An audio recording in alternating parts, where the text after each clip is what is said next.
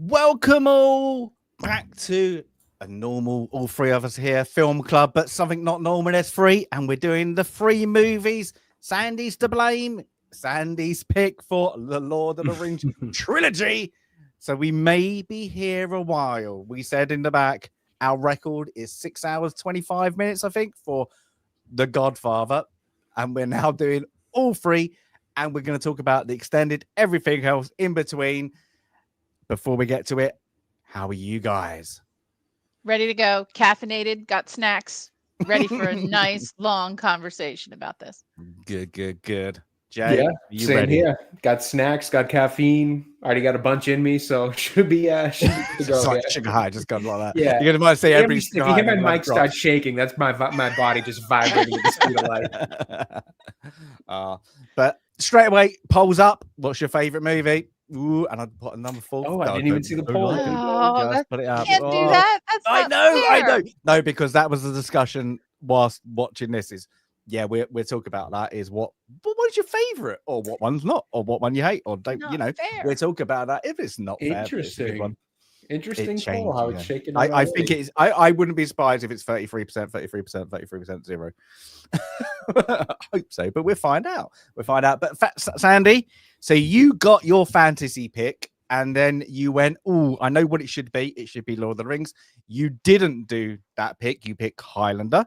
Then the week after, the Wheel listened to you and went, "No, sod you. We're having the Lord of the Rings trilogy."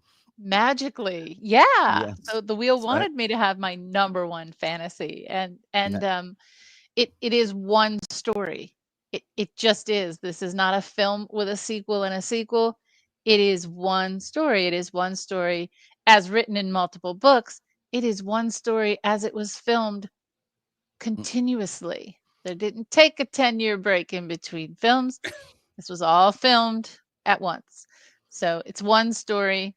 And the extended versions, it's not just adding extras. The extended versions are magnificent, and they are the way that they should have been seen. So I'm glad we get to talk about it today. That's it. Yeah, absolutely. Now, I'm guessing off the board, just because we've had a little discussion, we like these movies. I think there's not that we dislike them, and we're going, Sandy, but why? I don't think I have to ask why, because I'm sure Jay would probably back me up on this. If Sandy didn't put them on, we would have put them on. Oh, yeah, 100%. Yeah. So that's it. We did it differently. We might have done it as individual as the movies, but we're talking all about all three. So shall we get with it? It's really smart to do all three at once, because the options are really 3 really long episodes or just one. So I think it actually works out doing them all at once. We're just going to grind it out and just see how you go. Everybody like that. Yeah. 12 hours later, I'm still here. What are we on? Helm's Deep. I'm still here. Yeah, honestly. We're still at Helm's Deep. But so this one we're gonna be here a while. So if you're on the west coast of America, we might be here for the whole day for you guys. So otherwise we're definitely going to go into midnight for me. So I've already been told, see you tomorrow. So that's going to be a thing. So shall we just get with it? I think we just need to kick this off. Let's not waste any time here. Let's kick it up. And as usual, where there's a book involved, I've read the books, and I just want to start with respect to the books. Obviously, we know who they were written by, J.R.R. Tolkien, but there are many versions of audiobooks that are out there now, and there are some older versions. There are some radio plays. There's all kinds of ways to get Lord of the Rings. I highly recommend the Audible version with Andy Serkis narrating. It was fantastic. It was phenomenal. It's right up there with like Stephen Fry doing the Harry Potter books. Andy Serkis does the voices. He does them tremendously. With so many characters, especially almost all of the male characters, it can be hard when listening to an audiobook where there's a lot of dialogue to distinguish one character from another. I never had that.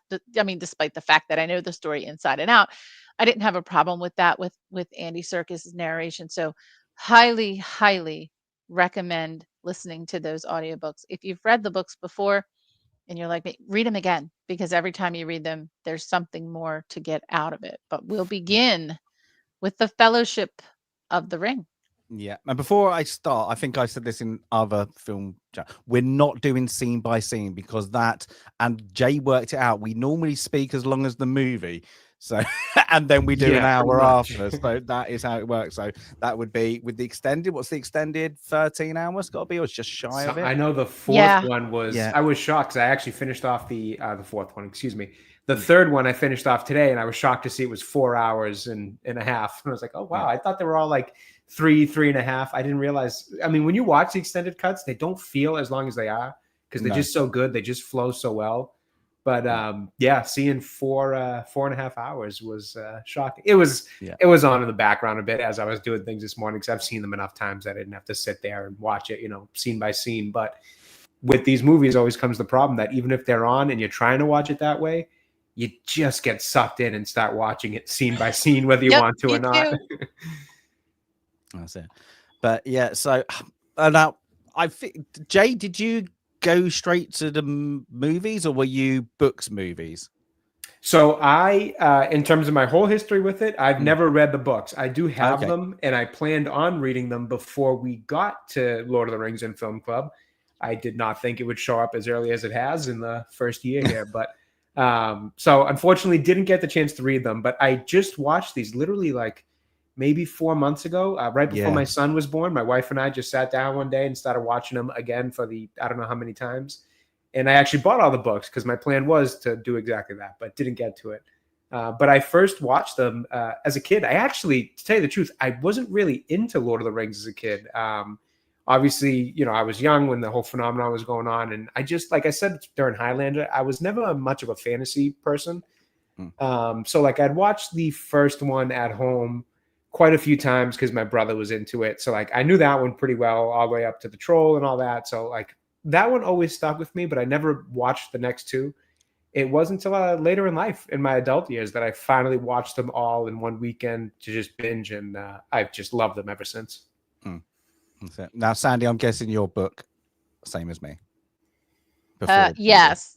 I'm sorry to put my, geek glasses on, but yes, book. And however, when the films were released, I did not rush to see them in the theaters. Like a lot of, I mean, the first film wasn't a smashing success. We'll get into that later.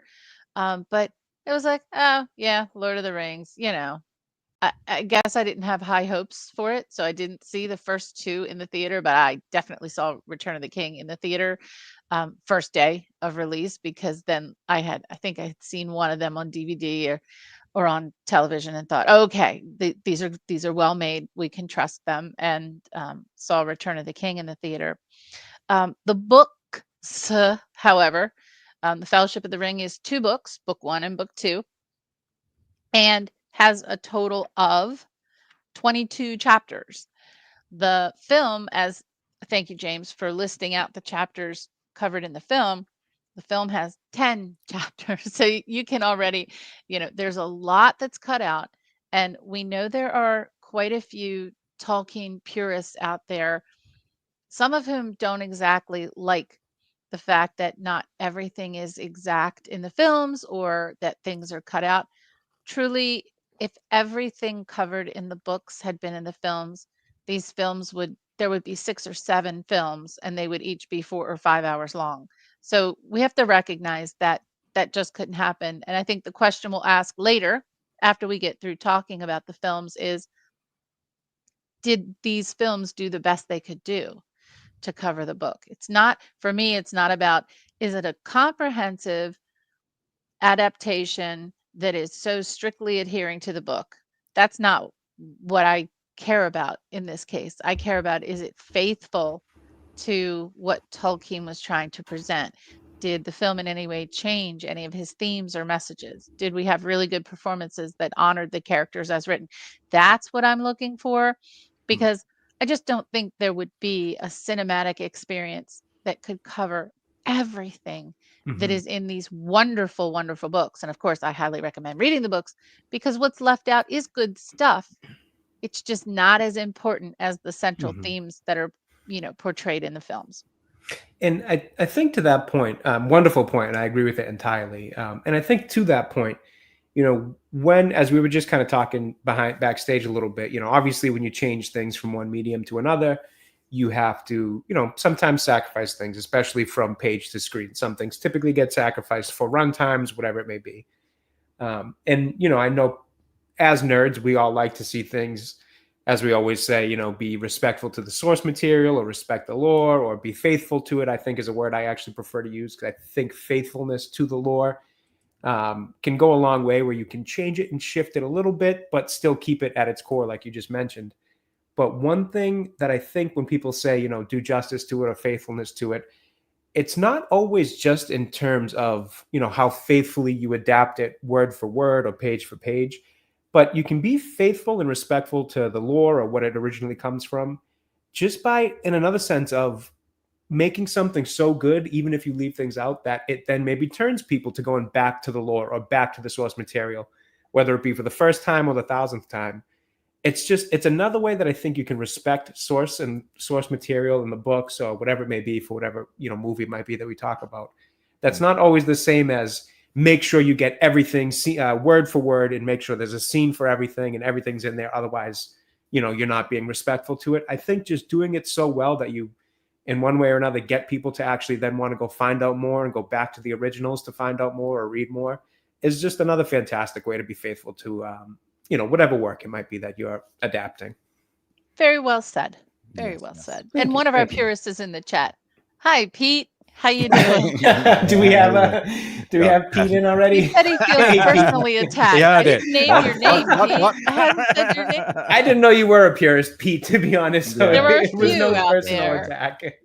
I know this is just one, obviously, I think for me, the reason I know there's so many purists out there now more than I did was just, not to bring it up when we're talking about such a great version of Lord of the Rings, but the Rings of Power stuff. I think I really saw at that point, as somebody who never read the books, I really started to see the people who have read the books make their voices heard and their opinions very clear. And to me, that's why I know, more so that there are a ton of purists. And then at that point, that's when I found out, oh yeah, there are people who aren't necessarily unhappy with the changes the movie made, but definitely notice it and still point it out, even though they may love the movies. True that. Yes, I think the Rings of Power is a different note though, because totally different scenario there. I think they watched they're not really Lord of the Rings, but they whatever pieces they watched it and then they whatever they got and they watched it and went, oh, I can't see what's that bad, and then carried on. But I understand why everybody hates it now. Like that. Right. So that gives it things. But for me, I'm The Hobbit was mine. I always had struggle talking apparently struggle reading when I was younger. But my stepdad always did the voices. So he would turn into like that. So The Hobbit, of course, brought up with that, and then he went into like Lord of the Rings, things like that. And then he introduced me to the animated film. I recently watched those this year. I really liked those. Yeah, was it the first one? No, I liked. There's only one. There's 1970. So there was The Hobbit, but then there was. They did the Fellowship as well. Right? Yeah, no, there's the 1978. I think it's 1978. So I have to look it up. I think it is like they lost the funding, so it was never finished. Yeah, so I liked the Fellowship one, but I didn't love the Hobbit one. Yeah, but like the Nazgul in that, literally as a kid, that was scary. So that was it. And then having these come out and then loving it all, and then I was day one, went straight in, watched it, and then was like, oh, I need to go back and watch it again.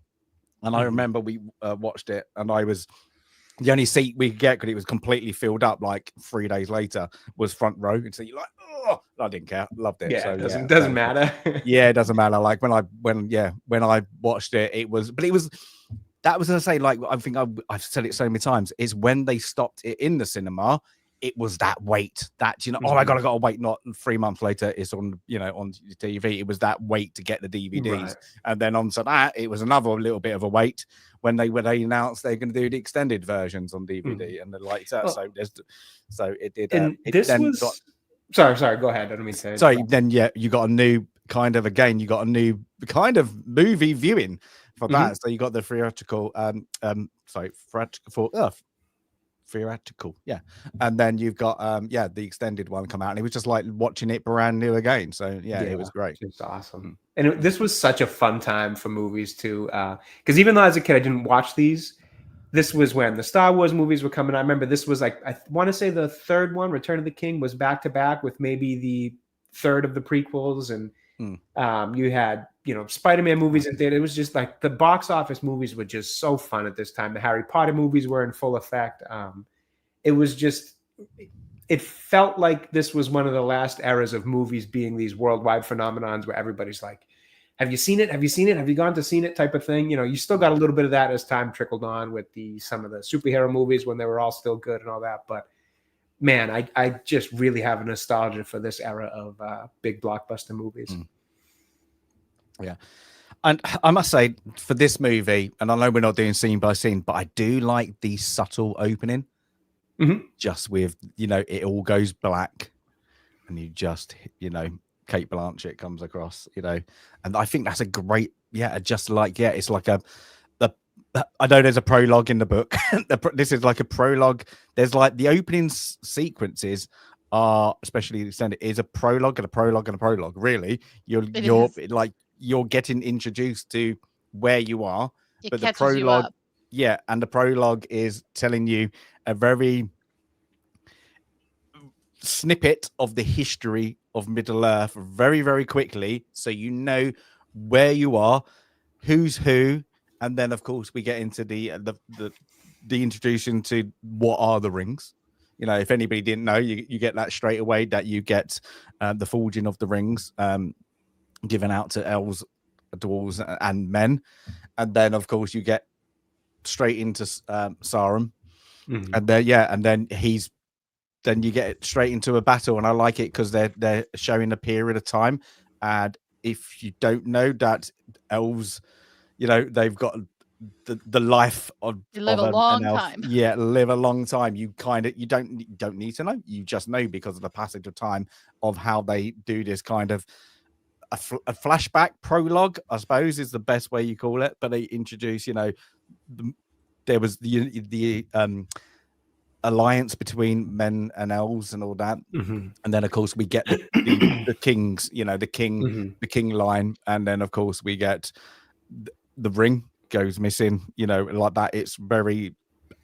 I think it's just it's good because it's so subtle, but then you're like, oh, look at this battle. And the opening battle scene, to be honest, is kick-ass. I love that. It's short. It's short right away. Yeah.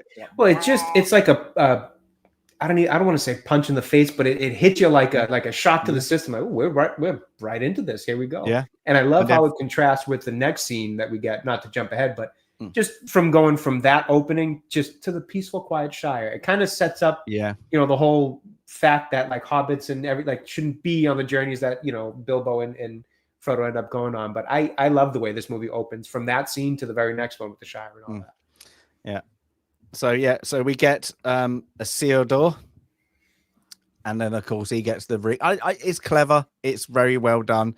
Like how he loses the ring, the shard, and all that. And I say, but this is like the course the movie. I just think this is really shot. Everything's really shot. Like the costume design, it's literally practical, most of it, and like there's such a contrast as well between the men, the elves, and then you've got the orcs. It just all looks slick, but you're in for a dark movie. You're in for a dark tale because, we've got the eeriness and all that. And it is, and I like that because I think it's cleverly done. When we get Taken of the Ring, but we get that what you just said when you get to Hobbiton. Like, you're gonna get to the Shire. Just total just change of pace. Yeah, it's like, it's just the nicest of it. Yeah, so we get, of course, Isildur gets betrayed, and then again, just the prologue of the ring is lost forever. Right. Something, I think, is like something that shouldn't have been lost. Sandy, help me. You, somebody like would never be. It's really elegant the way that it's written. And I forget how it's written too. No, but one thing I will say, as somebody, because I know you guys, I believe, both said that you read the books prior to watching the movie. So somebody who didn't, they do a phenomenal job at just giving you this quick, efficient recap that sets you up and gets you super. I mean, after this, again, as a kid, when I watched it, didn't really click with me. But the time that I came to sit down as an adult and truly watch these movies, oh man, was I like just hooked on the concept of everything going on by this just small, simple opening. Yeah. Well, and also in the books, what you get is this very long passage of time, not just because there's so much more in the books, but there's also a lot of time where nothing's happening. So in between some very important points in the story, there's a lot of downtime in the books, but here, obviously, in a film, you want the action to keep going and going and going. And and that's another thing. I'm okay with that. I'm okay with the fact that shortly, we're heading off to Hobbiton, and Bilbo is about to celebrate his 11th birthday, and in between these events and later Gandalf coming back for the ring is 17 years has gone past, and in the film it's like 5 minutes. It's like he's been gone for 5 minutes. So that's the pacing, and that's one thing. Yeah, that when I learned about that afterwards, it never bothered me the first time watching it, but when I learned about that and then afterwards would watch it again, I could feel that scene does feel so rushed with how, it feels like he was gone for 10 minutes, and Elijah Wood's just like, "Oh, Gandalf, great of you to be back," and he's like, "Do you still have that ring I gave you?" And it's like, the ring you gave him a half an hour ago. Like, what? Yeah, seriously. So now that I know that, I can see where things like that do annoy people who are pretty a little bit more strict to the lore. Again, it's kind of, I can understand why you make that choice. I think it works with telling the movie, but I do think it works less now that I know, because it did always feel a little bit odd that he was the way they kind of greet each other afterwards. You still have it, yeah, of course. But then you would have to there's a lot of the periods of time, the traveling. Right, because you forget this is, I get it. It's huge, isn't it? 45 I get that. days we must, walk from here to there. It's like, oh goodness gracious. Yeah, but then that's like they do that in loads of things. I don't mind the movie. I'm just gonna feel like Troy. I don't mind it. It's not a great. I like that movie. I know it's got its issues, but I like that. But it's supposed to be 10 years. Right. And so when you get that, there's always that, and then you have to feels like maybe a couple weeks. Yeah, exactly. So wait till we get to the Odyssey. Yeah. but so we get the ring goes. Just look at that. That is, I just say they're so good. The they effects just look good. Do not age like they don't, or they age great. I don't know how you want to put it, but they don't. They either age great or they never age poorly. They're just fun. It's just so damn good. I know. I say when. Oh, go ahead. Sorry, when I first went to see it, and I'm guessing you guys, it's like, especially for Sandy, I'm guessing it's like that. Are they going to do it right? Because when you read a book and everybody does it, you have it playing in your mind, you visualize everything, and then when I sat and I think me and my girlfriend Jade said that it's literally, it felt like a lot of it. Literally, he ripped out your brain and put exactly what was on things. So that's a great interpretation, because what I was seeing is what I thought of. Yeah, of course, it's more visualized, but as a kid, you just put it on big screen. There was nothing in that. I was like, oh, you're so far away. It looks completely different. I don't get it.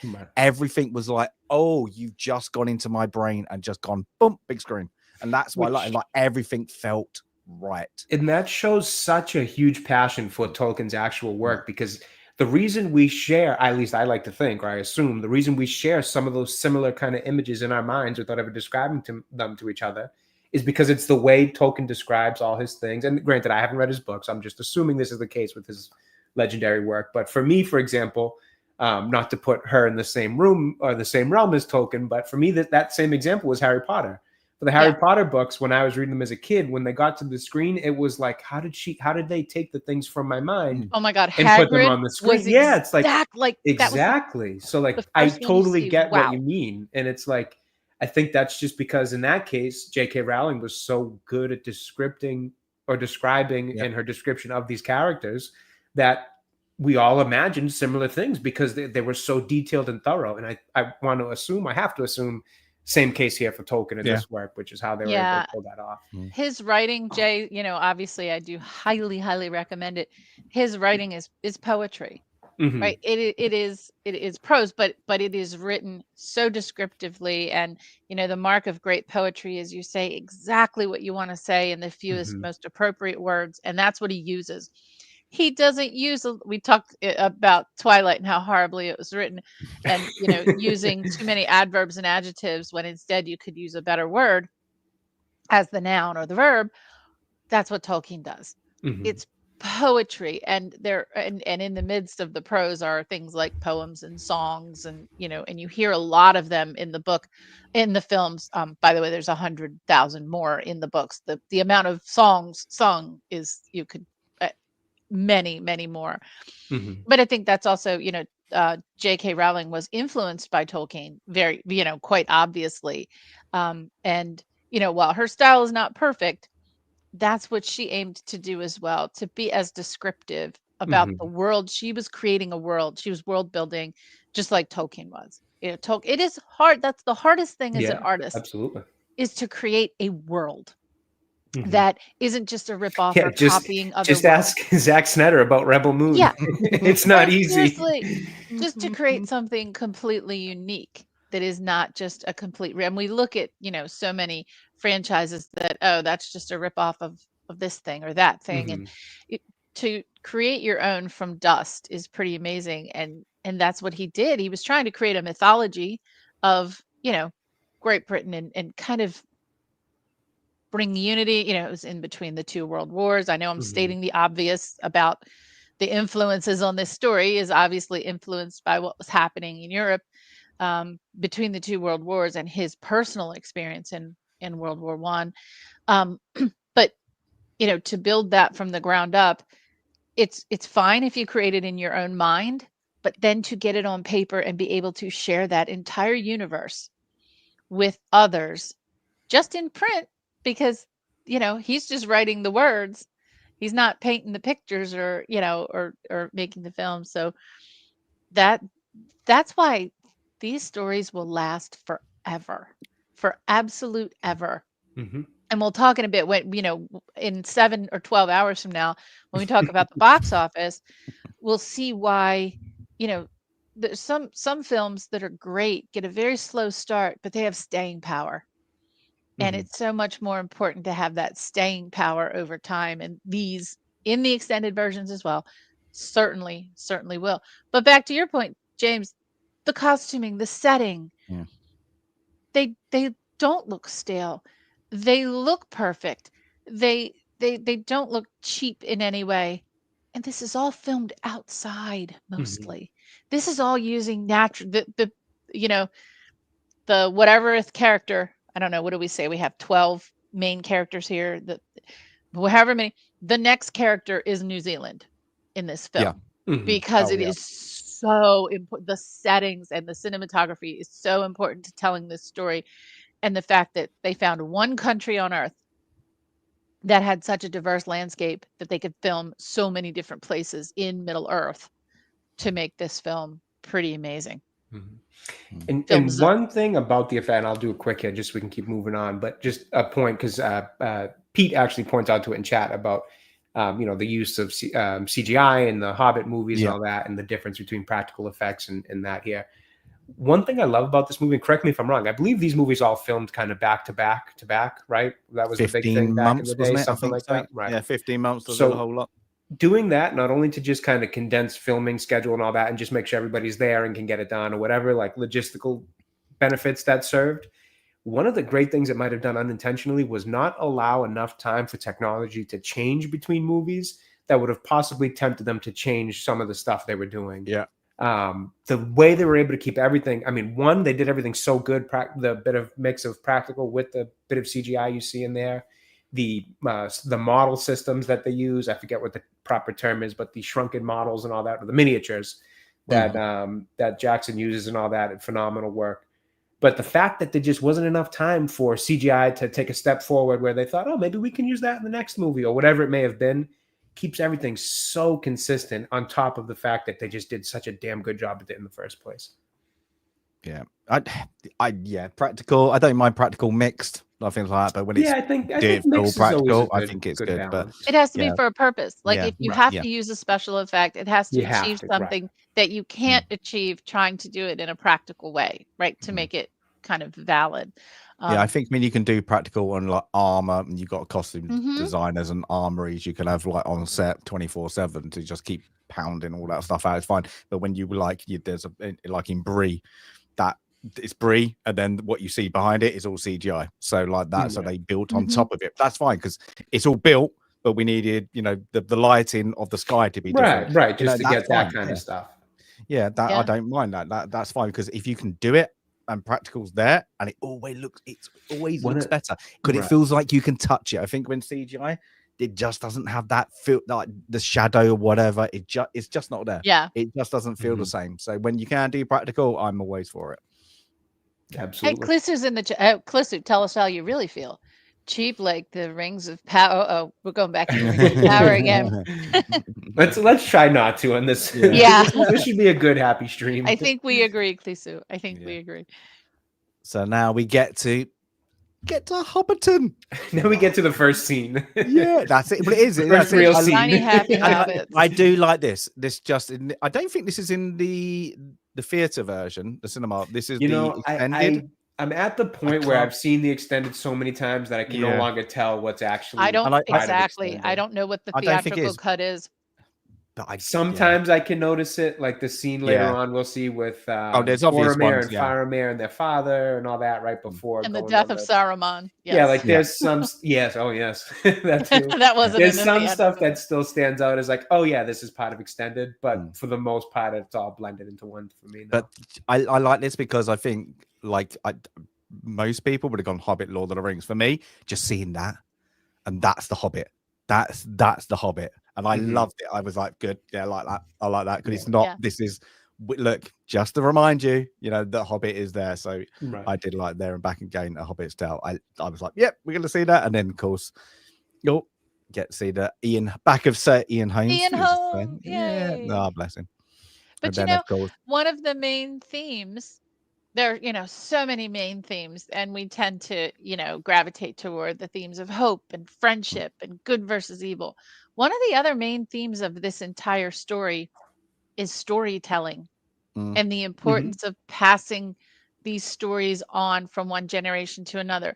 So the theme of, writing the book, whether it's Bilbo, Frodo, or later Sam is going to write the story, the songs that they sing and the poems that they share, and they make that a part of, every night after a meal, they're listening for stories, they're telling their stories.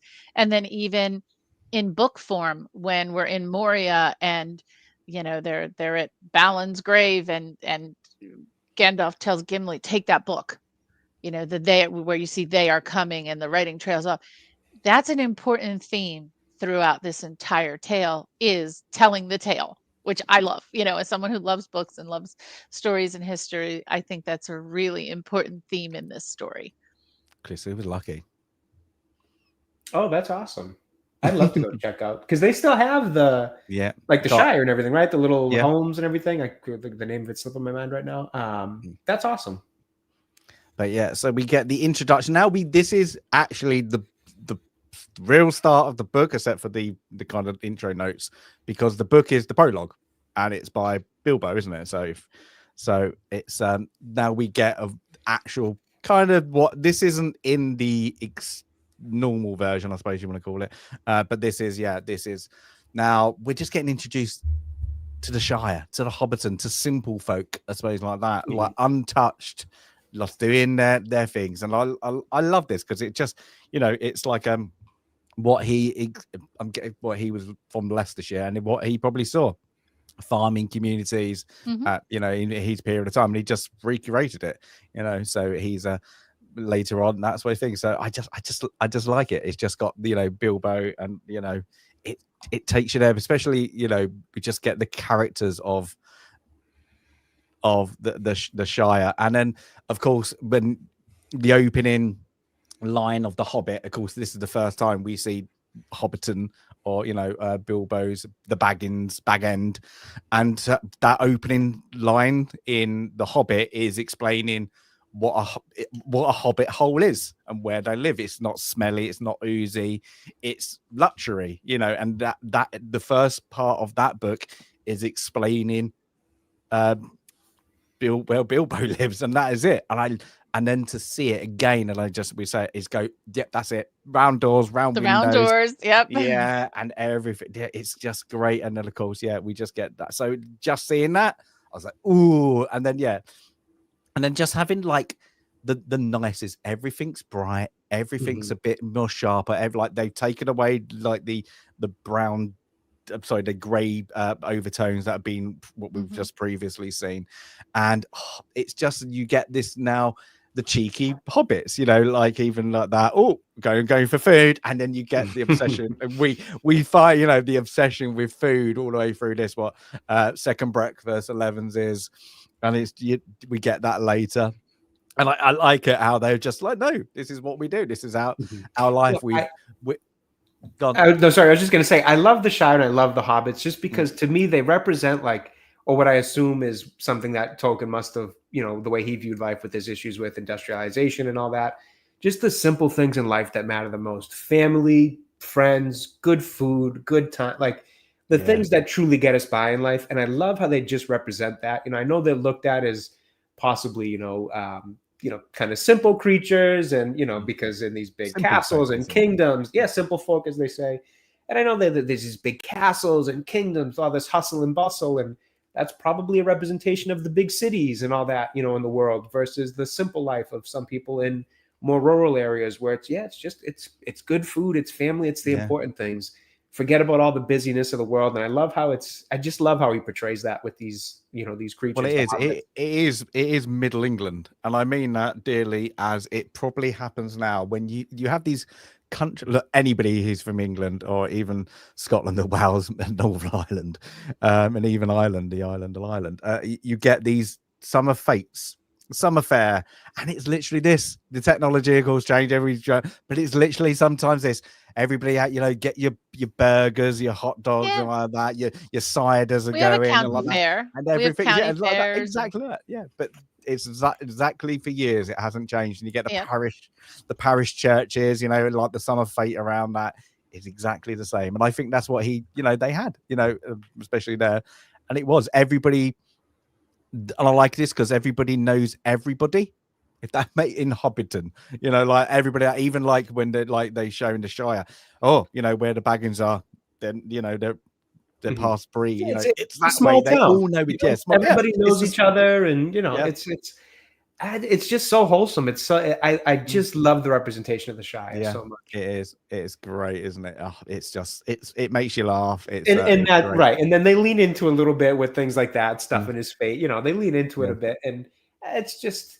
Everybody's got their pipe. The pipe weed and the beer or wherever they're drinking. They've got the whole setup. Yeah, and then now, what you get from the and I'm chat, so I'm not going to do this the entire time. I'm not going to say, well, it's different in the book, because let me just say, we should have had a score. We should have had a score because Sandy did say this is what I'm trying not to do. Well, in the book, it didn't do that. In the book, it didn't do that. So we should chat. I'm going to get you. This is number 2, I think, already. It's probably number 2. But we need like an Elden Ring death counter up in the corner. My little "you died" death counter. I just knocked into my mic. But I'm not going to do that because, you know, we'll just say it flat out, is that there is so much more to the books than there is, you know, in the films. We've already said that. But one of the things that you get in the book, you know, with this wonderful description of the Shire and the homes and the houses and about hobbits and what they are and what they look like. What you also get is that Bilbo's different. Bilbo's the troublemaker. Bilbo's the one that wasn't happy with life in the Shire. Bilbo's the one that had to go out and do things on his own. So he's Son of a took. Yep, he's a little bit of a slight outcast for that reason, and for the reason that he came back with this amazing treasure, and folks are very jealous of his treasure, especially his cousins. But with everything you see here, he's different. He's not happy with all this happy joy, sunshiny life in the Shire. And that's important to think about. It's important to think about we can have this happy sunshiny life in places, but and I think it's one of the themes Tolkien wanted to express, for the people who do have to go explore or fight or put themselves out there in harm's way so that these kinds of places can exist. And I think that is very evident from the beginning of the book, that he's different. That's it. Yeah. Sam. Now, is this the second? Did we have him in another movie? Yes, we had him in Critters. No, not Critters. The thing, but what was he in? Goonies. I'm sure Goonies. That's it. Yes. Not Critters. Goonies. I told you I was getting Goonies special. Jake wasn't Goonies. there. Yes, the Goonies special. So we had him in Goonies. Sam the Gardener. Should we later do a poll? Should our next poll be? You should set a timer for different polls, but favorite character, I think we need to do a poll, or at least do a conversation. We'll do one up. Okay. Yeah, I've got mine literally straight away. Literally throughout the whole movie. I have two. I go back and forth between two, and I'll just say Sam is one of the two. Okay. Yeah. Okay. But yeah, so again, we just get a nice little introduction, and literally, again, it's kind of a job, I'm guessing, but not really, he's a gardener. That's it. So yeah, trimming the verge.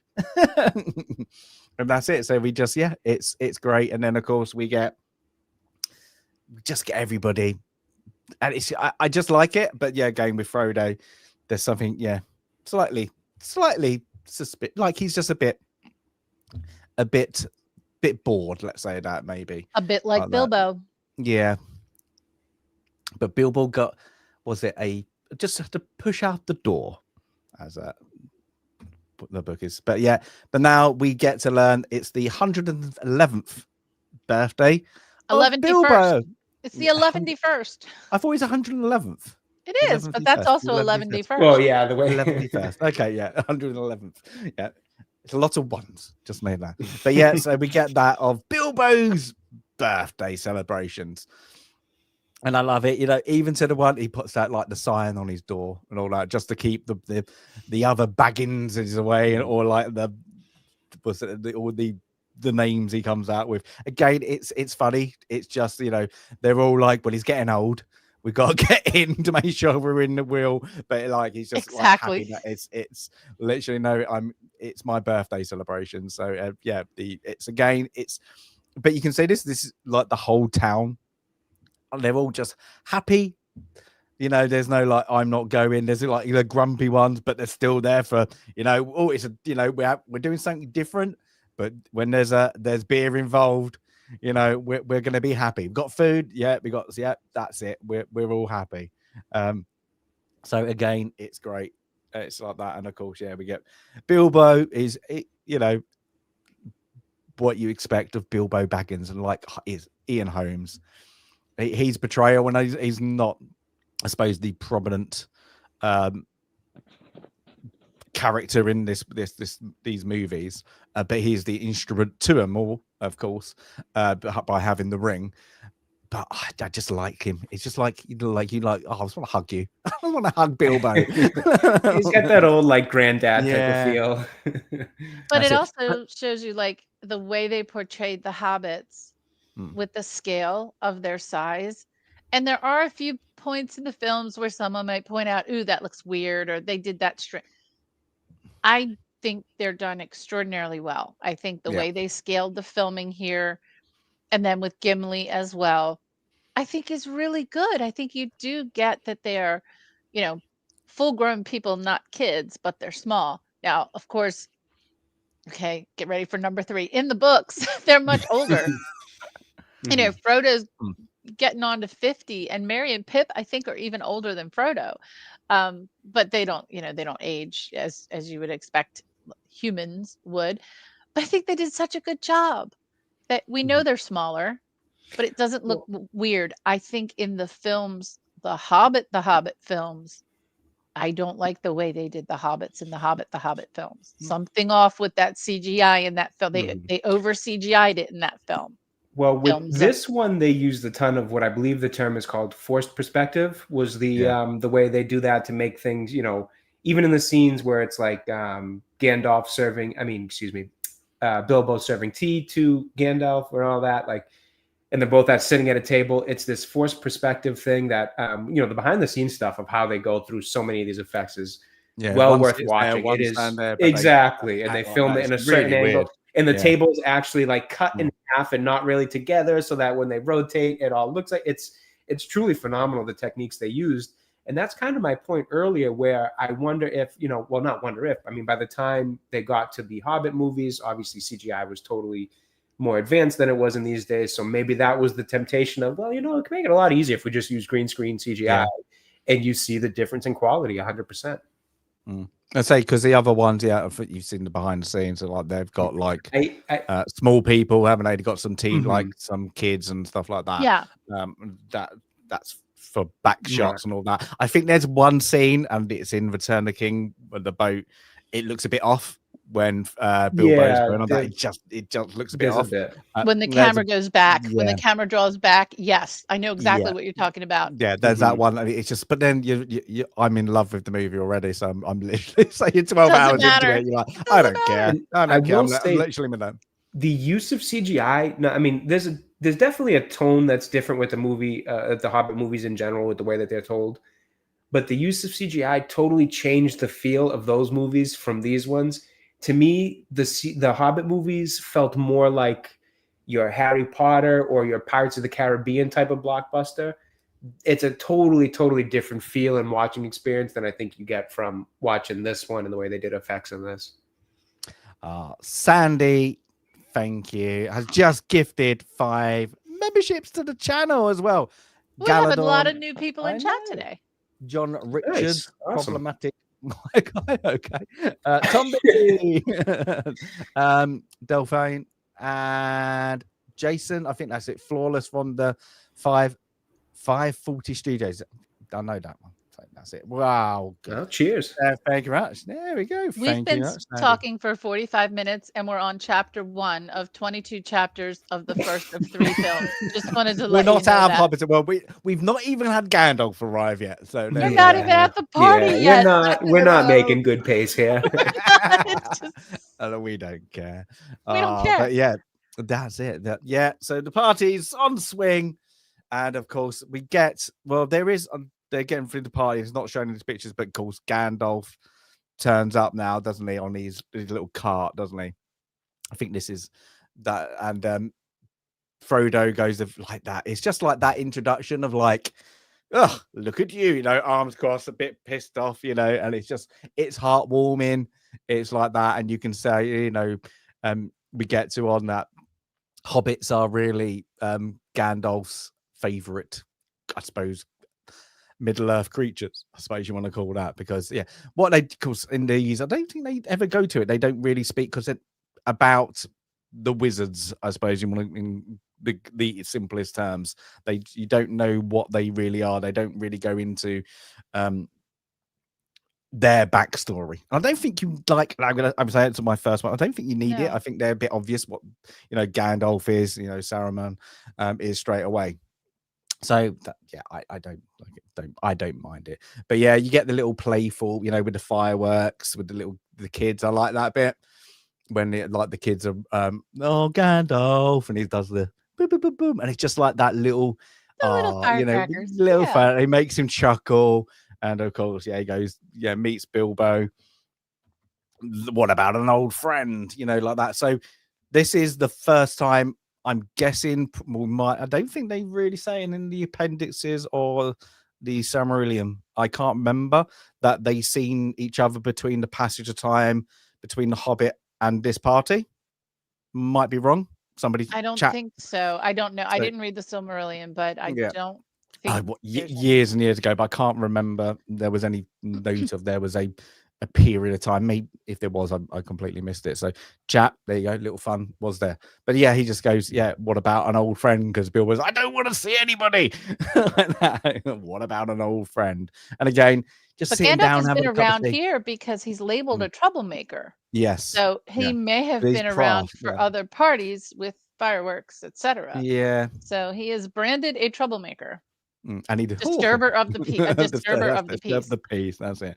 Well, I did again, just like it's just like it's that old what League of Gentlemen's. We don't like like strangers around here. This is a local shop for local people. It's just that kind of mentality. It's great, and so we get that, and again, he had a cup of tea.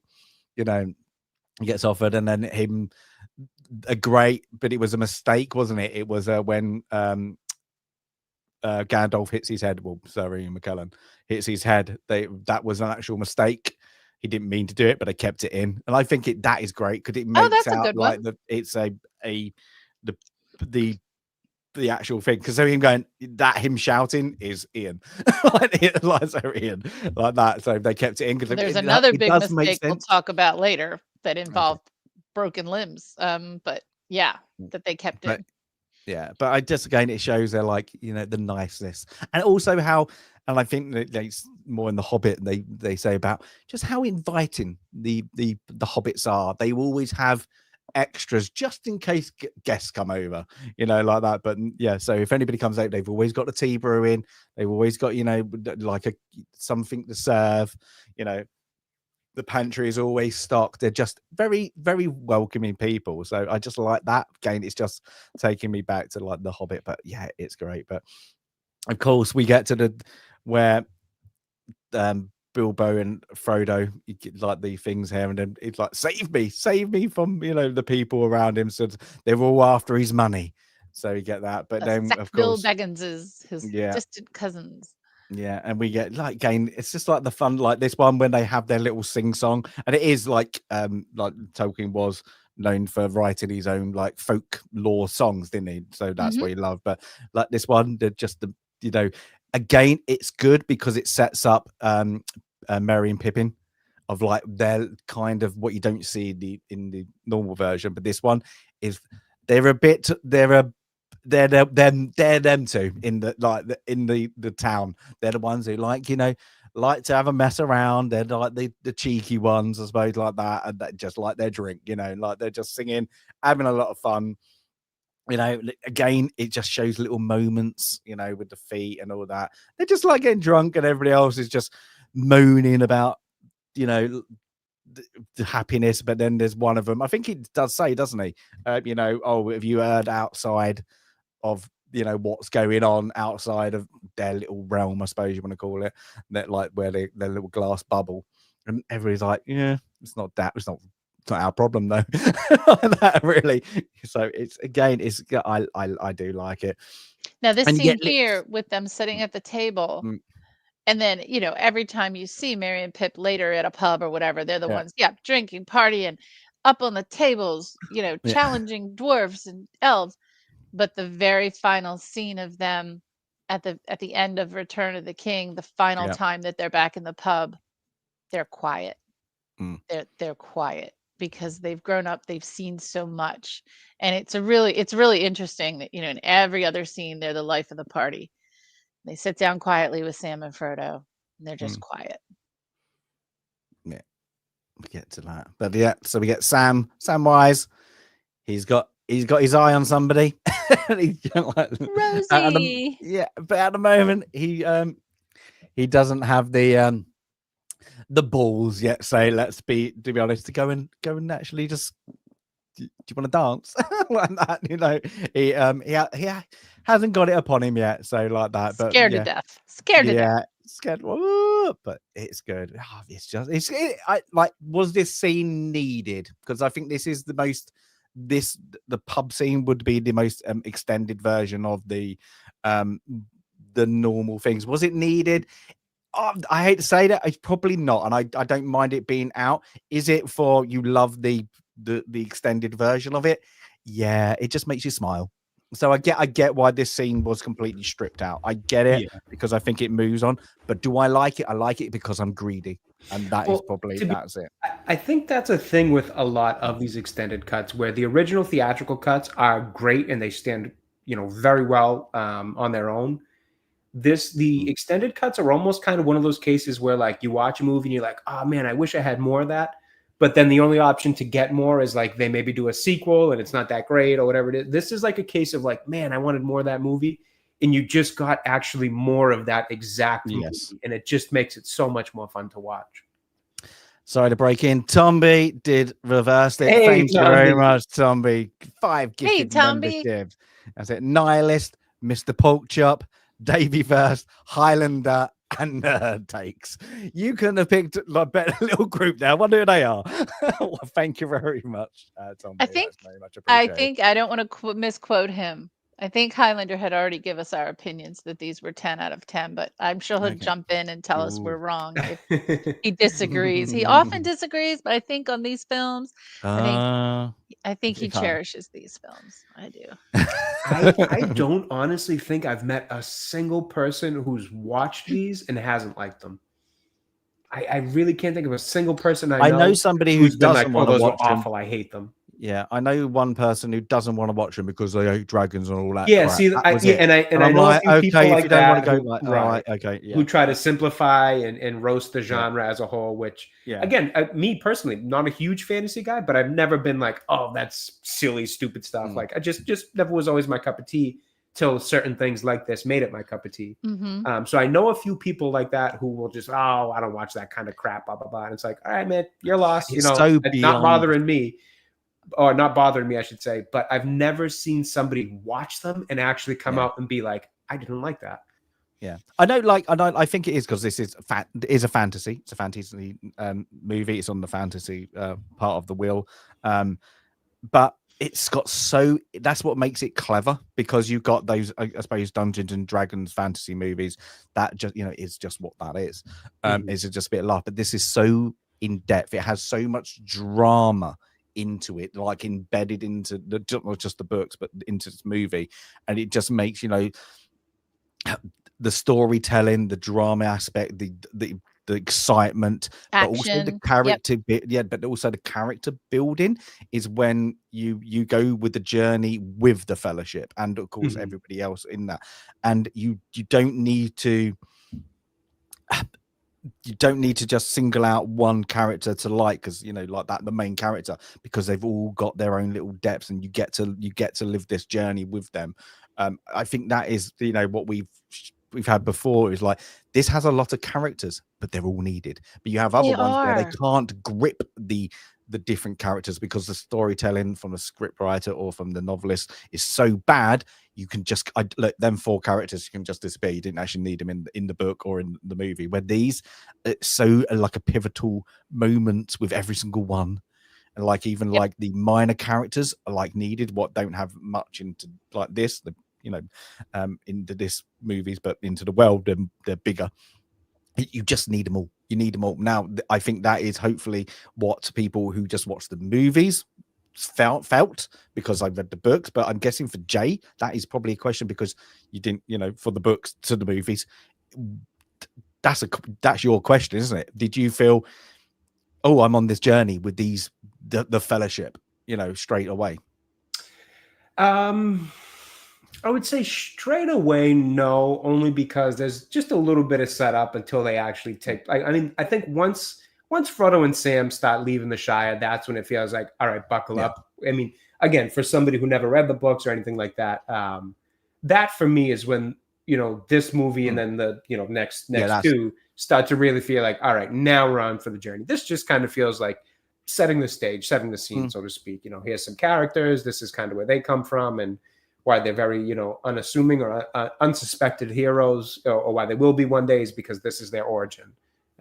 So yeah, I'd say right about when Sam takes that one step further from the Shire that he's ever been, that's when it feels like, I think, here's the journey. Especially, because that whole, it's that thing, because like yeah, this is the furthest I've ever been, isn't it? Or whatever, like the next Mhm. step.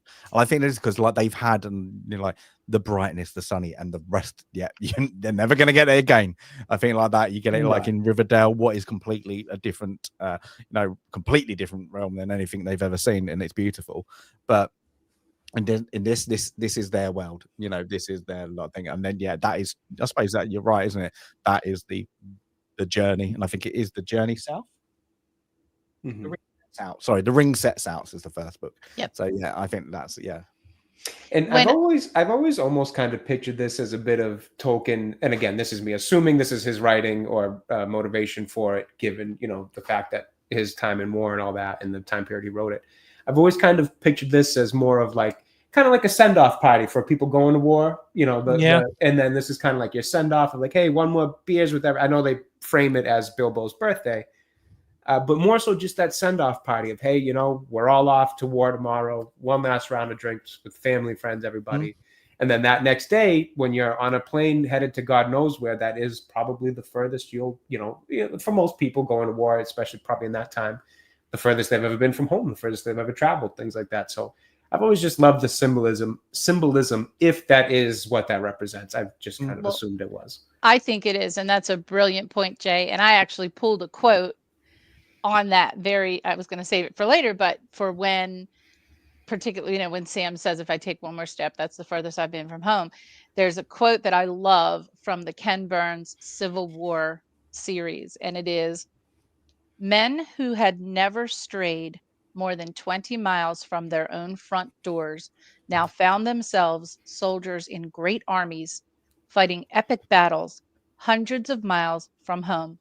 They knew they were making history, and it was the greatest adventure of their lives.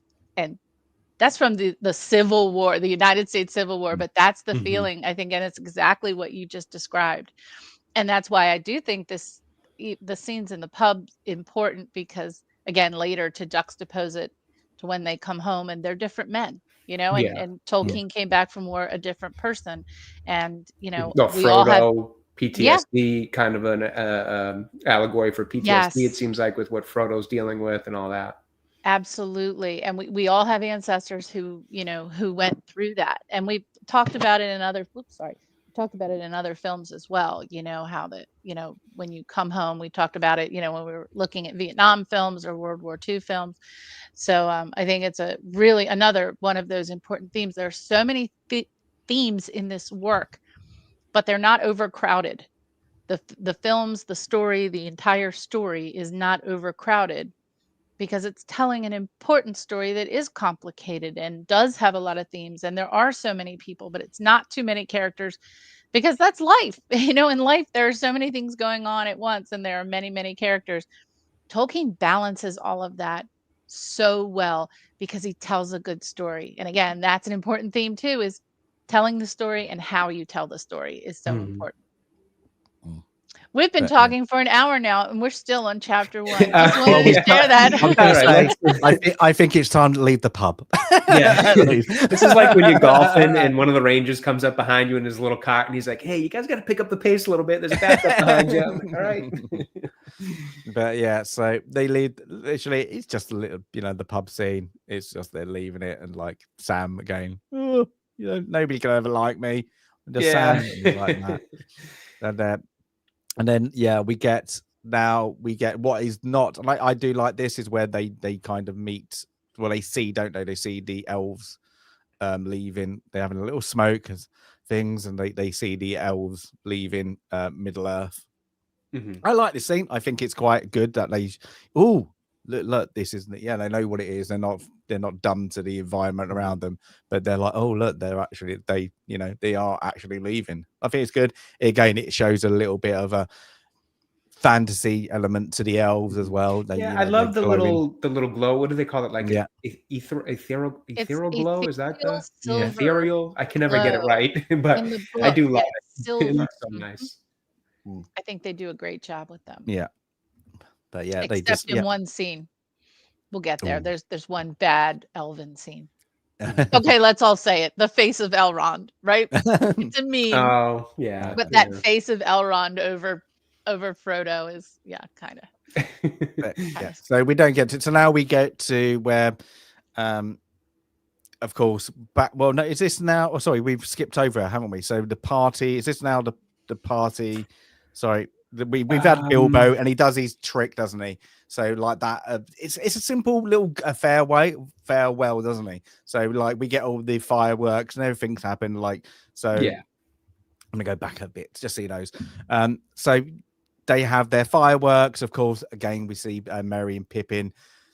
Oh, get the biggest one, you know. So they get the one that looks like the Smeag, the dragon. And it's great because they go a little bit of play, a bit of funny. Yeah, there's such good comedic relief throughout this movie. And then of course blows up. There's a dragon. Dragon's not been in these parts for years or centuries, you know that. So. And Klisu points out one of my favorite quotes of this scene, and Sandy agrees. I can never properly say it. I've tried a million times to say it right, and I can never get it right. Oh. But I love that quote from Bilbo. Oh, I don't know half you as half as well as I should like, and I like half laugh as you have. I love it because I love it. I can never get it right. Yeah, and every time it's you just get that little smirk from Gandalf, don't you? Just like, and every time I look like ding. Yeah. Every time, if you were to see me, if you were to watch me watching it, I would have the same face as the other hobbits who are confused, trying to piece together exactly what it means. But it's just great. It's just the showing the fun aspect to it, and then of course we get the ring, the first glimpse of it.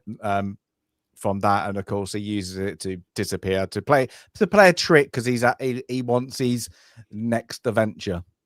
But the agreement is that he will leave everything to Frodo, even the ring. So he gets back, of course, laughing and having a laugh. Gandalf turns up and he's like, "Okay, you got to get everything in track. Yeah, you know." I couldn't, and he said, or was it something like, I couldn't say goodbye to Frodo. I need to do it this way because otherwise, you know, he wouldn't go. So you can see some there's like a very family type love there that that goes on. And then of course he, where's the ring?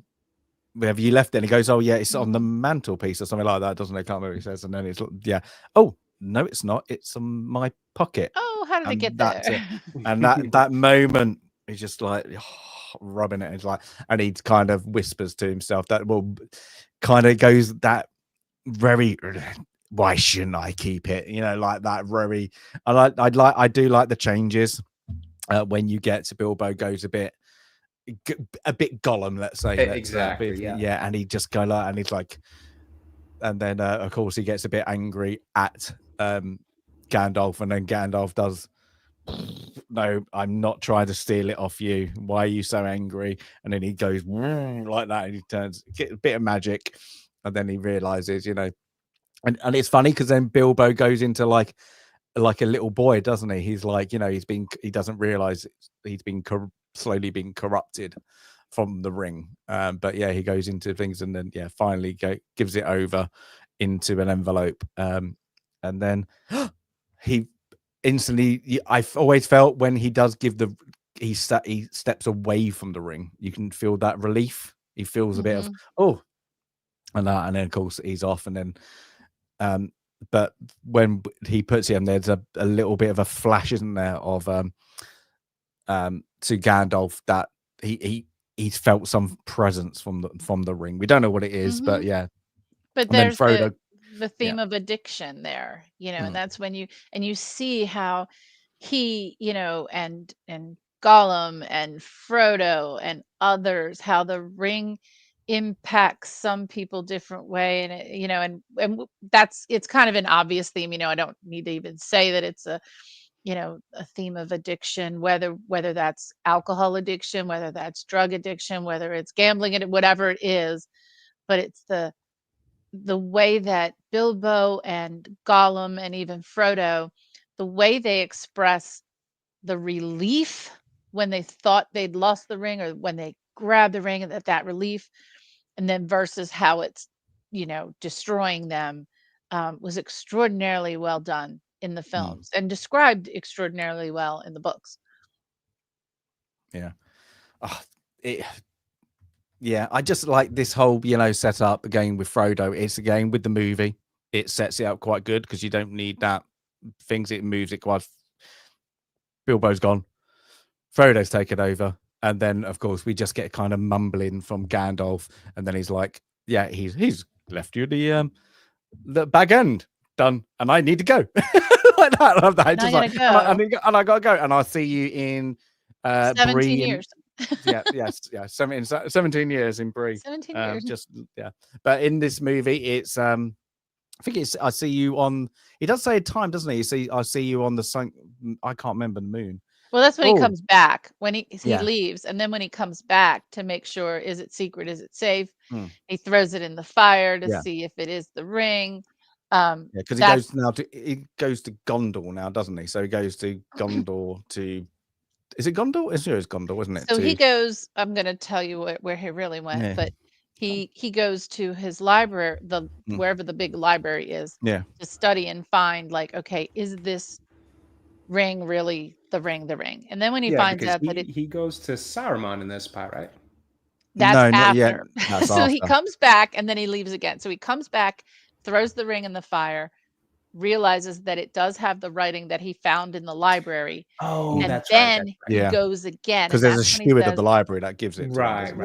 That's So this is when you watch all three back to back again, it starts to blur a bit. I always thought he was Gondor. Maybe it's like that. So, or somebody saying Minas Tirith. So maybe then, it's when he leaves the second time, then he's going to go to.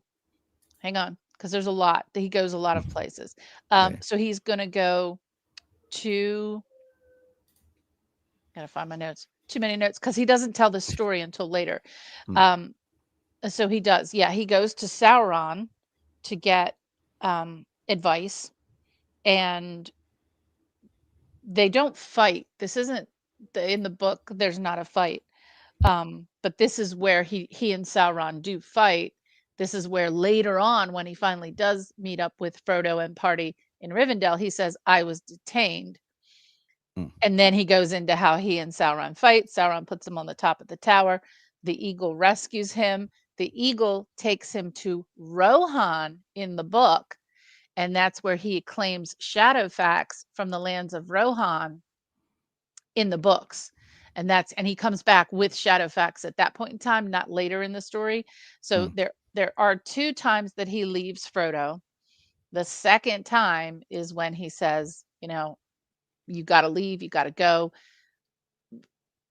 Frodo needs some convincing in the film about what the ring is. And when he says it can't stay in the Shire, and Gandalf says, well, of course, no, it can't. In the book, he comes to that realization a little more quickly.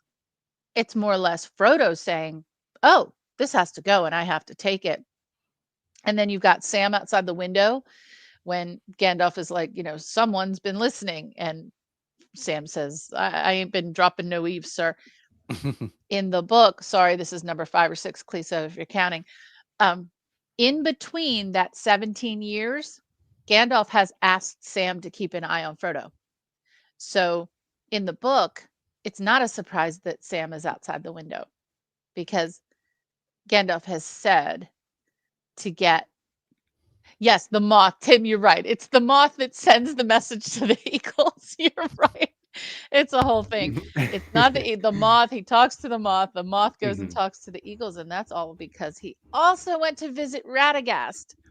So there's a lot of travels in that 17 years. Obviously in the film, we can't put all that in there during those. No, it's like a passage of a night, really, isn't it? It seems like it's such a short it passage. It definitely feels like it's not much more than a day or two at most. Yeah. But the only thing we hear later is that when Frodo says, why weren't you at the inn? And Gandalf says, I was detained. And then you see him telling, either recounting in his head the story of him, and the wild fight with Saruman in Saruman's tower. That's very different in the book. They didn't fight in the book. Saruman tricked him to the top of the tower and left him there. And then, yes, the moth then got the eagle that took him to Shadowfax, to the horse. So there you go. Yeah. So in the book, yeah, in the movie, yeah, like it has to be done. It has to be done. I think Right. And to know, like we know the map. I think to get to where he goes and comes back. What is Frodo doing? Like, how can you explain? It's just going to be, oh, you've left Frodo. You're not going to see that. And I think him just going to the library, reading, kind of having the insight of Isildur's like journal, like I suppose you want to call it, like and then the realization it could be this ring. And then going back, and then have you keep it secret, have you kept it safe, and then the reveal into put it into the fire. It's okay, it's cool to the touch, and he's like, oh, there's a, and then of course we realize, oh, there are no letters, is there any markings on it? No, it's oh, wait, like that moment of wait, there's some elvish, I think he says, like, there's some elvish that I think he's like, I won't read it here. And then of course, but he gives it the thing to one ring, to rule them all. Mm-hmm. Yeah, one ring to control them, and then the darkness bind them.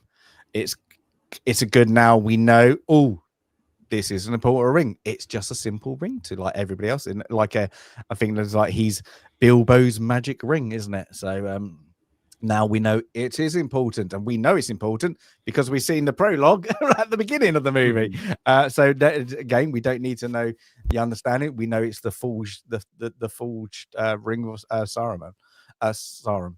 I always got that thing. Sorry, I'm going to go. Yeah, I mean, why did he always? In fairness, he did not have to make the names that similar. So like you do one small criticism. So you could have had one, maybe like one of those names been a good guy, so it was a little easier or a little harder to confuse them. Didn't you do get it all the time. Like, no, I didn't mean to say that. What are you gonna do? You can't say it. Everybody knows what you do. Yeah, I know. But yeah, I don't mind it a little setup, and of course, but it's then of course the little get all the bags ready, and then Frodo's ready to go, and that's it. And then of course, with then Sam, well, then you're gonna have to go with him like that. And so we get what Sandy kind of just alluded to, where now we get Gandalf is going to, I need to consult Saruman, and then of course the other way around, damn. And then of course Bilbo and Sam are on their journey to Bree. So this is where he says, I'll meet you in whatever, however long it is going to be, isn't it? I can't remember. So they're off to Bree. And then we now get it's like a bit of when Gandalf is there, then he tells the story of Gollum being captured, isn't it? And then we get a little snippet that he's given away, the name Baggins. So that's it, like that. And the Shire, and where to find them. Baggins, Shire. And then of course we get the 9 have been released, to hunt the ring.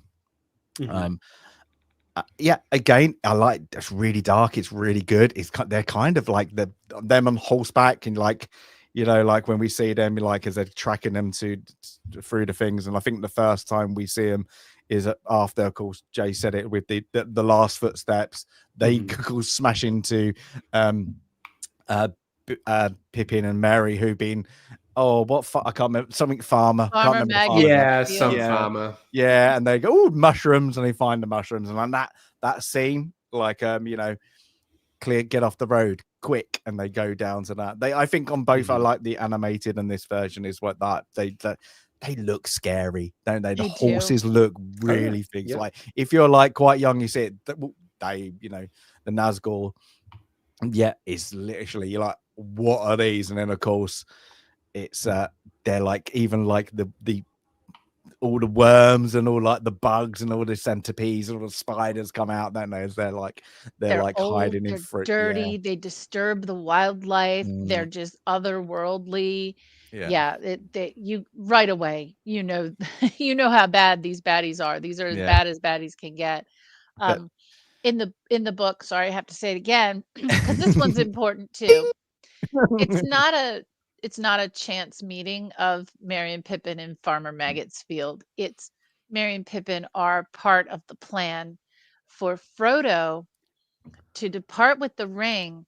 They have a very complicated plan that Gandalf and Bilbo and Frodo had put together. Frodo bought another house in Buckland and was moving away from the Shire so that everyone thought he's just moving. Thank you, Clissu.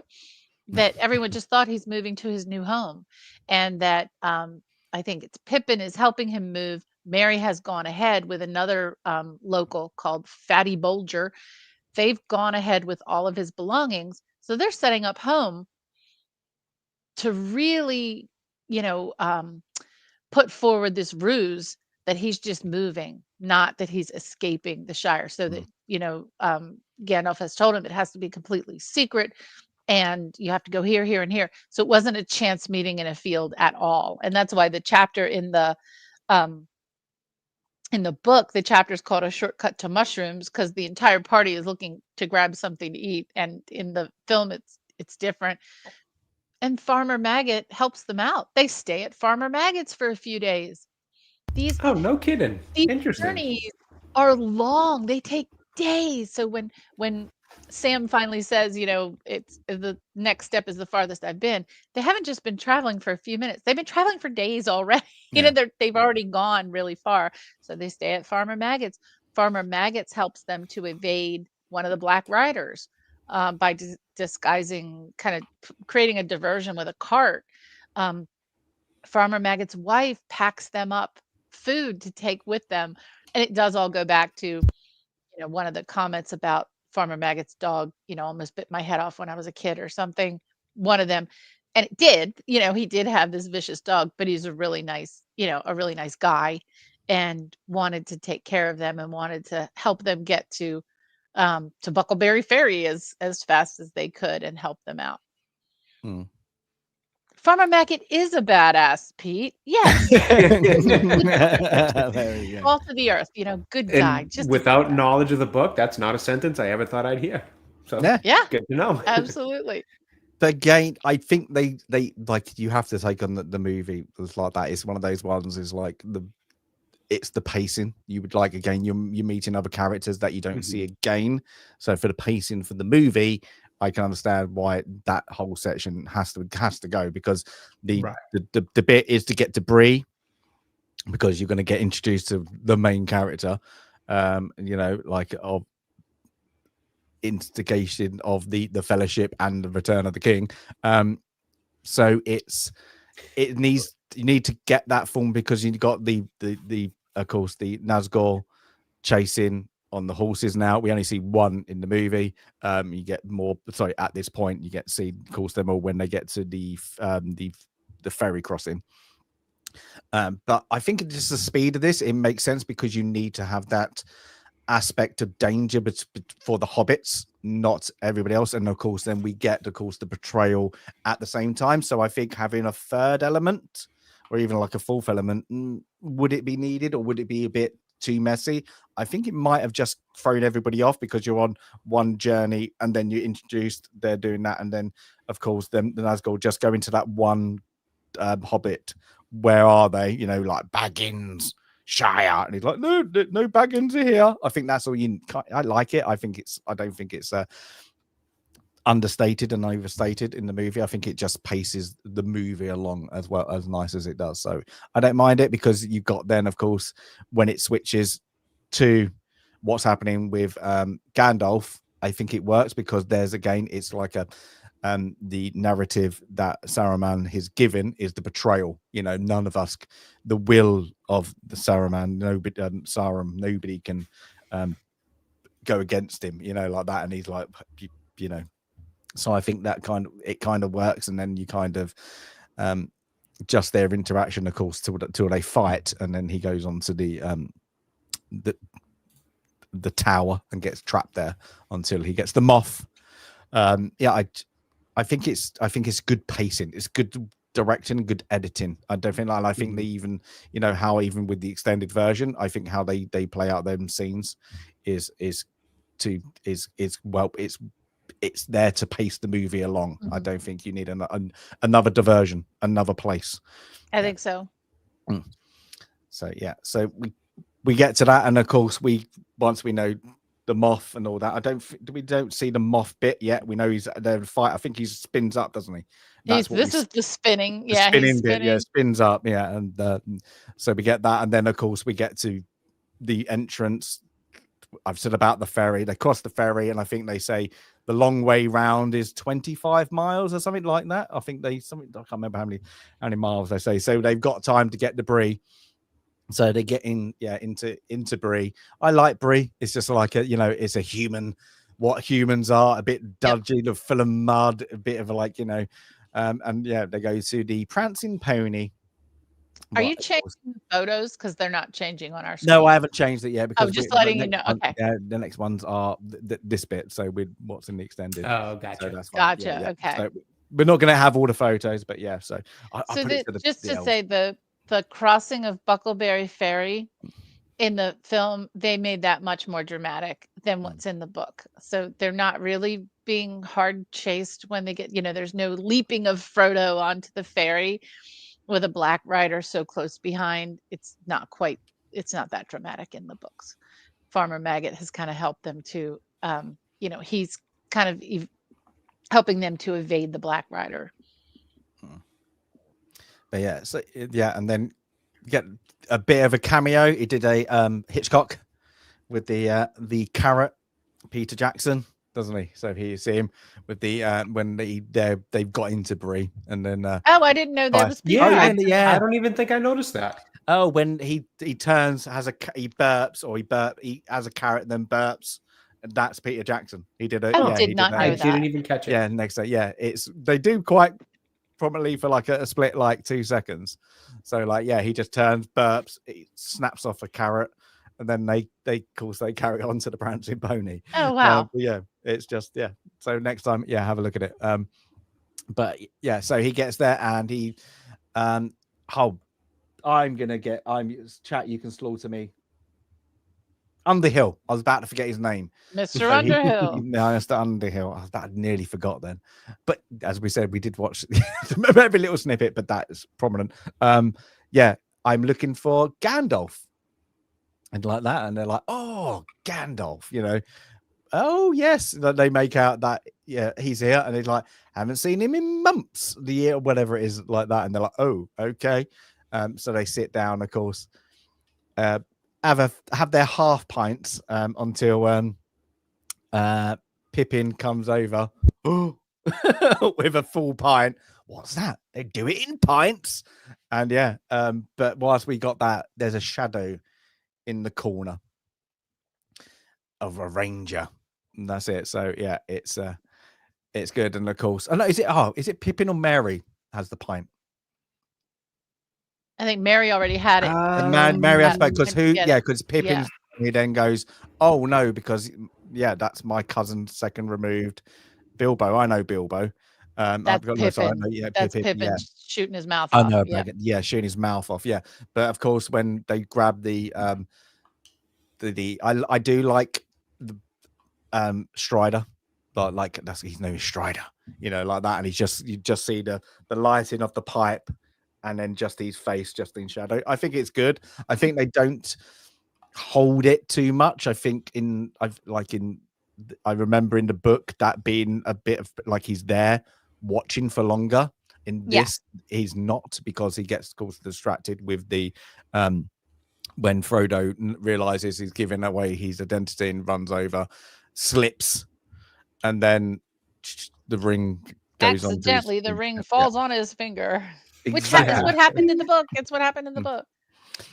Yeah, so that's it. And then, of course, in the movie, he gets dragged off, doesn't he? By once he does it into their room. And what is it? I'm going to get you Longshanks. I think it says something to Sam and like that, with like anything they could have grabbed to have a fight. A Strider who's going around. I can be unseen if I want to be. And I think it's a good little introduction. He's a ranger at this point, of course. I think it's good. I like meeting Strider. As it is, like he's weathered. He looks a bit cool, like that. He's and he's knowledgeable straight away. I think it's very just a good little, who's this person? Because when he does come in, he's interesting. I think that's what is good about it. He's like, this is new. He looks a bit badass.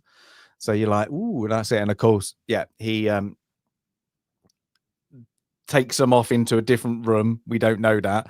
Whilst the Nazgul have broken down, squashed the night poor watchman. the poor Yeah, little like that. It just squashes him into oblivion.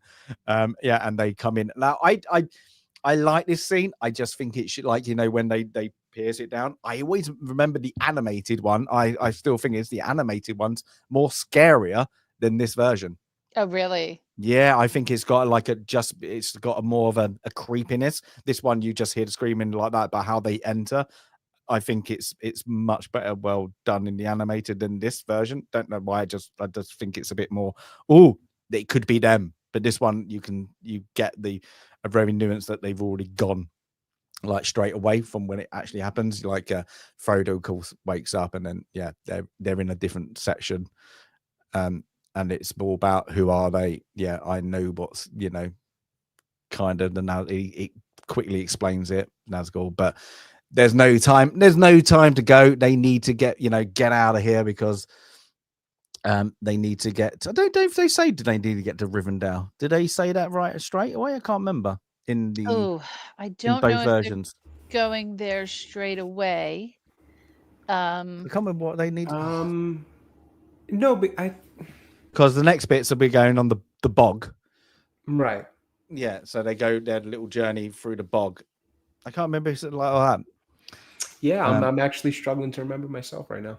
Wherever they're going, they have to meet up with Gandalf. They're going to meet up with Gandalf for sure. Yeah. So I and then we get it is. And I also want to mention one thing that's important later as well, is that when Sam went at one of the points where they stop quickly to eat or something, Sam laments in the books that he forgot to pack rope, and how unlike him that is as to not pack rope. And in these scenes while they're hiking along, he mentions it, and it becomes important later because that whole meme has come about when Galadriel is giving everyone, a sword or, important things, and she hands Sam rope, and there's the look on his face and everybody's like, oh, sure, I got rope. No, Sam wanted rope. And she gave him exactly what he thought he'd need. And so that scene is very different when you know that little bit that he's kind of saying, darn, I forgot to pack the rope. I just want to point that out because later people make fun of Galadriel handing him rope. He wanted that rope. Sorry, that has to be number 7. It's 9. That was one of the 9. It's 9. I've always assumed that was like kind of like Charlie Brown, where it's like, I got this, and the other one's like, I got a rock. I always assumed it was just a reference to that. She gave him exactly what he thought he needed. But yeah, interesting. Yeah, so we get the disgusting bog and all like that. And I do like the when you watch the behind the scenes, and apparently Peter Jackson was further away, just underneath something, just laughing at them because they were like that, because it was a real actual bog. It stunk. It was like they kept, like, when they actually fall over, this is not them really acting. It's like, oh, this is horrid. So like it's one of the moments like they, we got to act, but we're literally, this is us, which is just horrible like in itself. But yeah, it's a good old bog, and they brought their little horse. So yeah, it's Bill. His name's Bill. Bill. Bill's more important in the book. No, he calls him Bill later when no, Sam I mean, like, when Viggo. you say goodbye to him, it's more of a scene, not in. Yeah. I think you get this. Yeah. He doesn't want to let him go in the book. You brought up the book, not me. So. Yeah, we got one then.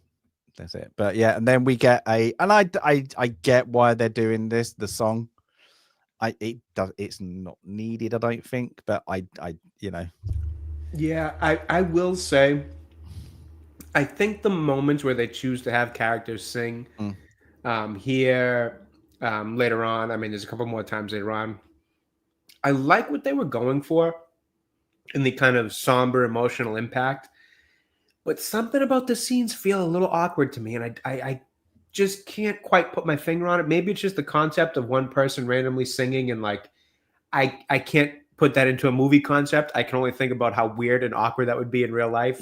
Maybe I just can't process it, but something about those singing scenes, they just feel a little awkward, a little forced to me. Even though It's part they're of well that done, they're good. storytelling. Yeah, like they're nice, somber songs that I think fit the moment. I think the singing from the actors themselves is well done. Just something about them, I don't know. They've never really quite clicked with me. Yeah. I suppose I think it's more of like not just with the Tolkien, he studied all that, so maybe it was a nod that they really wanted to keep it in because that's what Tolkien was known for, like uncovering, old pagan like Viking songs and like, they know they need Poems to be and things. like their folklores, their stories were in song, and I think that's what this is supposed to like give a bit of a nod to, and like that. So It is. It's also a lot of the songs are in tribute. They are laments, honoring people who had fallen before them. And so how you would honor your ancestors would be to tell the tale or sing the song. And there are so many more in the books. The few that they do put in the films, even though they do kind of feel a little out of place, but compared to the number in the books, I guess they had to choose a few. And Pete says the tone has changed from the books to the point that it doesn't fit very well here. I think you're right, Pete. I think you're right. And I think the value of the meal together, the communal sharing, that storytelling, it's not as easy to put on film as it is in the book. So books. But yeah, this is did they like you can't have a fire as well, so this is a bit where they want to have a fire. Is it like I can't remember, it's the hilltop, but yeah, so we get now, so I'm getting a bit lost in the movie. So what part's next? The next bit is when they The 9. I think we're going. Yeah, so he goes off, doesn't he, to scout, and then we go to, I can't remember what the something top, isn't it? What's it called? Top, people, Jack, go on. What's it called? The actual place, isn't it? They actually say what it is. It's like I don't know. the outlook. It's something top. It's something top. But yeah, so Aragon, he's called Aragon now. Like through the movie is that's it. Somebody's gonna say Weathertop. That's it, Weathertop. No, that's not Weathertop. Is it? It is Yeah, Weathertop? Is it yeah, Weathertop? Weathertop. Okay, Yeah, it is we Weathertop. get So really things they start they now start a fire, what then kind of is like a beacon in the night, because they need their dinner, their supper or tea, I can't remember what they call it. But of course it raises the Nazgul. Yeah, it's like a beacon to them. And so they start. And they're already tracking them. Like they're tracking them. They're just behind them, and they're just trying to stay ahead. And so, they say, quote, their spies are everywhere. It's the birds, it's the animals, it's everything. But yeah, don't start a fire. Start a fire. But yeah, it's from that. Yeah, it's again. Yeah, you're a hobbit. You got no chance. Like they've got no power. Things like that. And like there was again, I'm going to go from behind the scenes when they were saying about they did all their sword fighting, training and all that. And then, Peter Jackson was like, yeah, but you got no strength because you're a hobbit. Like that. So you have to you can't put any force in it. You might be able to fight, but you're still a hobbit. So against Nazgul, it's just going to deflect off. There's not going to be any, you just strike that. We'll be able to do it. But yeah, they try though. It's cool. I like it. The music in this, and we talk about the score, just like that epic. They're in complete danger, and like the 9, even when they salute them, kind of just before they're about to impale them. And I think this is like the second time now. I think, if I'm right, this is where the ring starts to kind of call to Frodo to use its power. And of course he falls, and he thinks, what's a good idea, let's go invisible. What would be a great idea in any other circumstances. So you make yourself more visible to the 9, to the whatever they are, the undead, whatever, and then he can see them clearly, they can see him clearly. And then there's I don't know where the others are not near him, and then he gets stabbed with the sword. Yeah, and I like that Blade it's is quite broken. terrifying. The nine, when you actually see them, like they look terrifying. Like they've all walked. do. They're like eating away kind of slightly. It's good. And then of course we get Aragon. Turns up just at the right, just a moment too As he does. late. I was like, yeah, just a moment. And of course, he with the Mordor blade, yes. So yeah, he gets stabbed with the Mordor blade, and then Aragon takes them all out. What a great fight scene! That's all I ever say about it is Great great. fight It gives him he's kick ass. He's just taken all the line out because he's an experienced like swordsman. But he just it's even with like the throwing of the torch. The torch, fire. They don't really explain it, but they don't like fire. They don't like fire. He gets the dagger in the eye and all that. Now, AWOL brings up that the weapons the hobbits were given would have been effective because they were from. So what a lot is cut out here between when the hobbits leave Farmer Maggot until they get to the Prancing Pony. Along the way, they meet Tom Bombadil, and they also end up in the Barrows, and they get the weapons. Like Aragorn gives them weapons, but in the book, they've gotten them from the Barrows under the trees, and also Bilbo had given Frodo his blade Sting, which is going to glow when the orcs are around, when the baddies are around. So those are good. Later, in the film, Aragorn gives them their weapons, but in the book, they already have their weapons. Yeah, they did cut that, Pete. I know, the Barrow Downs. Yep, they've cut that. They cut Tom Bombadil. They cut the conspiracy of not having the letter that Gandalf left that was supposed to be delivered by the innkeeper. The innkeeper is a much more important character. But here we are. Let's pass all that because we've already been gone past that. And now Frodo is mortally wounded, and there's a piece of the sword. There's a piece of the blade under Frodo's skin. Well, we don't know that in the movie, right? Do it? It just says it's poisoned. This is beyond my skill of healing, so we need to get him. Okay. This is where we need to get him to the elves, doesn't he? He just says the elves, doesn't he? We need because he knows Elrond is a healer. We need to get him to the house of Elrond because he's a healer. And then of course, then they get there, and then he turns like really sick really quickly. I'm guessing I can't remember in the book how long the journey is.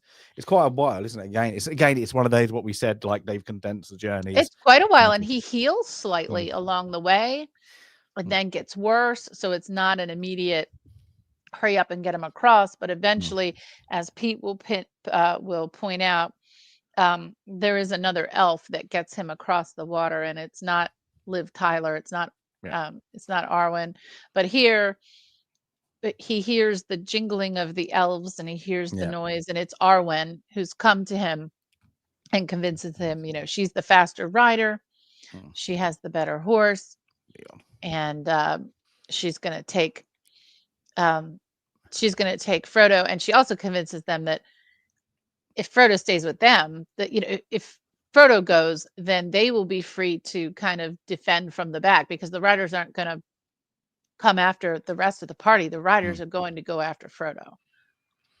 Yeah, I like the scene. I know it's not in it. I don't mind it. It's just it's the whole scene when she's getting to the river. It's quite thrilling. It's quite, it gives a little bit of tension that even though she's, really fast, they're as fast. So it's like that. I like it. I think it gives a good bit of tension to the movie, because you don't know, like they've just given up the kind of Frodo to this one like wandering elf. Yeah, then we kind of know like Aragorn knows her very well, but I like it. I think it gives a bit of tension, and then of course, the next bit, like when what she does, the rising of the river. I'm guessing that, but then you find it's different because she's actually speaking to her dad, to raise the river. Her dad and Gandalf. Gandalf says later in the books, "Well, I added the white horses for special effect or something." He's like, "I added that." So somehow they're all magically controlling the river. And then, of course, we get then Frodo. It's again. It's just again. It's how to move the movie along. So Frodo falls unconscious, and then we get him awaken after some elvish language. I'm guessing healing, like they're healing things, or he's Elrond just is a healer. Yeah. So and then he awakes, kind of like in Rivendell. So yeah, it's and yeah, we get the kind of our Rivendell kind of thing. Like, I think she could actually find it. I don't know if there's going to be a picture of Rivendell, but we kind of the beautiful place of Rivendell, and all the hobbits are happy that, of course, Frodo's awake, and then of course Gandalf. A bit late, but he kind of quickly explains, not in great depth, to Frodo what actually happened, but then we get the actual the Delayed. backflash of delayed, and then we see the actual more of the fight, I suppose, like that, but more of it is that he kind of speaks to the moth, can't get it wrong, and then the moth gets the eagles, who saved the day quite a lot throughout the books, and of course they take the Gandalf away. Now in the movie, I'm guessing you would be he just takes them straight to Rivendell. That's what it feels like in the movie. So it's in the book, he's going to Rohan. He grabs Shadowfax and then rides back. Yeah. So in this one, he goes nope, straight to Rivendell, and then of course they're all happy, and then we get now what this scene is, where we get the introduction of and that when they're talking about what is it, the council, and then they get Gandalf saying something to is it Gandalf who says it?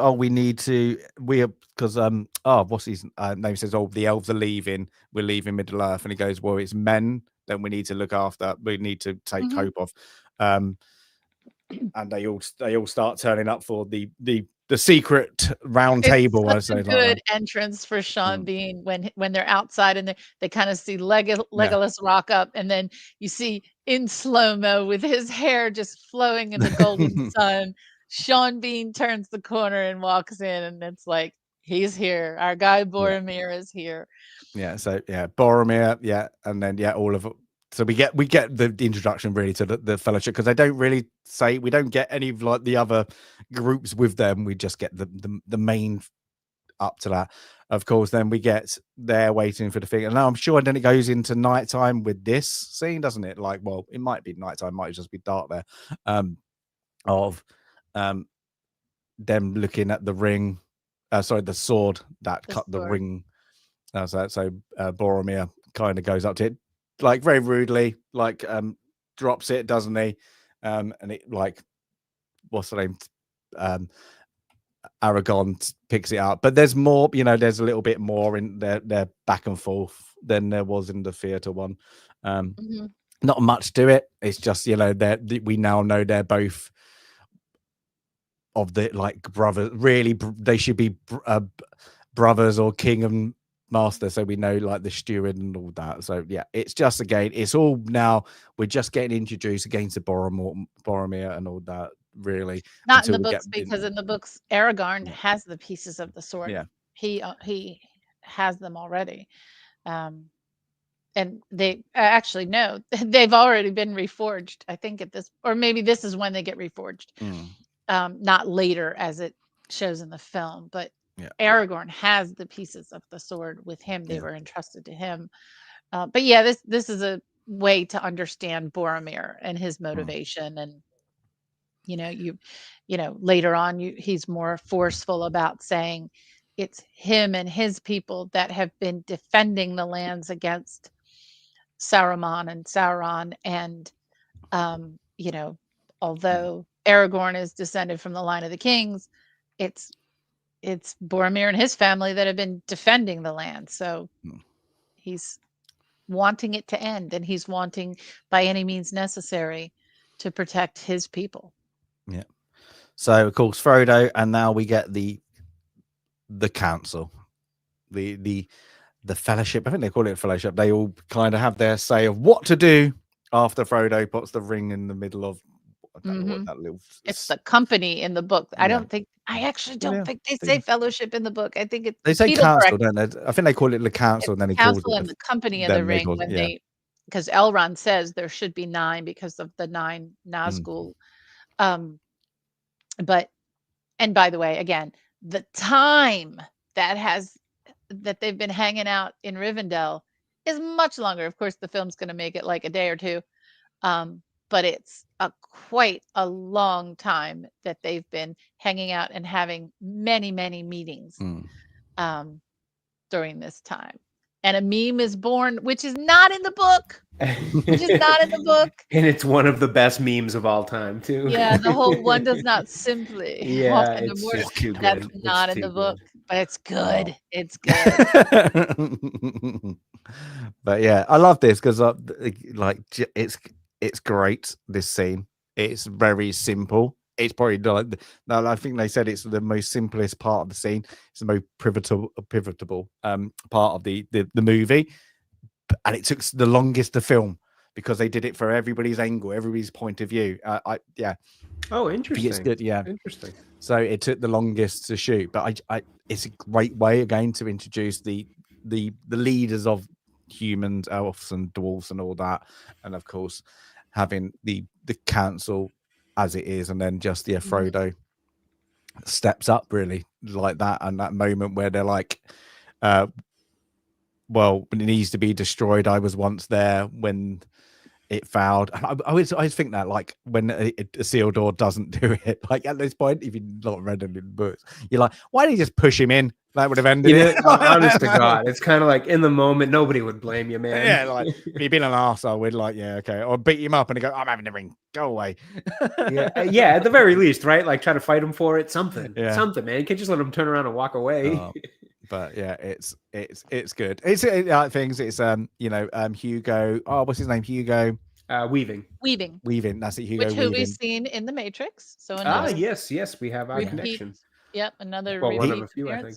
One of many. See, his performance is so theatre performance, isn't he? He's very theatre over this. It's very but it fits so well in this movie, and this tone and the style. You know what I mean? Like that. They're all a bit, kind of theater sound, like with the elegance. I mean, again, it has to do with the dialogue, which has to do with the original writing. All of it's all tied together. But the elegance in which they all relay this dialogue throughout this movie, they all feel like they have a stage presence. Excuse me. I was like, yeah, it's showing the thing, but it's just good. And then of course, when Gimli, well, let's end it here, and he goes to smash it, and then of course, his axe breaks, and then they all kind of like, yeah. And then later when he says, "You shall have my axe," I always want to say, "My other axe." Obviously. I'm gonna go and get the other one. You've just destroyed your axe. This is my other, and here's my other axe. Oh, it's great, but yeah, it's and it's just that moment when they all just start arguing. It's arguing, but then like who's gonna take it, and then just that when Gandalf just hears, I'll do it. I'll take it. And then he's just like, his face is like, yep. The people who don't want power, the who are dependent, a little hobbit, and that's it. And these pure of heart. Yep. But and then everybody shuts down. But I'll take it. But I do not know the way. And it's that the building of how they do it in this, the building of the fellowship. I think it's great. And then of course, when they go, they're all pledging their kind of their swords or their not their allegiance, but their we'll go to it to the end, one by one, and then Sam's there, yes, and then of course, Merry and Pippin, they a secret council where like they things, and it's like, and then he goes the old scene of like we'll get they're the fellowship of the ring moment, very very well done. And then it's that where are we going, yeah, we're gonna what's it on a quest or what's he called it? A journey, a quest. But where we go? Like that. It's showing that his naivety in Pippin. Just being a bit like he's been Pippin. It's a bit dumb. I weren't really listening. I was here and I know I need to do something. So, but yeah, it's a little bit of fun again to add to the adventure, the dooming adventure that we're gonna have.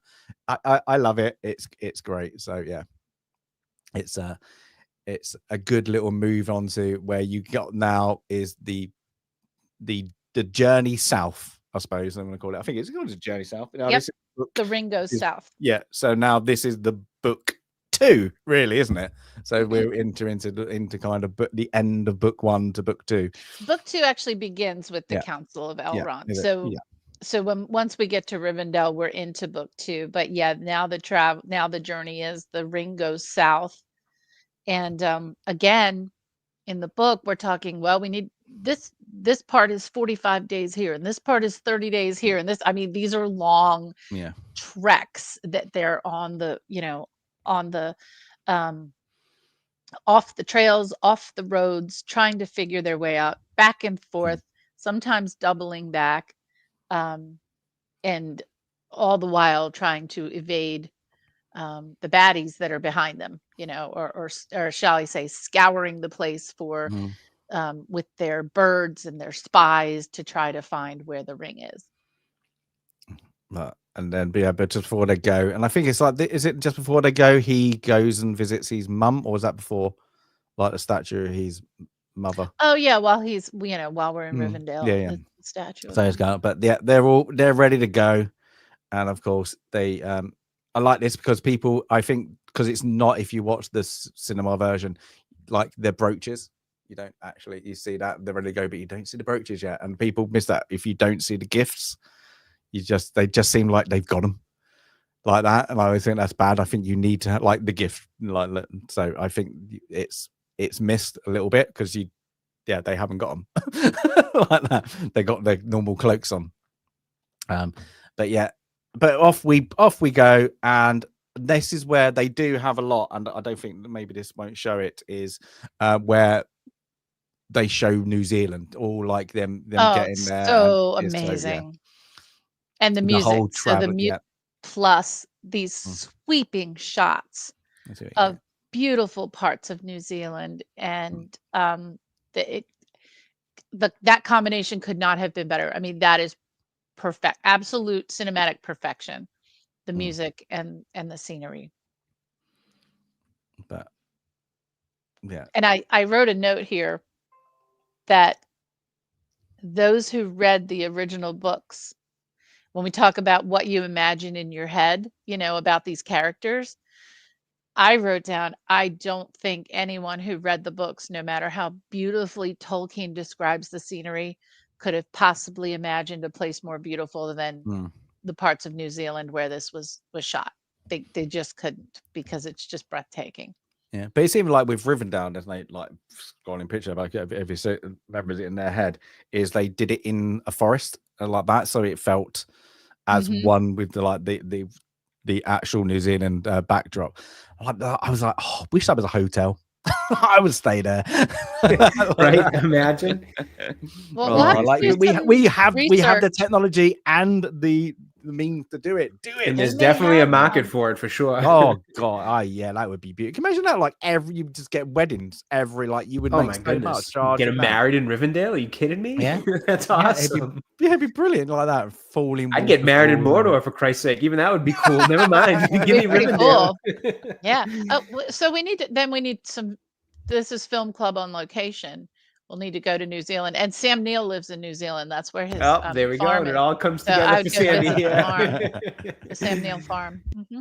There we go. But yeah, they go off, and then we get a bit of more interaction before they go. Of like, Aaron.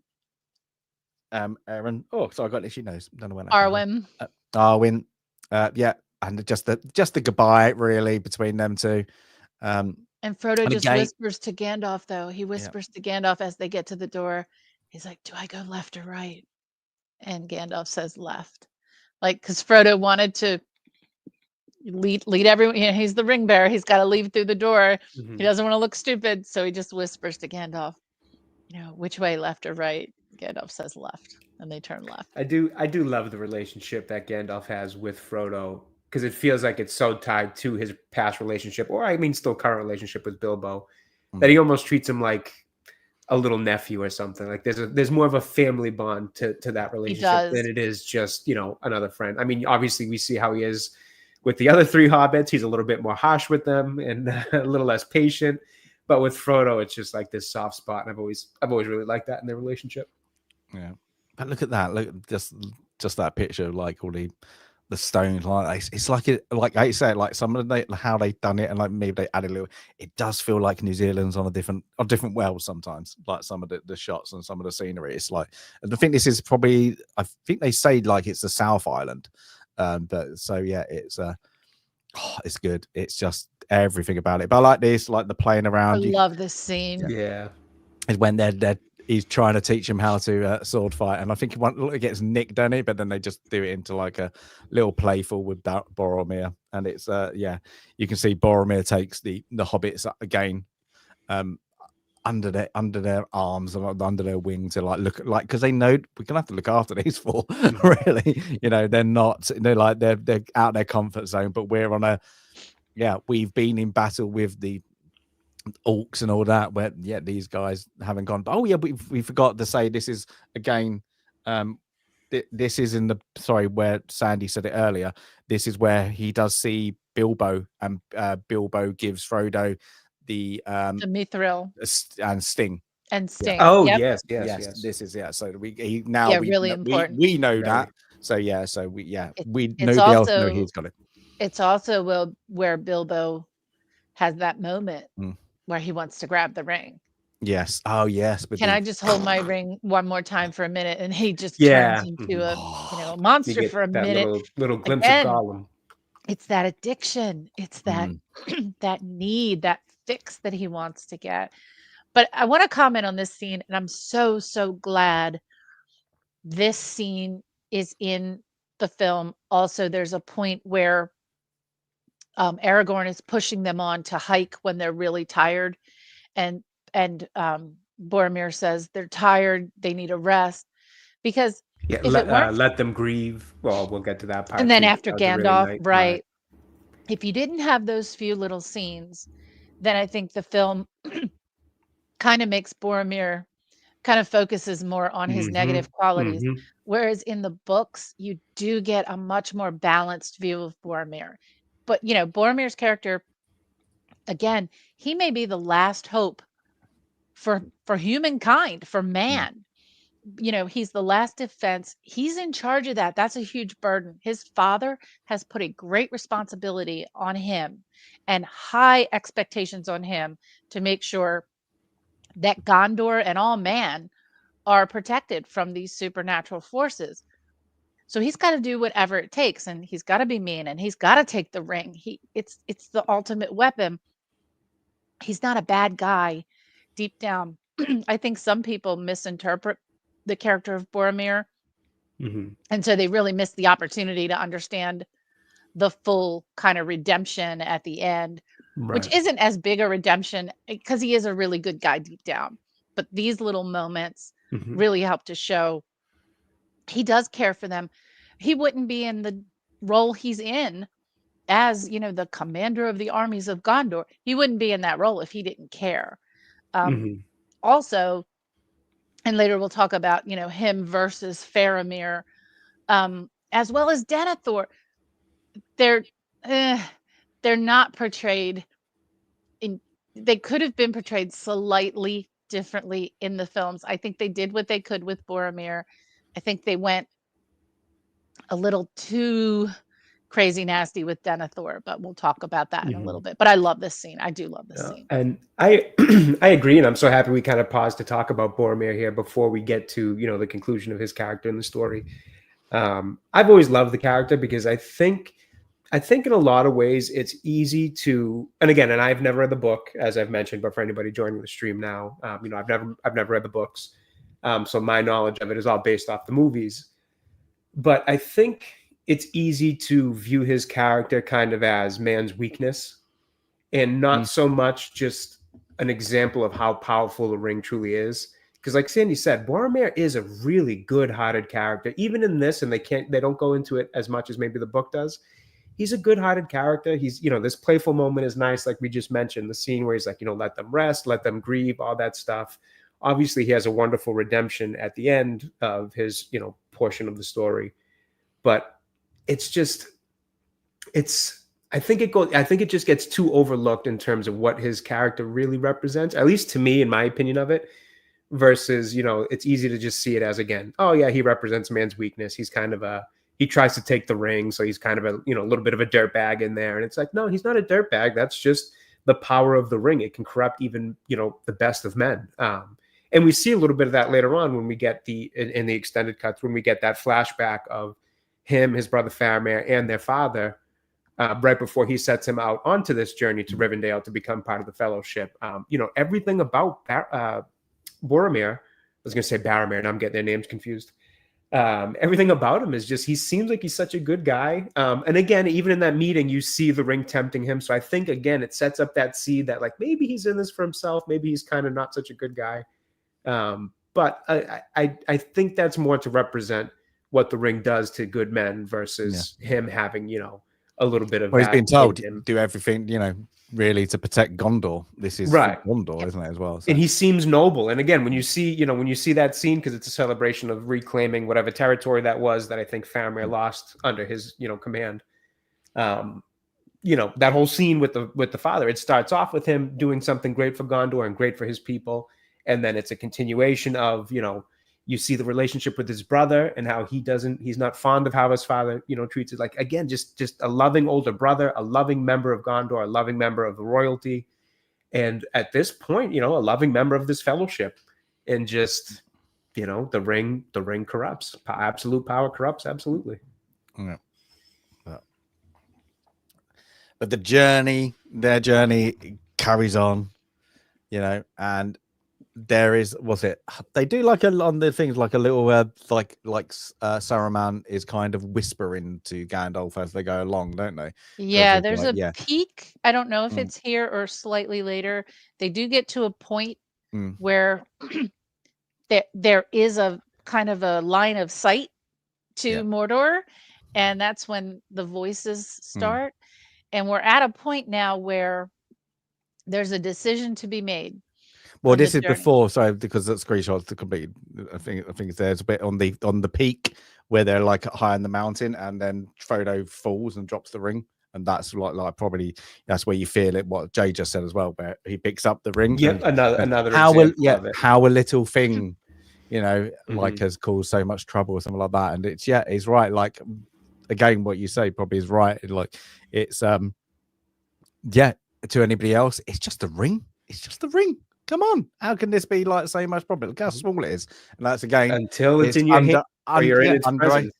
Yeah, and underestimating the hobbits. They're just small. What what can they do? This guy can carry it, no problem. Yeah, I can pick it up. It's like, not quite, not quite. But, it's good. But they got to go for the mountain pass because this is where you start getting. Then Saruman is now trying to bring down the. This like the mountainside, isn't it? So they've chosen the mountain versus going through Mordor. Moria. Sorry, Moria. Mm-hmm. Knowing that both of them are pretty horrible, but they're going to try the mountain, and they try the mountain, and it's Saruman casting a spell to bring it's Legolas that says that he because he's the only one who can read. He's so light of foot. He walks on the snow, doesn't he? He's like there's a whisper, a foul smell in the air, like that. It's and then that's when. And in the books, the hobbits too, they can walk easier because they're lighter. It's the men, it's Boromir and Aragorn and Gandalf that are struggling the most. But the hobbits will freeze first, so they got to worry about the hobbits freezing. Legolas, he could just surf down the mountain and be fine. Yeah, it's like come on, guys. Really, or ski, whatever, surf, ski.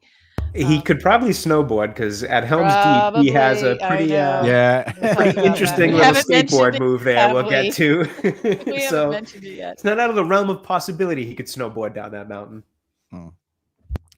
But so yeah, the avalanche, I suppose you want to call it, happens, and then Gandalf, after gives Frodo the choice, where do we go? After Gimli has been saying we should take the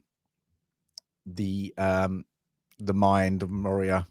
Because Moria, we will be because welcome. his cousin's there, and my everybody's cousin's there. having a great time down there. Oh goodness! But Gandalf knows they they were too greedy. They were they dug too deep. And that's one thing I've always found funny about it, because it's like, if you think, that path is just a family reunion, and somebody else is saying they'd rather climb a mountain than go to that family reunion, something's got to tell you those minds probably aren't what you think they are still. But it's, it also wouldn't be a very good story if he realized that. Disturbed what they awoke while they dug too deep. I think that's a cool story. Like that's it is, really and that's great cool lore. Plot point. Yeah, 100%. I think that's a fantastic idea. You dug they so far that they shouldn't have. That you essentially dug the well to hell. Yeah, basically. It's just a cool plot point. Yeah, 100%. It could be. That'd be quite an interesting. Better than the Rings of Power, the Fall of Moria. Yeah, honestly, literally all of them. Yeah, literally that last. If you wanted to tell a made-up story, you might as well done it. Yeah, how good would that be? Seeing them on all the that actually would be a cool idea. Yeah, unearth everything, and they all get taken out, and it ends with that the line in the book like that. They are coming. Yeah, just literally ends bang. Didn't they make a game about Moria recently too? Ooh, like the Mines of Moria or something. There was some game because Az was playing it for a while. I remember. That's right. Like the road to. I think you're right. We'll have to look that up. But this is now where you get the next theme that hasn't been so prevalent in the films, but has been prevalent in the books already. Is that Tolkien's environmentalism, right? And so. Whether it's cutting down forests or mining or the industrialism that's coming around the world, and we'll see it illustrated in Isengard. He thought we need to protect our resources, and it's really evident that he doesn't have a positive view of mining. He definitely doesn't have a positive view of cutting down forests and clear cutting, and that's going to come through. It's the industrial age, isn't it? He hated the industrial age. He hates it. He's like the antithesis of Isambard Kingdom Bronell. And I think, and our friends in the chat, like Pete, maybe was Isengard Isambard. That has to be some relation there. Some at least drew on it to some degree. But I don't know. The names are too similar to not have a connection there. Has to be. Yeah, but so they get to the little adventure and they get to the doors. They have to go and say goodbye to Bill. Yeah, so that's a little bit more on the extended version, the goodbye between him and Sam. Hi, Bill. And then they it's a riddle. It's a riddle. Say friend and enter. Speak friend and enter. Speak friend. Yeah, speak friend and enter. And then Gandalf tries and like that. And I think it's a little bit. Yeah, it's a bit funny. It's Frodo kind of just goes, "What's the Elvish word for friend?" And that's it. And they do Balak. Whilst that's happening, Pippin and Merry are throwing stones in the water. So and then it was, I can't remember who is it, Aragorn or Boromir kind of says, don't disturb the water. Don't disturb the water. Don't disturb the water. Yeah. And then of course they get into the mines. Let's skip forward. And this isn't a mine, it's a tomb. Yeah, and all the elves, the dwarves are completely being annihilated by arrows, and then even Legolas kind of picks one up and go, I don't think it's not orcs, is it? It's goblins. Goblins. Yeah, he goes, "Oh, goblins." Goblins. Yeah. So they're like, get out of here. And of course, when they get out, they're about to get out. Frodo leg gets by a The Kraken. Or I'm the, sorry for yeah, those. I didn't see the name in the book of the thing. I didn't know what no, it. I can't Maybe I remember. missed it. So if I call it the Kraken, please forgive me if it's It's not the literally Kraken. it's I'm just it going to looks call like it a the They Kraken. don't really mention what the name is. It's some kind of No. Kraken squid type creature monster thing. Yeah, Something it's in that time to realm. get it out. It looks like the big ball thing in Elden Ring when you're on the beaches and you've got that Oh big yeah, ball thing with all the arms in Elden Ring. Yeah, That kinda does. and even the way you can cut the tentacles off is exactly the same way that Boromir and Aragorn are cutting the tentacles off. I always think about it when I'm playing. Yes, I'm a fan of Elden Ring. I always think about the scene when I'm playing Elden Ring and I come across one. The Watcher, was that from the game or that's what we're from seeing there. The Watcher. Yeah, Watcher? cool. See that a couple of times. That's a good name. Watcher. Oh, the Watcher in the water. lake. Yeah, love that. Maybe it's just nameless and it's just that's what it's called, the Watcher. We don't know. Yeah, it doesn't matter. It's Which just a- almost just adds another layer of cool lore to it too, which is like, Yeah. oh, I wonder what that actually is. Even Gandalf doesn't really have a name for it. But yeah, he attacks. They attack back, and then their escape route caves in. So they only have one option now to take the deep, long route through Moria. Hopefully, our presence will be made unnoticed. And I think they say it's 4 days, don't they? 4-day journey. Is it something like that? It's 4 days. It's At 4-day least. journey. Honestly, Of the At time least. is it's slipping my mind. Yeah. So they're in the mines. And it's there again. It's another the passage of time, and this is very quick. Let's say that. So it's things, but it's the only time we really sit down is when Gandalf loses his way, and he's like, "I have no memory of this place." So there's three passageways to get through, and he's like, I have no memory. He sits down. That's it. And it's until he's the smell, always follow your nose, isn't it? So it's figs, but it's again, it's just In there the book, again. it's like the warmth. Like he feels like warm air, cold air in different directions, and then he figures out where he needs to go. But they get to through the after days and days, I suppose it's supposed to be. It's not really felt like that in the movie. It just felt quite quickly, isn't it? Done then until they get to a room that's got a tomb on it. That of course is the with the beam of light, isn't it? To here lies chat. Is it What's he called?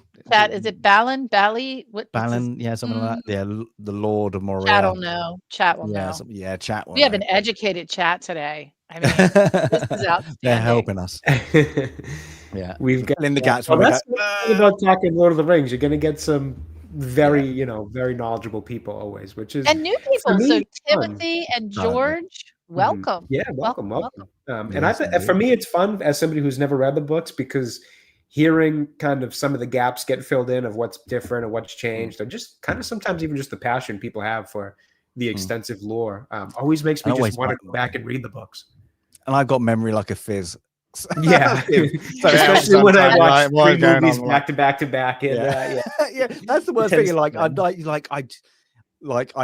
We've said we watched them so many times, but we had the back to back. I even I'm like, oh, I can't remember that scene now. I just watched it 3 days ago.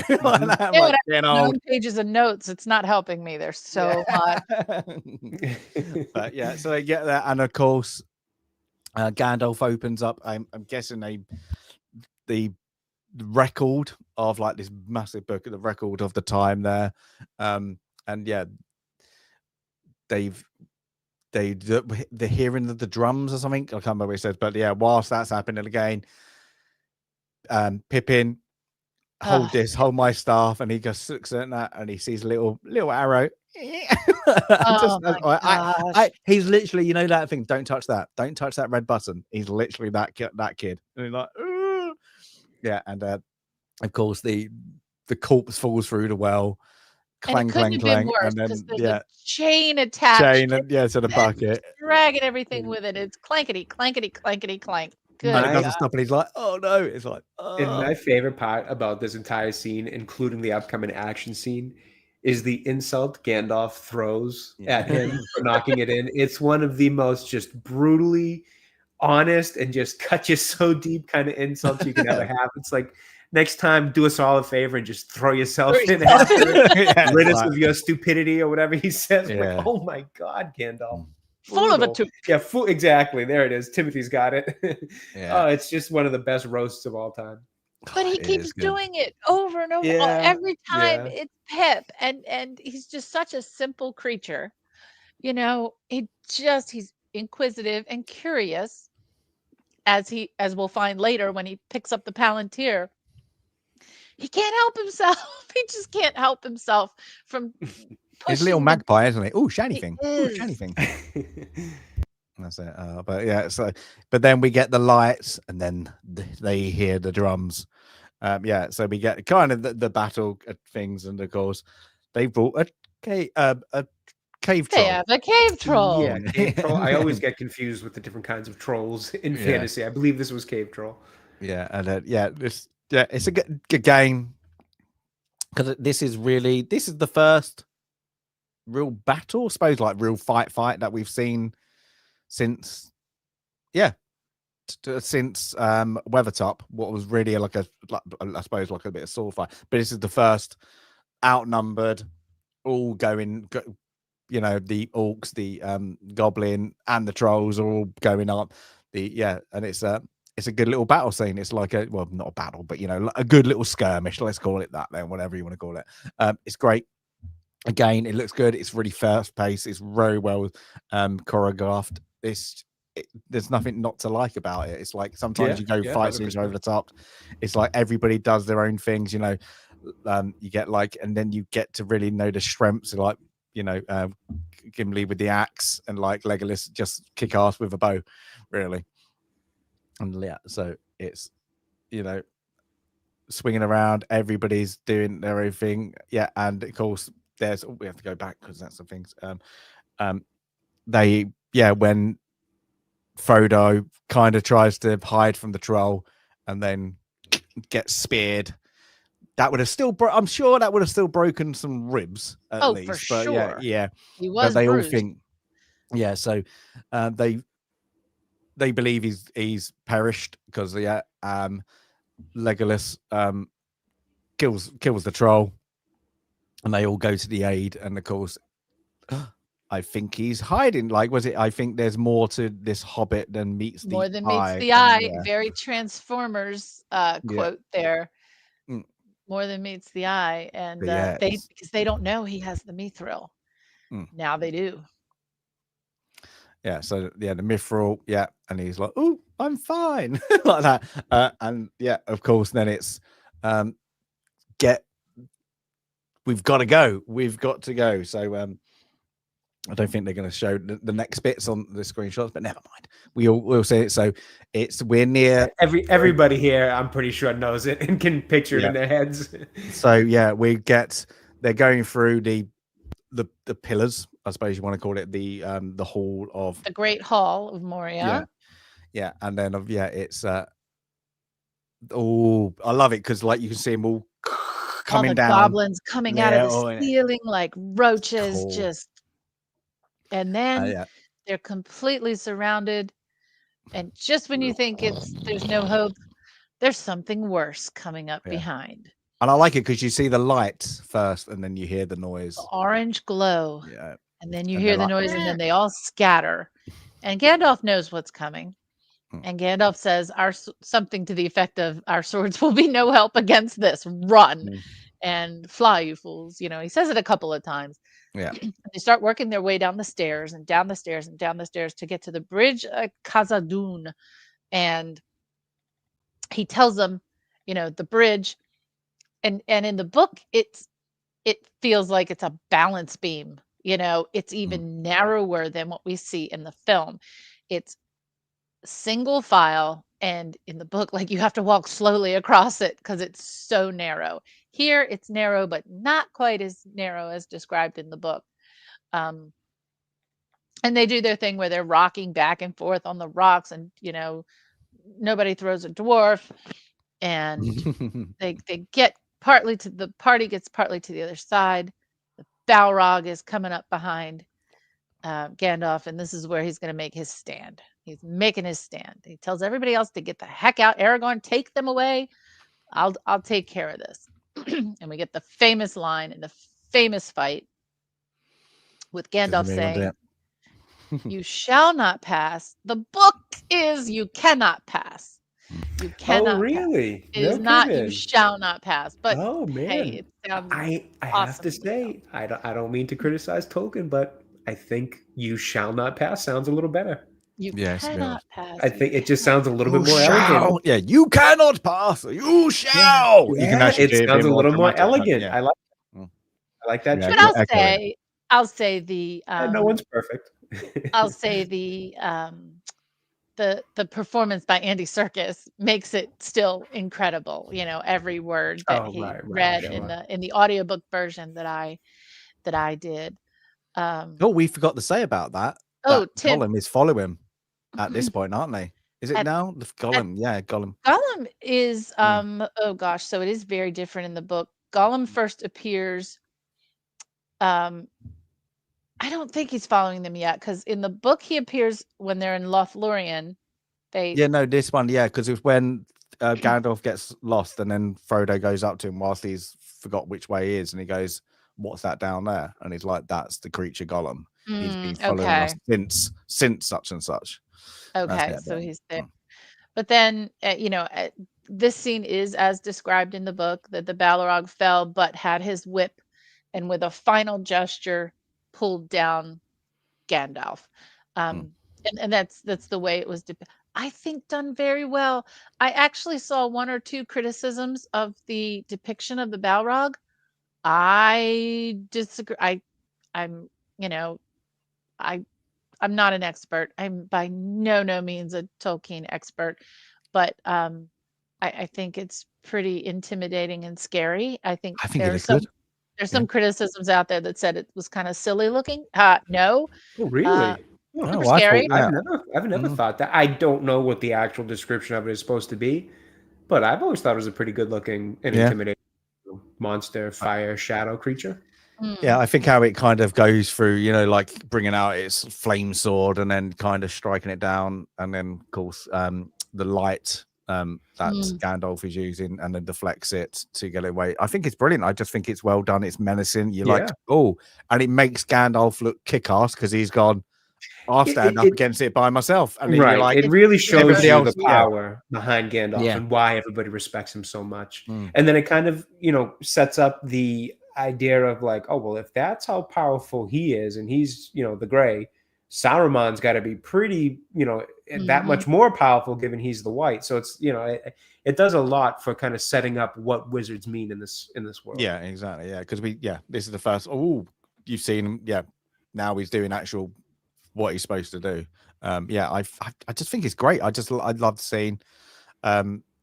It's kind of, he looks kick-ass, and then of course, great. That's interesting to hear that criticism. I didn't know that. Just of the Balrog, just of the design. Right. No, I liked it. I must say, I think the design's great, and I love the scene.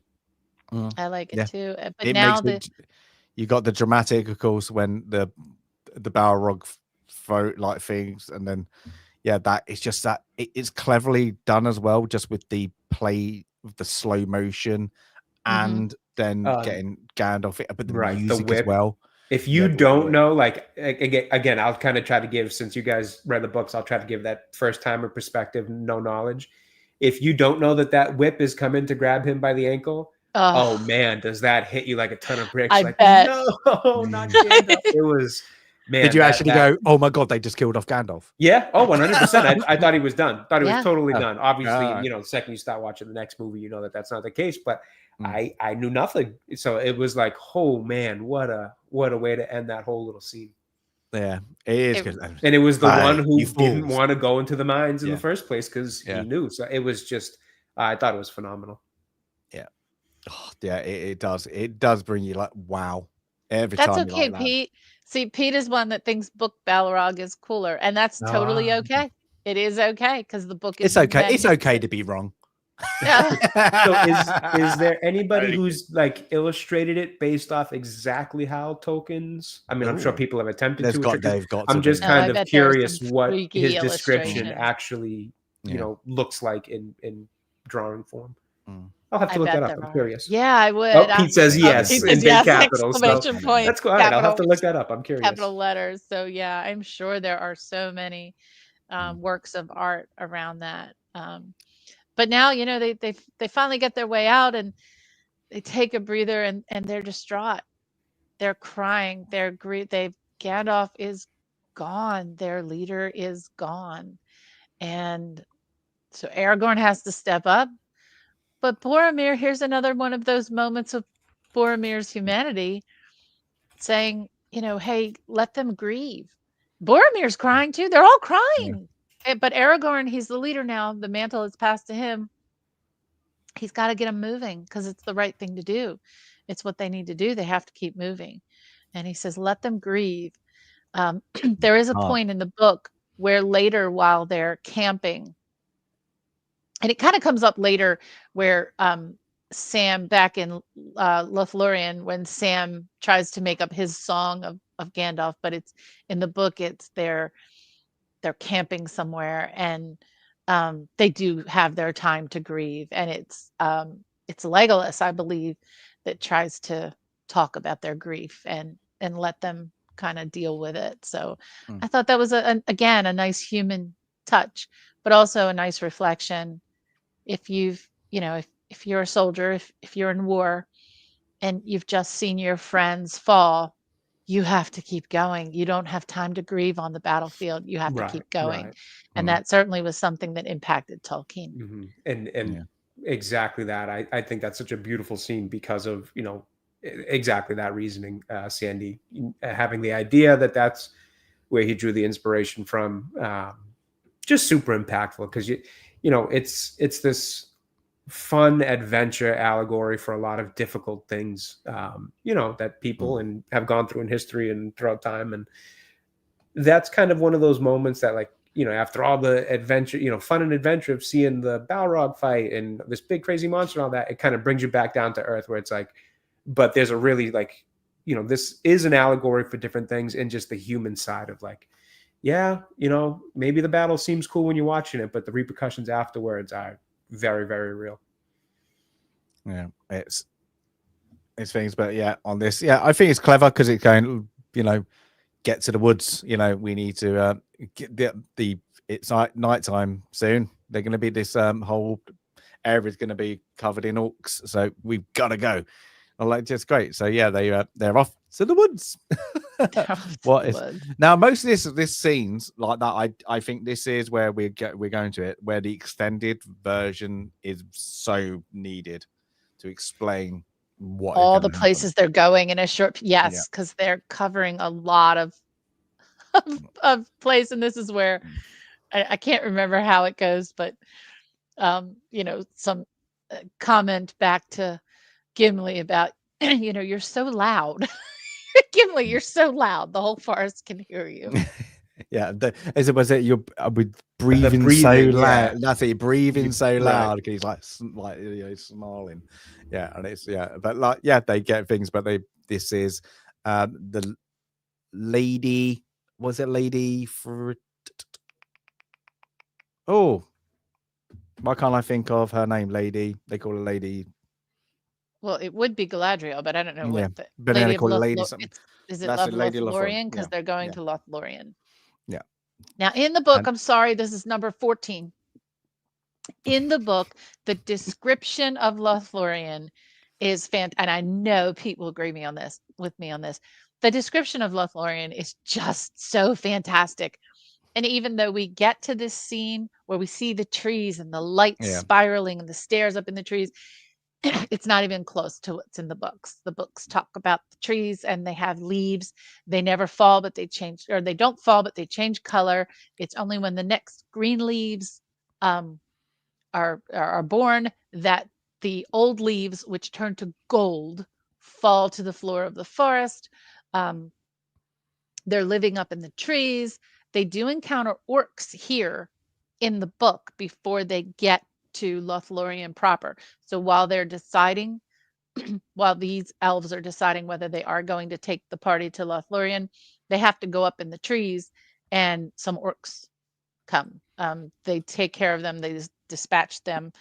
But between here and Lothlorien, because the elves don't get along with the dwarves, they decide they will help the party, but Gimli has to be blindfolded. And the rest of the party says, well, that's kind of rude. So if you have to blindfold him, then you have to blindfold all of us. So they stand together as a party, as a company, as a fellowship, and they're all blindfolded. So I think that's really cool in the book. In the film, they do a great job of depicting the area, but there's so much more in the book around all of Lothlorien. It just, it's beautiful. Basically, lanterns in the night with the night shadows, isn't it? And it's like, oh, it's cool. It's good. It's beautiful. Yeah. And of course, it's like that white glowing light just adds for such a good effect. Simple choice, simple thing to do, I'm sure, but just looks great. Yeah. But yeah, they're going to meet the lady Galadriel. Yeah, so like that, it's great. So they're having their discussions when you get things. I'm going to jump in it, and they're not showing it on this. So screenshot's not showing it. But yeah, when they come across her like that is just great. I like their presence like that, and just the welcome kind of moment. It's and then her little discussion with Frodo while she's talking, but I'm talking to you because I know what you've come here with. It's great. I just like it. It's makes her mysterious. It makes her look, ooh, we've not seen this before. So yeah, it's good. It's that, and of course, when we hear her voice, you remember, that's the voice from the beginning of the movie. Mm-hmm. So but yeah. And she's not wearing armor and wielding a sword and whatever it is she does in Rings of Power. Have that nasty little look on her face. Yeah. But then so it's the scenes. Like I think it's just skipping here, like the little bit when. So we get that, but this is it. Yeah. So we get the introduction of them too. So yeah, it's just, it looks like, it's royal, isn't it? You bow down to it. But yeah, and again, these new bits, the extended, is just needed. It is like when she's even. And do you not like the when he offers her the ring, then Sandy, kind of what you said earlier, when she changes? That's just a tiny bit of not so good CGI right there. Okay. I don't mind it too much. I can see what you mean, but I don't mind it too much.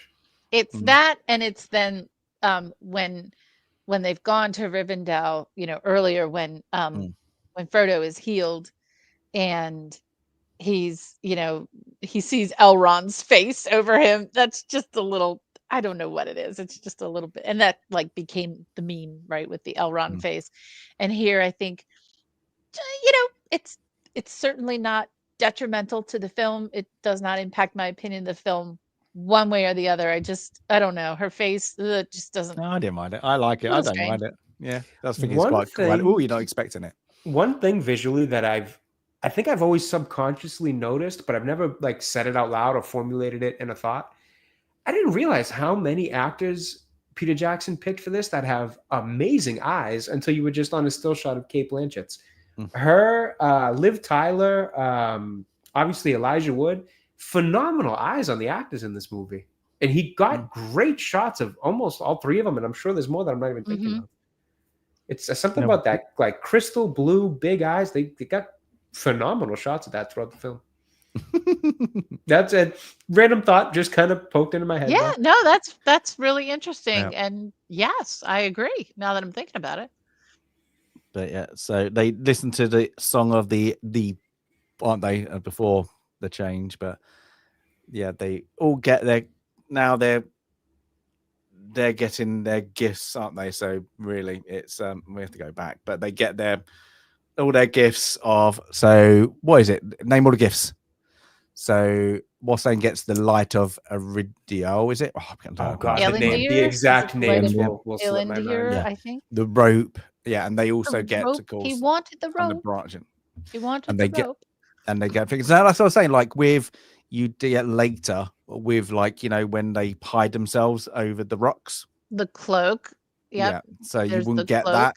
Yeah, so with the cloaks and the branches, you wouldn't get that unless you saw the extended version. Because I always think with not having that, it just looks like the people who are looking like standing right next to them are a bit dumb. Like that, let's say that. Oh, about things. Tomby, little Tomby raid. Thank you, Tomby. Hey, Tomby. And But then yeah, there's we're the, still only in fellowship, Tomby. I know. We haven't made it 2.5 very far. hours. 2 hours, more than a half.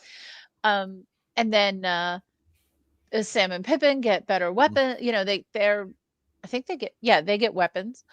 And then Gimli, who, for reasons because of the distrust between the elves and the dwarves, he was saying, when others were saying everyone falls under her spell, well, I'm not going to fall under her spell. I'm on my guard against her. And I mean, within a second of seeing her, he melts. He just totally melts, and he is besotted by her. And he asked, you find out later what he got. He asked for just one hair of her golden hair of her head, and she gave me 3. And that was it. That's all he needed. He was good. Yeah, done. Thank you. But yeah, I think this extended. I think this is the most important of the Fellowship of the Ring thing. I think this one was incorrectly left out because I think it helps some scenes later in the other movies that is missed in this, like that. So I think the gifting has to remember the version of it with it cut out. Now it's so ingrained in my just movie watch, my watching experience, that I can't even think of it not being in there. Yeah, so they don't have the gifting scene, so you don't know why they've got the brooches. It's entirely out. They nothing, the rope, nothing, the bread, completely out. Yeah, nothing out. The light. Wow. Yeah, so the bread. Yeah, we've done that. Yeah, the bread is. I think. Yeah, I was gonna say, do they even tell them about like the food or anything? No, they don't. They don't send them on their way. It's just elvish bread. That's it. They just get the elvish bread. Wow, it's been a while since I've watched theatrical. So I think it's needed because it explains a little bit more of, about that. So, but I mean, it's honestly become one of my favorite parts of this movie. So to think it was left out is interesting.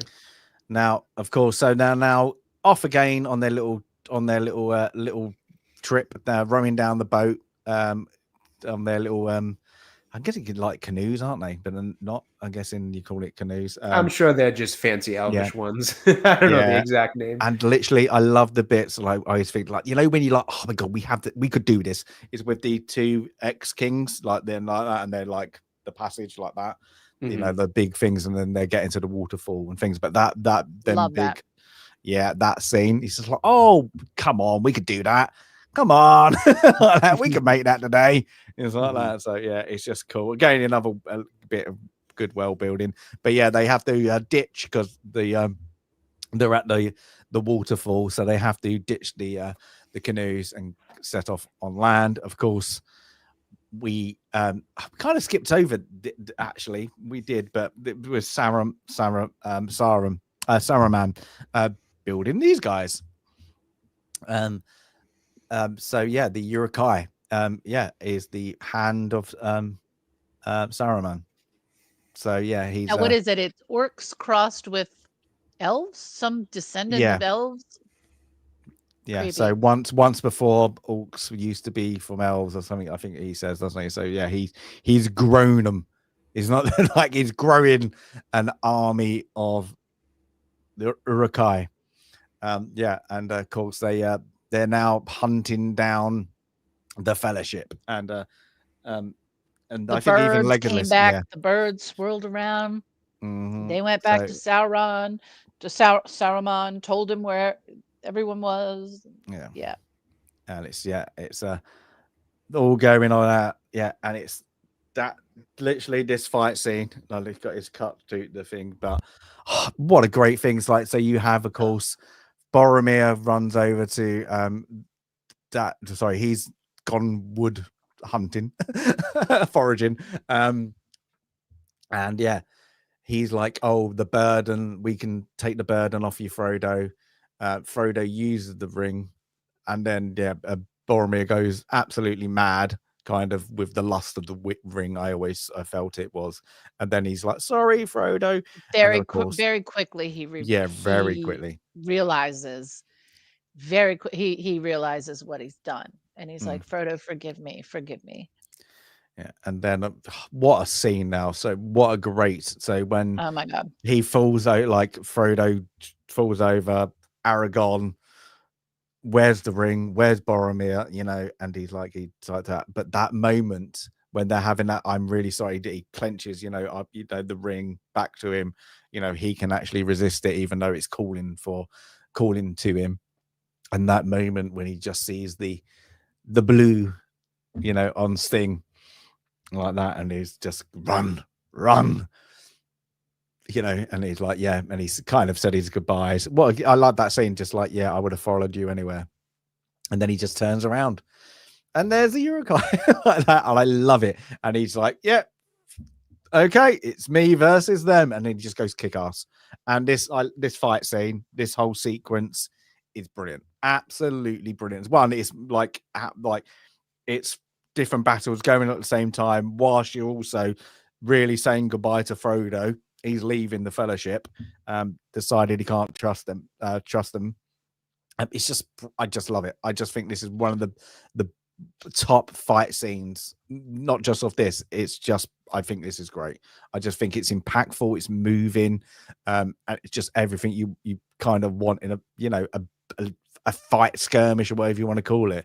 It's brilliant. I think it's like you have the one, it looks like Boromir, the Horn of Gondor, he flows off. Everybody's got their own little battle going on. He's trying to distract them, to draw them off the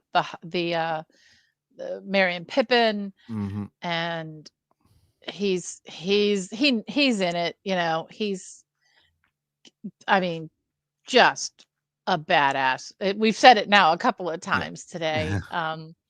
He's fighting with one sword, one hand, the horn.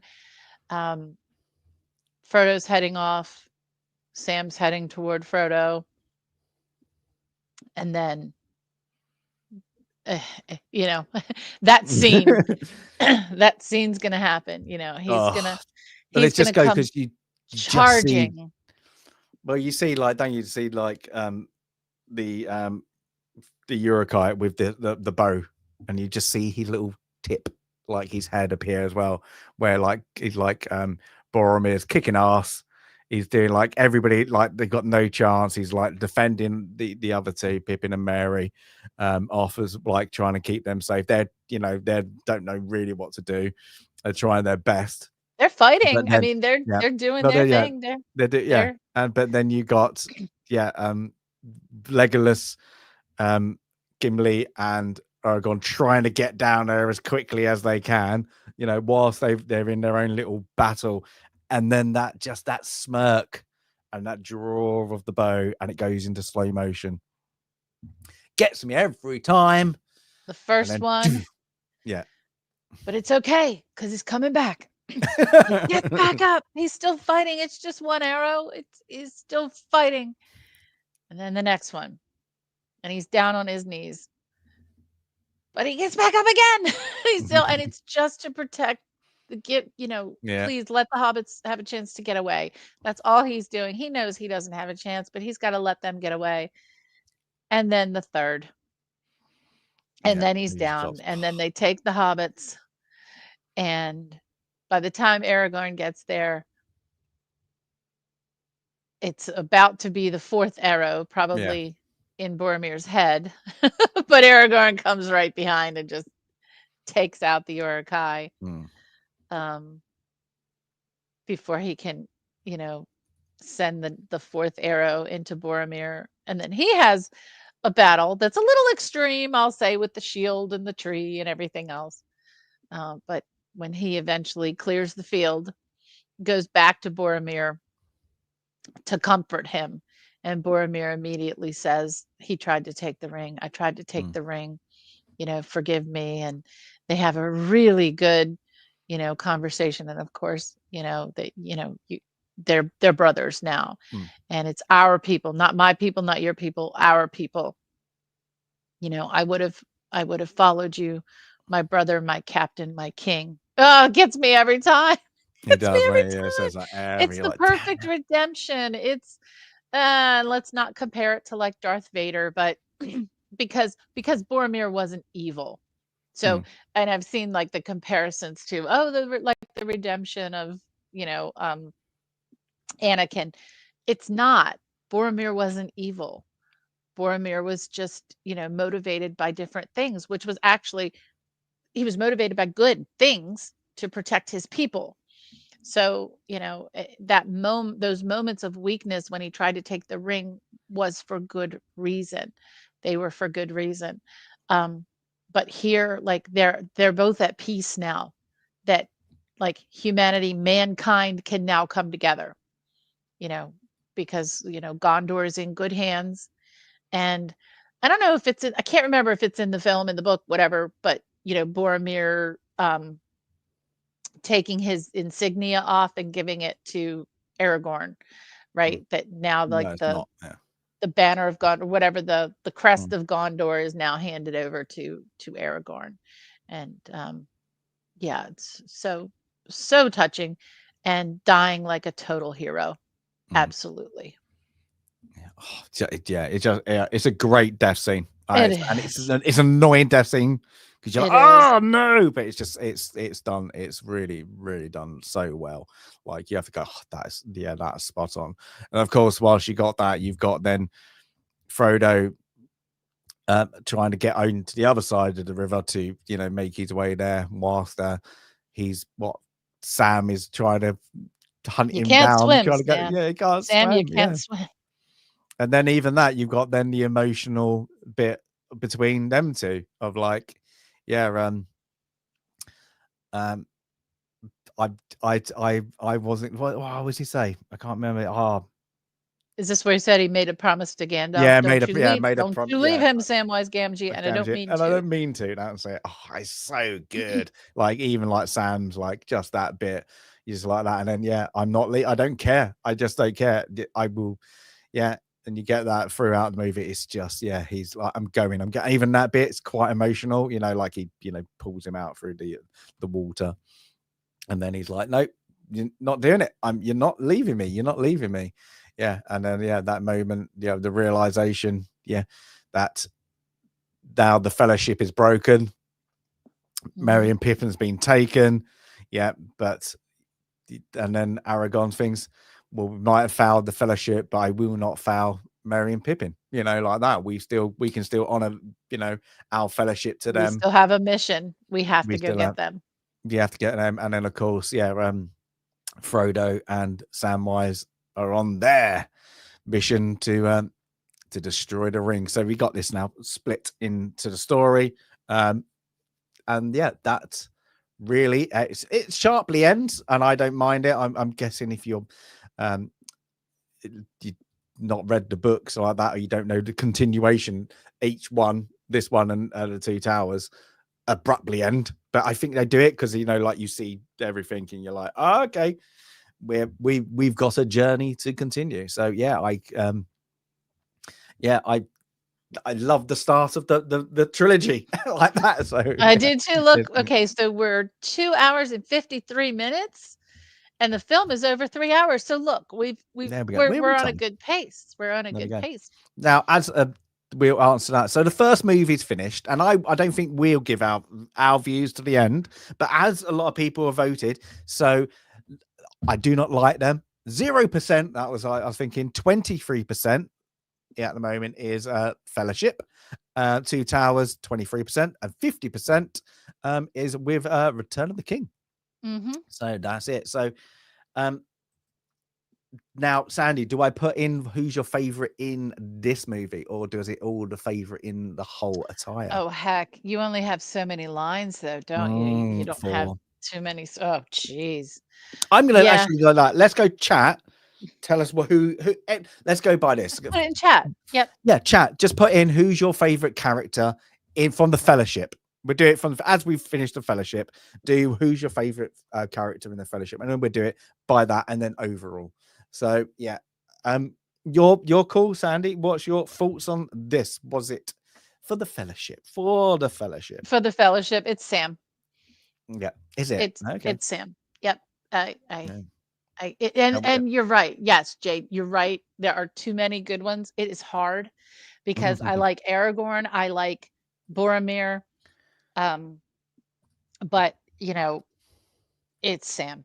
It is. He is a selfless friend, and he's amazing. And Tim, Bill, yeah, Bill. He didn't ask for this. He got drafted in. He did. So for me, it's Boromir. I think Boromir on this. He'd be my Boromir. number 3. He's awesome. So Boromir by far for me. I do like Boromir. Jay's just gone off, so Jay doesn't get a count. But I think this is a good setup. We're asking when he comes back. We'll ask him when he comes back. He gets I just think it's a great. It wants you, like as I said when I've seen it, I just want to see more. I just want to see more. So yeah, it's for me, it's great. You get like that. It's brilliant. You know, it's a good tie that you kind of want. Oh, I want to see now what happens. I want to see now what happens. Like I think like there was a thing like I did like that. They originally wanted it 2 movies, and it was like, no, it's got to be 3.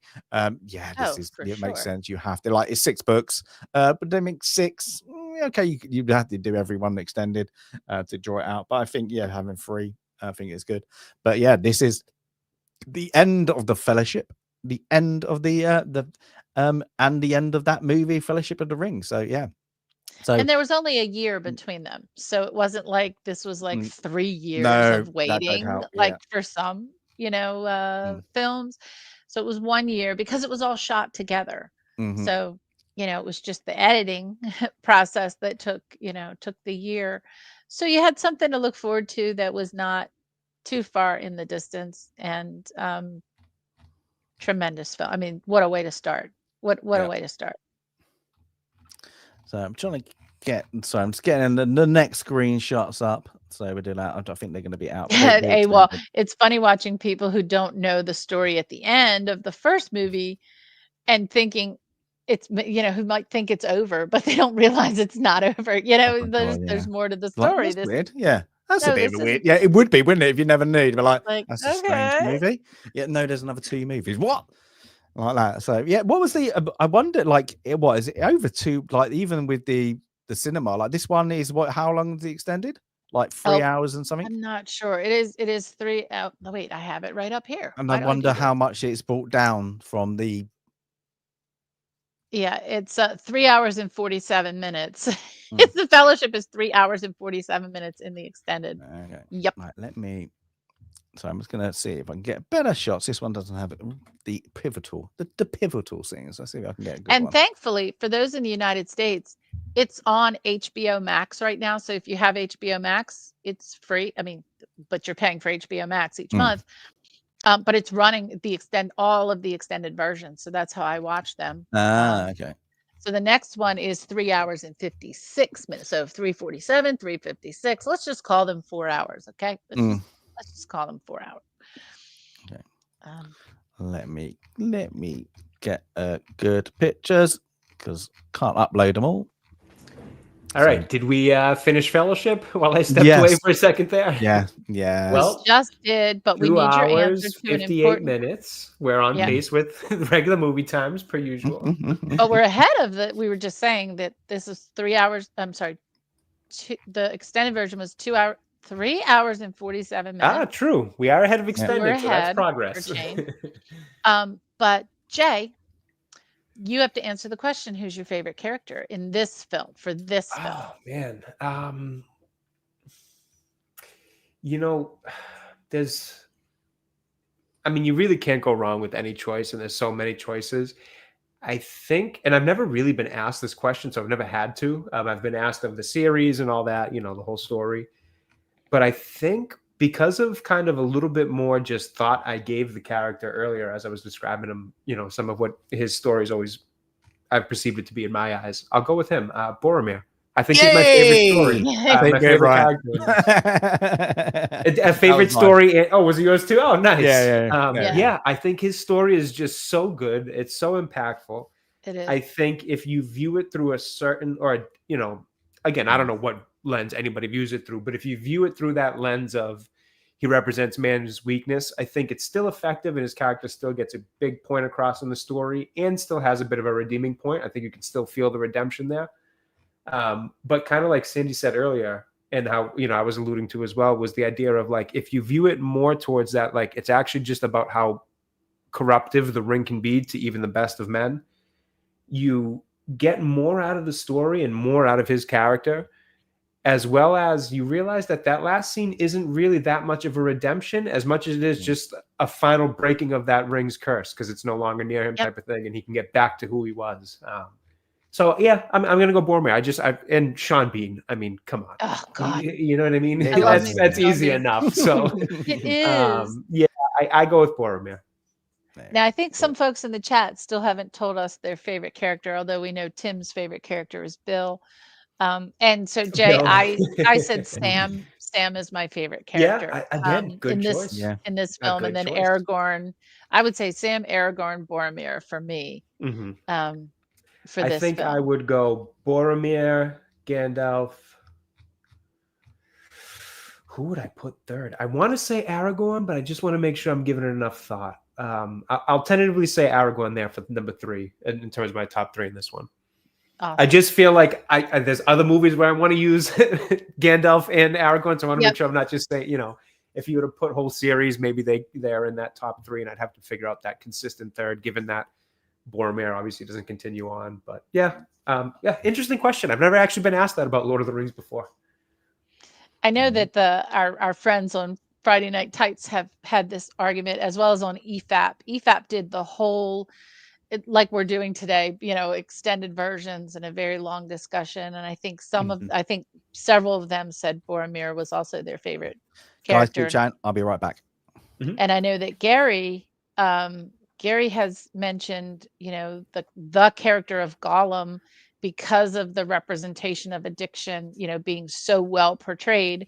Mm-hmm. But also I know Theoden is one of his favorite characters, and Theoden in the books, although he has a really great arc in the film, Theoden in the books is pretty amazing too. I mean, there is no character in the books that is not written wonderfully and in an interesting way that you really want to get to know more of those characters. And I think as far as how they're portrayed on the screens, there are very few that I think are wrong actor, wrong portrayal. Very few. I have to say, the first time I watched The Fellowship of the Ring, the one character that annoyed me most was Elijah Wood playing Frodo, because having read the books and knowing that Frodo was older, and there was something about his acting, but you know what? It grew on me, and I can't think of anyone else portraying Frodo. So I would agree with that wholeheartedly. And I think that might have been part of what kept me from getting into them for so long, was I just felt he was, I don't know, overacting, or that it was just a weird take of too kind of bubbly fairy tale world. It just, I don't know, it couldn't really fit. And then when you see character progression, where he ends up, when you watch the thing in its totality, obviously it all makes sense and it's all incredibly done. And I would say his performance is great throughout, in its totality and all that. But there was just something about, that overly bubbly nature about him that just, it just doesn't feel real, if that makes sense. Like, it doesn't feel like it's a real person. I don't know it. And obviously it's not a real person. Don't take me too literally exactly. there, but you can feel like every other character feels like a real person you might know, or might, share characteristics with somebody you might know. Something about him just felt more like a character, in the sense of like playing something, than it did like, ooh, this character is supposed to be its own person or something. Not its own person, but its own, authentic, real feeling person. I don't know. I'm having a hard I time agree. kind of really putting it into words, but it just doesn't feel right. But I But think I but agree. it does grow on you. Something, yeah, something just what in the books, Frodo is, adventurous like Bilbo. And in the film, I think they try to play him off as being more homey. Like, I'm happy in the Shire. I'm happy with Yeah, this it's almost comfy. like a little Disney character or something like that. Yeah. That's what I'm trying to get at when I say like feels more like a character than a real, like character. hmm It's a horrible way to explain it. I can't really get the words out on that. No, I agree. Mhm. Well, let's depart to the Two Towers Yeah. and Anybody in where chat quickly? Bathroom break. I did. Yeah. Go. Re Or up make your yourself a cup of snacks, your tea or whatever drinks, you're having. whatever it might be. That's it. we've Yeah. got So much more book to go. Now, let me make another just another comment about the books here in general. Now when we're getting, so what I had done, my 9 pages of notes, and Jay and James had seen like how I did these 2 columns, and I tried to crosswalk the book to the yeah, that film. was good. But once we get to the Two Towers and the Return of the King, the chapters not only are kind of out of order within the film, they're out of order across the films. So now it's really hard to do a crosswalk, because in the Two Towers, there are some scenes that don't appear until the book, The Return of the King, and vice versa. So everything is all scrambled up, but that's okay. And it's scrambled up through things like flashbacks, and when Gandalf eventually is telling the story of how he fought the Balrog. The Two Towers film begins with Gandalf fighting the Balrog in one story, Sam and Frodo heading off in another story, and then Gimli, Legolas, and Aragorn heading out to find Merry and Pippin. So there's 3 different things happening in the very beginning of the story. To kind of reset, there's a little bit of a flashback really quickly as to how we got here. But we're off in 3 different directions. And I think the first major thing that happens is as Aragorn, Gimli, and or no, I'm sorry, as Pippin and Merry are being hauled off by the orcs and Uruk-hai. I can't remember which one. One of them decides to rip off the elven pin from the cloak and rips it off with their teeth and spits it out, hoping that someone is tracking them and that they'll find it. So I think it's Pippin that rips it and chucks it out, because I think Mary's the one who's dehydrated. As happens many times in these films, the orcs and the Uruk-hai do not get along, and there's a little tussle over, shall we eat just their legs? They don't need their legs. We're hungry. Let's just eat their legs. And of course, Saruman demanded that they be taken to him unspoilt and unharmed. So alive and unspoilt. So the orcs and Uruk-hai are starting to fight amongst themselves. And Merry and Pippin find their way to kind of shuffle away from the fray and find a way to, they find an axe and they can kind of grind the ropes off their hands, and they tumble their way into Fangorn Forest, and they can escape now. So they've escaped the orcs and the Uruk-hai. Let's give them something to drink. Yeah, so they're giving them, I don't know, orc's blood or whatever to drink. But upon them sort of wiggling their way away from the orcs and the Uruk-hai, we got a really nice entrance scene for Karl Urban, for Éomer, and the Rohirrim. And they ride up and they dispatch the rest of the orcs and the Uruk-hai who haven't killed each other very quickly and take care of them. So I think that's a nice entrance for them. Now you're showing the photo you're showing. Is that Gandalf fighting the? Yeah. Gandalf is still fighting which is how we begin. Now this, I must say, I do apologize. These photos are going to be for reference. They're way out. They're just all over the place. Yeah. No, so like the book, if that's constance, there you go. So they're completely out of sequence. So bear with me if it's just for reference. Yeah, but we have to go to Jay then, because Jay, this movie, as it does, if you're watching it, you go straight into, oh, what's going on? Like, now we're going back to Gandalf. We start with this fight, if I recall, in the opening of this one, and this was immediately like, oh, okay, so I guess he's not deleted in this one. And again, it's just like, it's funny because the third movie starts very different in terms of kind of pacing and tone. The first two, I feel like, start off with these really just like, grab you by your shirt, sit you down, and say, like, you're watching you're watching an adventure movie here, whether it's the war in the background of the previous movie, or the battle scene where Sauron actually loses the ring to Isildur, or this one where it's just Gandalf and the Balrog having seeing the rest of their fight and what actually took place. Not only is it a great action scene and just in that sense of things. Huge surprise to see that he was still alive at this point. I had no idea. Yeah. So, Sandy, do you want to explain what actually happens in the book and let you? So there's well, again, there's some passage of time. Yeah, this isn't just happening for Gandalf and for Gandalf as well. Like, because he actually, I suppose, in theory, he actually does die. He dies, so he's gone through fire and water, and he's fighting this thing. It's not just happening in an hour or a minute.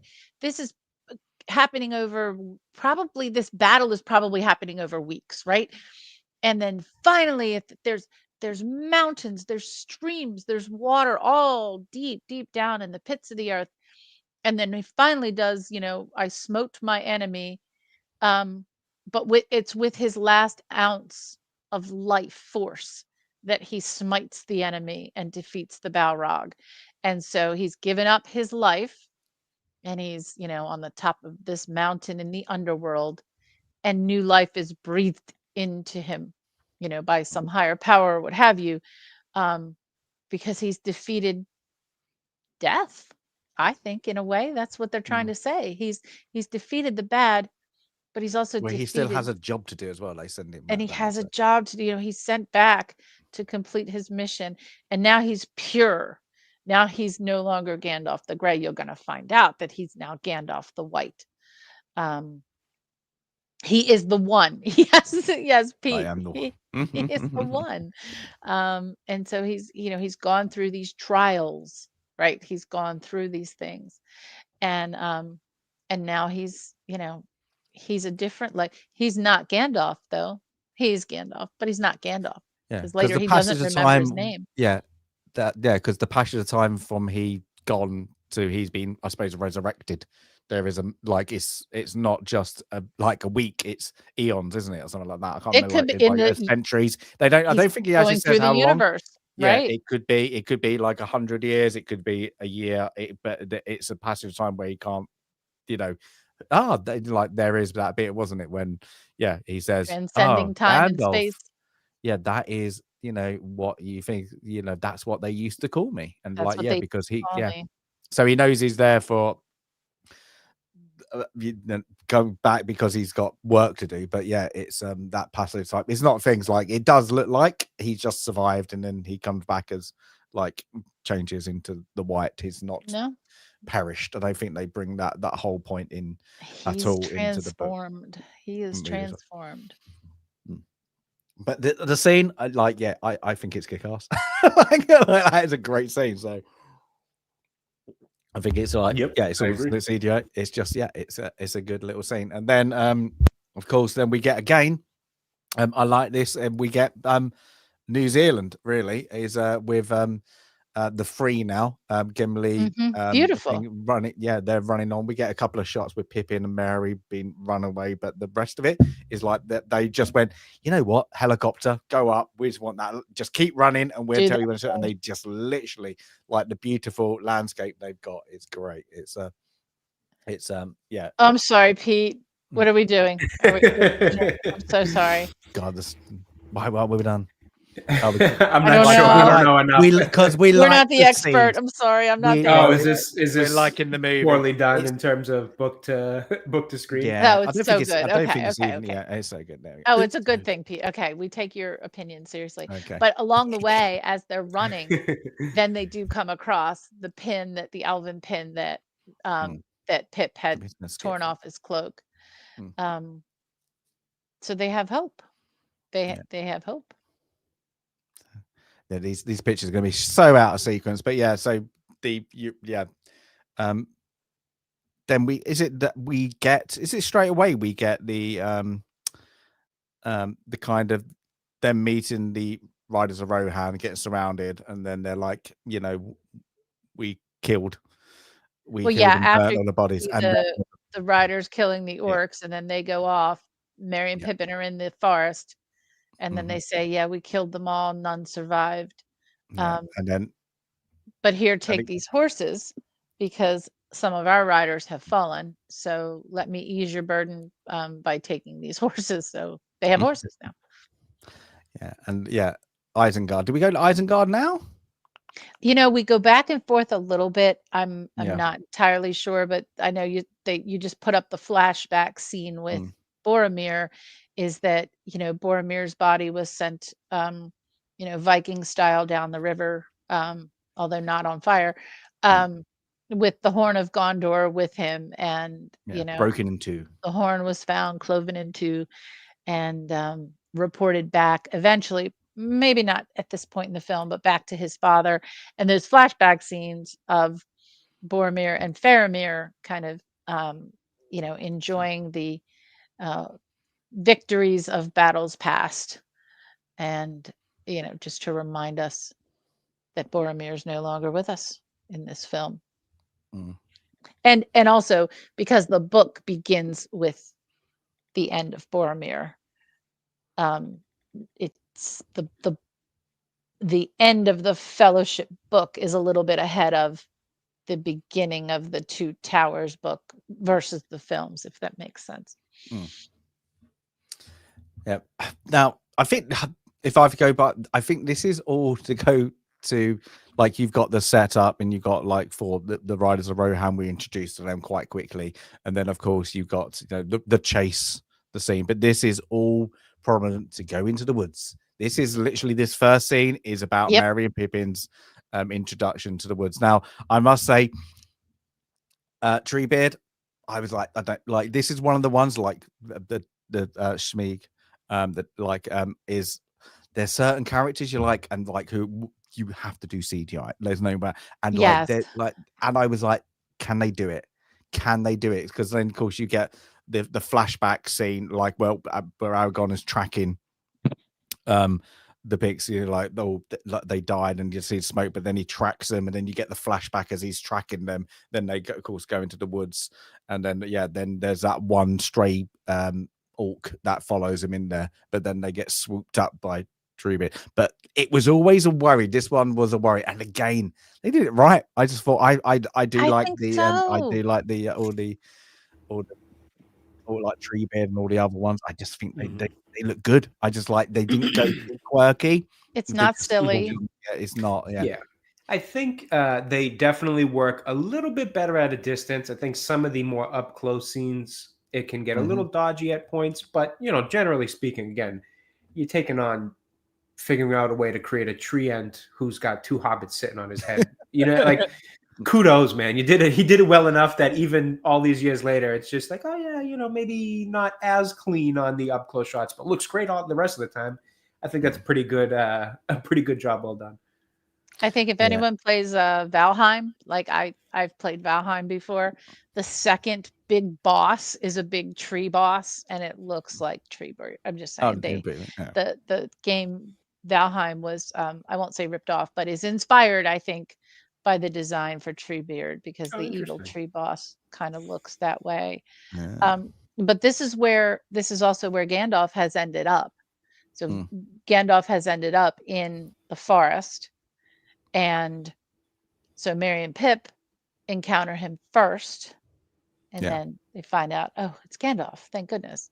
Well, yeah, it's like Treebeard kind of interrogates them, doesn't he? He goes, "You need to join in the war." Okay, I need to do his own council, and then to call the other imps. It's imps, isn't it? Imps. ENT. Ents. Yeah, I've always thought it was ent. Yeah, and then so and whilst they're still tracking through the forest, we need to be careful, and then they come. I can't remember what they like. There's something behind us. And did they get warned? There's a wizard. What was it? Well, when Aragorn and Legolas and Gimli come in the forest, they don't want to go in the forest, but they've tracked Merry and Pip. Right. Yeah. And I thought they tell? I thought they thought something was chased behind them. I thought you were right. Legolas says, "I can sense the white wizard approaches." That's it. Oh, okay. He's got his spidey sense up, and he says the white wizard approaches, and he says, "Don't even give him a chance to speak. He'll put a curse on us." Mm-hmm. Just basically shoot first, ask questions later, and then obviously Gandalf. I think is Gandalf playing a little game with it, like, "Hey friends, I'm back," versus "Let me blind you and make you think I'm evil first, and then disarm you." Yeah, but he doesn't know who they are, really. He doesn't know who they are. He doesn't know who yeah. he is. Yeah, he doesn't know who he is either. So then there's the recognition and the realization, and and the shock. Aragorn saying, "But you fell. You fell. How did this happen?" But of course, thrilled that he's all okay and he's fine. But they're going to leave Merry and Pip there to work the Ents to get them to join the war. And after, a full day of the Ents being together, they had just finished saying their good mornings. And it's the end of the day. So these Ents, they don't move quickly. They don't. In the book, by the way, they didn't need all this convincing because they saw their own forest being consumed. They didn't have to be convinced. So this was a little departure in the film. In the book, they were in. They were okay. They were in. Yeah, so they're off to Rohan, aren't they, to try and get an alliance with and then they're stuck with trying to persuade him, hurry up, can you not speak? Hurry up. Come on now. Come on. So they get, let's see, the king. There we go. So they turn up. You can't enter with your weapons. Yeah. That's a funny scene because they're all like pulling. It's like one after another, after another, after another. Yeah. And your staff, wizard. Yeah. You wouldn't deny an old man his walking stick now, would you? Yeah. Okay. Duh. And now what a great slimy get this character is, but what great because the actor sells it. You do not like him, and you're not supposed to like him, like Wormtongue. Like it's great because I've like every time he's on scene, he looks slimy. He acts like the acting on. He does it great. Brilliant. You're not exposed to his character for very long before you absolutely despise him. Yeah, and that's credit to the actor. Yeah, it is. Yeah, I think they just as well as the writing of the character, of course. Yeah. But just in terms of the writing can be as great as it is, but if the actor can't get it to the screen, then we never see it. So credit to him for his job. Yeah, he his sells name is it. Brad Dourif. So kudos to Brad. What's he been otherwise? I was looking at him on IMDb as we started this movie, and I don't really recognize him from anything else. No, I forgot. I'm clicking on his name here. I forgot to. Good guy. Dune from 1984. One Flew Over the Cuckoo's Nest. He was in. I remember that. But yeah, I was gonna say he'd be a good baddie. Oh, he voices Chucky. Chucky in the new kind of reboot of Chucky, apparently, like a TV series. So that's something more recent. Sorry, I'm on a sidetrack here. Go ahead. Makes sense, though. He'd be good. Yeah. Fair enough. But the white wizard approaches, and what did he call him? White, and he's Oh, and he calls him something like he's not welcome here, and he calls Gandalf something, doesn't he? I the don't king? think he says the White Wizard. He doesn't say the White Wizard. I He know. says He just they says still think he's the this Grey. wizard yeah, approaches or Gandalf okay, yeah. approaches. He's Doesn't not know yet. welcome here. Yeah, You know, just to yeah, get. yeah. He's wearing his a grey Uh-huh. coat. Right. He's not. And then wow, what does he call him?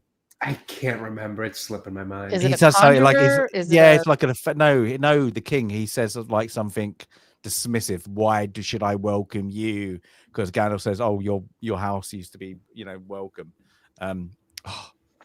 Oh, Crow. Okay, Crow? Tim. Is it Thank you, Tim, Tim. Tim says, Tim, "Welcome, Tim, Crow." Crow. That's it. Okay. Stormcrow. That's it. Gandalf. Stormcrow. Oh, Stormcrow. Oh, okay. That's it. Yeah. So it's a great game. It's just that moment of him being the influence over him until Literally the guy in the shadows. and then Yes. he slowly is whispering, and you think it's probably him until Gandalf reveals himself, and they all kind of hit like worm tongues, I suppose, little men out the way, and then like the other ones who are loyal to the king goes, no, hold back, let's Yeah, No, let's I'm see all how right. this I'm plays good. out Just here. hang on. Not so I fast. think his name is Hama. Is that Hama or Hama? Who's like, it looks like he's like the next in command after the Rohirrim had been banished. By the way, in the book, Éomer is not banished. He's imprisoned. Oh, really? Yeah, they're not banished. He's in prison. But the other guy's like, no, let's see what happens here. Let's see what happens here. Stand back. And they do. They take care of all those guys. And I told you to take his staff. Well, duh. there's the dream. Oh, well. But it's that that bit is like that, and then you realize, and then it flashes back to actually he's now talking as Saruman has taken over the king, and I will free you. And it's like, no, you won't. And then it's that when he's like, the jacket comes off, and he's like the White Wizard, and then you can feel, now it doesn't explain it at all. I don't think. I can't remember explaining it that now because of what Saruman has done. He is no longer the White Wizard.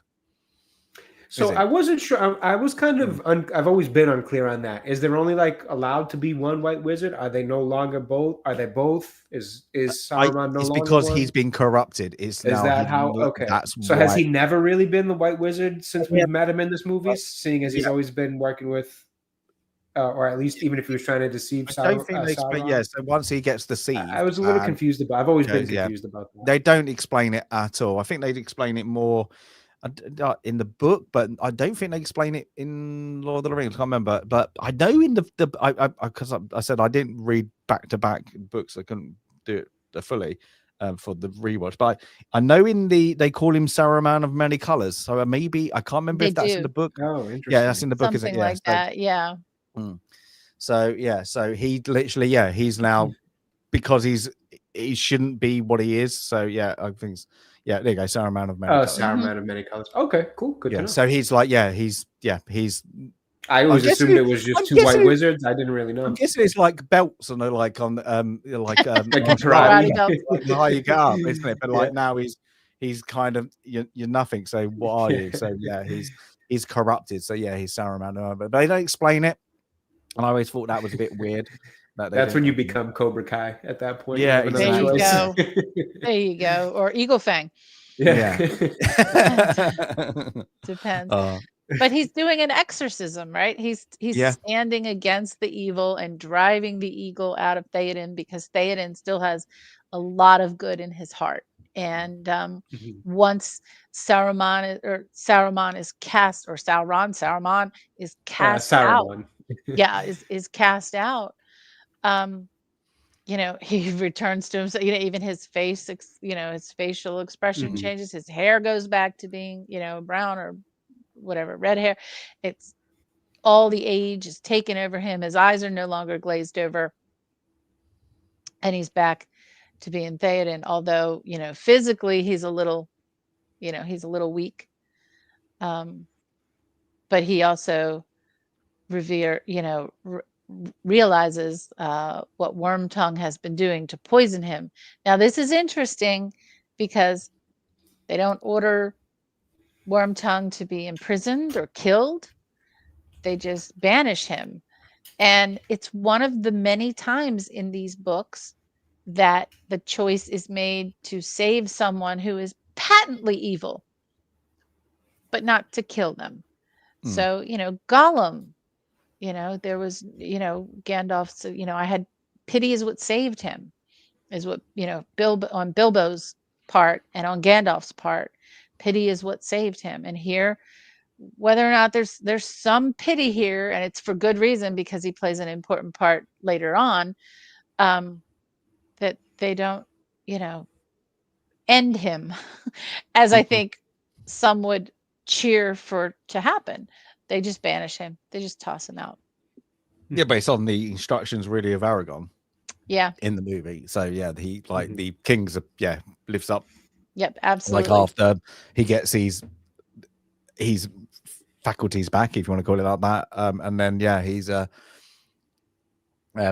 hold your sword if the king, you might feel a bit better, and then he kind of kicks Wormtongue down the steps, and then it's don't, there's too much blood has been spilt on his account, so he gets banished. Again, to me, with this scene, you have to wonder what real life experience he's drawing. I mean, I think we all have the idea that it's obviously from his time in war, but the exact specific scenario he might be thinking, was an enemy outnumbered or something? You guys had mercy, showed mercy, didn't, it just things that could have possibly happened, whether he lived them, heard about them. Just the more you kind of stop to think of how this movie relates to, or most likely relates to what he experienced in war, it really does just kind of blow your mind quite a bit. Like, again, it makes for a really cool, fun, like really cool, interesting scene in fantasy until you start to peel back the layers of it and think, man, I wonder if he like actually experienced something like this, and had to make the decision to like stop somebody from doing something to just save either their humanity, show mercy, whatever it may be. It's just really heavy, interesting concepts when you take them out of this fantastical world and apply it to life. Yeah, right. Imagine that. Imagine that today. Yeah, jeez. It's one of my favorite quotes, and it's Henry David Thoreau, I think, and it's something to the effect of, how dare you sit down to write when you've never stood up to live? 100%. If you've never done anything, don't write and preach to the rest of us about your morals and your decisions and your, what you think is right and wrong if you don't have that life experience. And I love that. Yeah. It's I like it because it's like you don't, it's in the interpretation. I think this like he thinks it's great. Like you could go, oh, it's like, because it's what it is, and I think we'll talk about it right at the end. But was that supposed to be portrayed at? Exactly. Yeah, we don't know. Yeah, and just like, really like makes that. you wonder. It's great. Yeah, it's a solid writing, and I think I'd nick that word because I just saw solid in the chat. So there we go. But and then from this we go back to the Treebeard, don't they? And then their decision that they're not going to war. But then before that, he does for it in Where's My Son? And we missed that. Right. His only heir has died, hasn't it? So he's has to go on, and then he has a little moment. Again, it's probably war. Why? Again, he quickly, but rightly so. No, a parent should ever bury their child, like that. And it's probably that has to come from war. That has to I'm sure. 100%. I'm sure. Again, and just the more you remove the fantasy element and just keep thinking of like and it's something you should do after you've watched it many times, because you should just enjoy it as the story it is. I think if it's your first viewing or whatever, but once you've seen it enough times that you just know it as well as a lot of people do, it is interesting to really think as you're watching it about that stuff.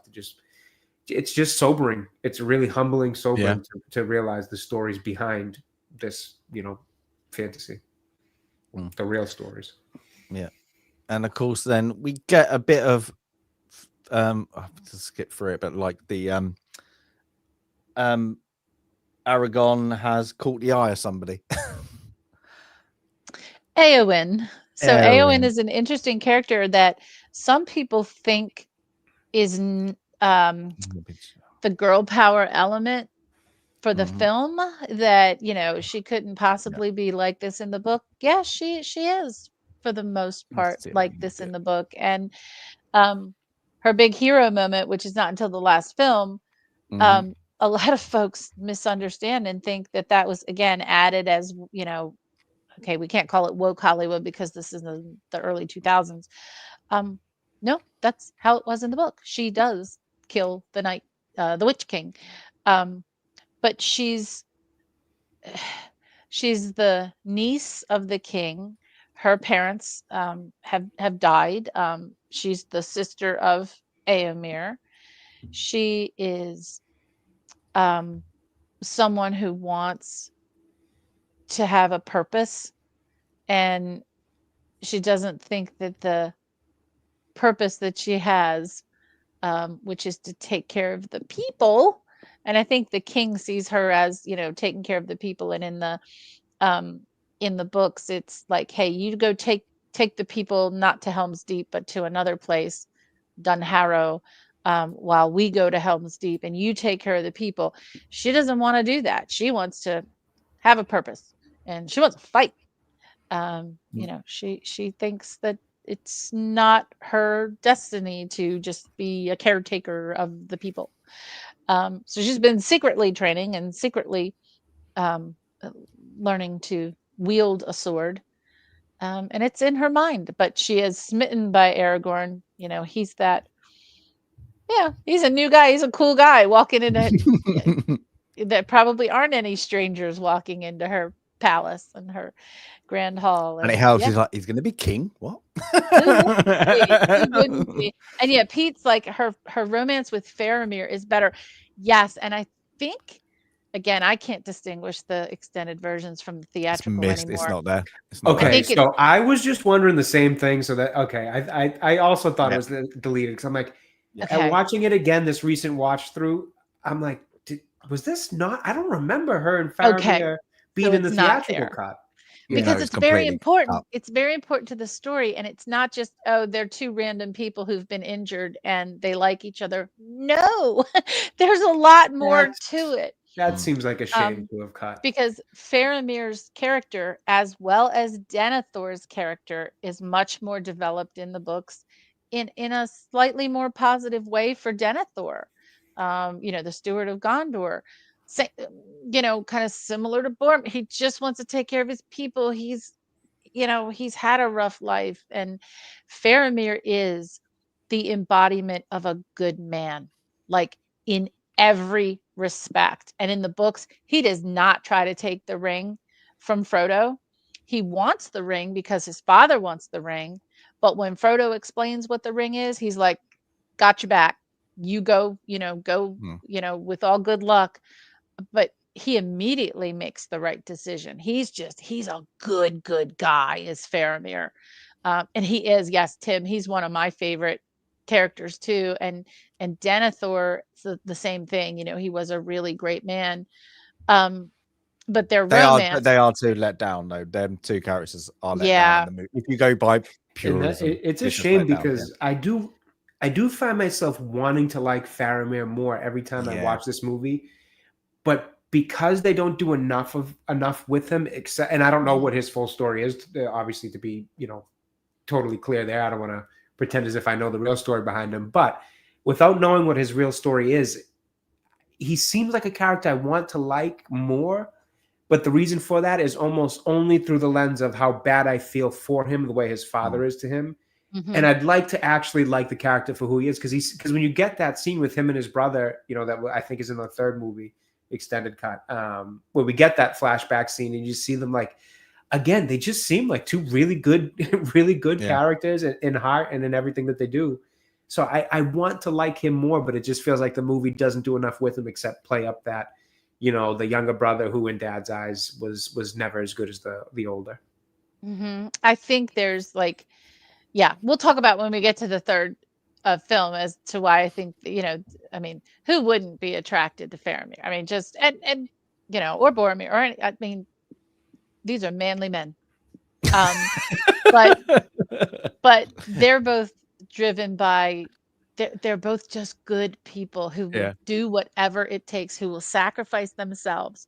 You know, whether it's Eowyn maybe a little bit misplaced in running out to a battlefield as a woman, just saying, but coming from a good place, wanting to make a difference.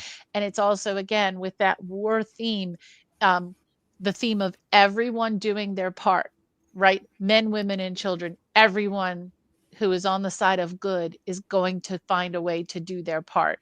And that's what they both did. Even, you know, Faramir, he's going to ride to his death knowing that he's riding out to a lost cause, a hopeless cause, but he's going to do it.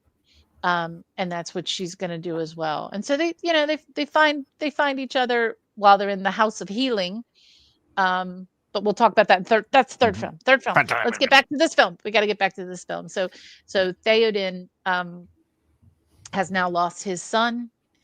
He has and a people to kind of bring back together, but Sauron has now gone out to the wild folk and enlisted their help. And you see the scene of the person pledging their allegiance to Sauron, cutting his hand and saying, "We fight with you." So there's humans now. Saruman is pulling the trolls, the Oliphants. He's amassing a massive army now.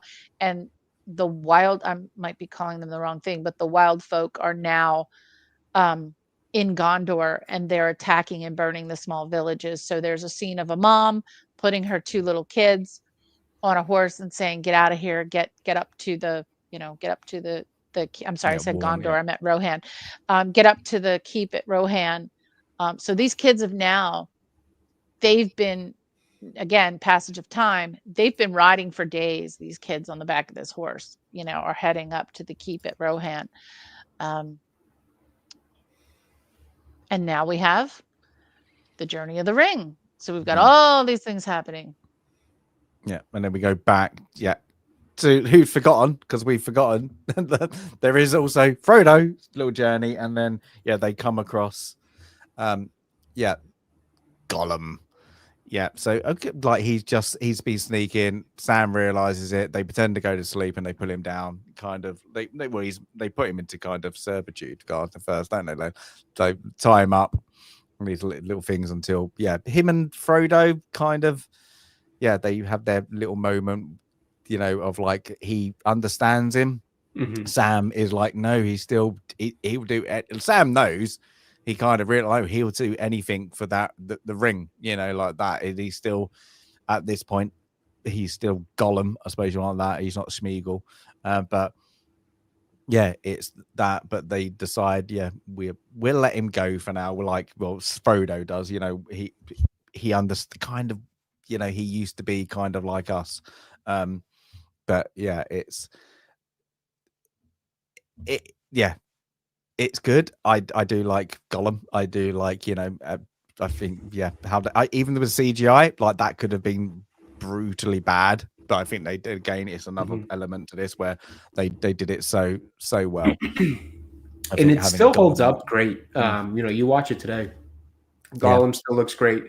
Obviously, the motion capture work by Andy Serkis is legendary. It's, you know, he's fantastic at it. But I think honestly, this is a case where I would almost go as far as to say, because we do see little portions in the beginning of the third film of what it would look like to have done Gollum with some more practical makeup.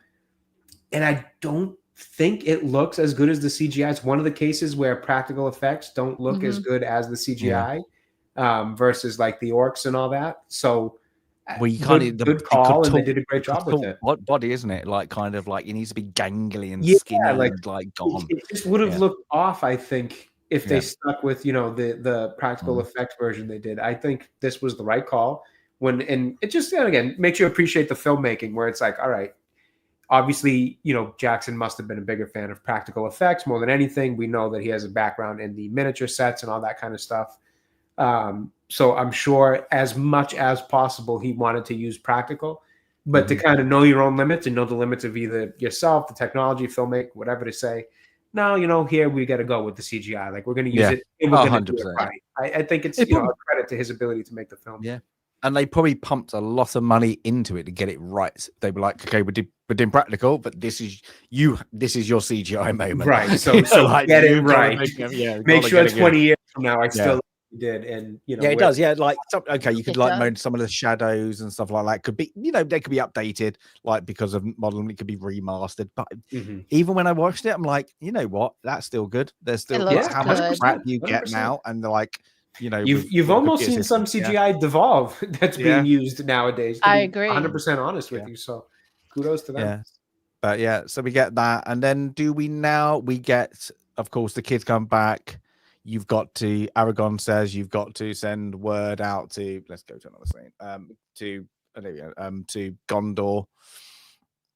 And he's like, a bit arrogant here. He's like, where was Gondor when we needed them? It's like, nope. He's like, light the beacons. Like, don't want to. Not going to. And he's like, comes up. Okay, if they're coming to attack, this army is coming towards us. Let's go to Helm's Deep. That's protected us in the past. And Aragorn's let's go down in a ditch with only one way out. Let's barricade ourselves. I never understood Helm's Deep. Never understood. I have a quick question for you guys who know the books better. The kids that show up on the horse right before they go to Helm's Deep and all that, do they serve a bigger purpose in the book? Because they've always felt to me like they're not in the book. Oh, really? I don't think Tim and Pete. I was going to say they've always felt very either misplaced or like something was majorly cut out of the story. And I've always been curious of what it was. Kids, Tim and Pete. I don't think these kids are in the book unless I missed it. It feels so random. I've always been curious. I can't remember them, but random. It's like if it would be like a very small passage. It would be, because then they set up the scene actually like right before Helm's Deep, the Battle of Helm's Deep starts, where Aragorn, I believe, talks to him about like something, because obviously Aragorn realizes like, geez, man, there's a kid even getting ready for this battle. So he chats with him, and I believe it's the same kid.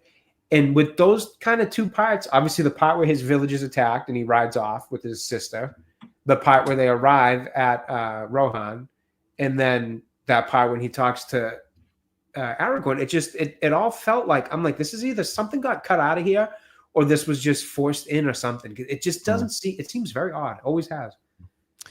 Yeah.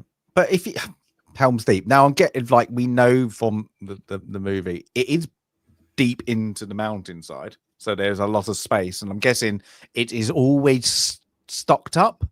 I never want to be trapped, though. I fear siege warfare in my real life. I never want to be trapped. I always want 2 exits from wherever I am.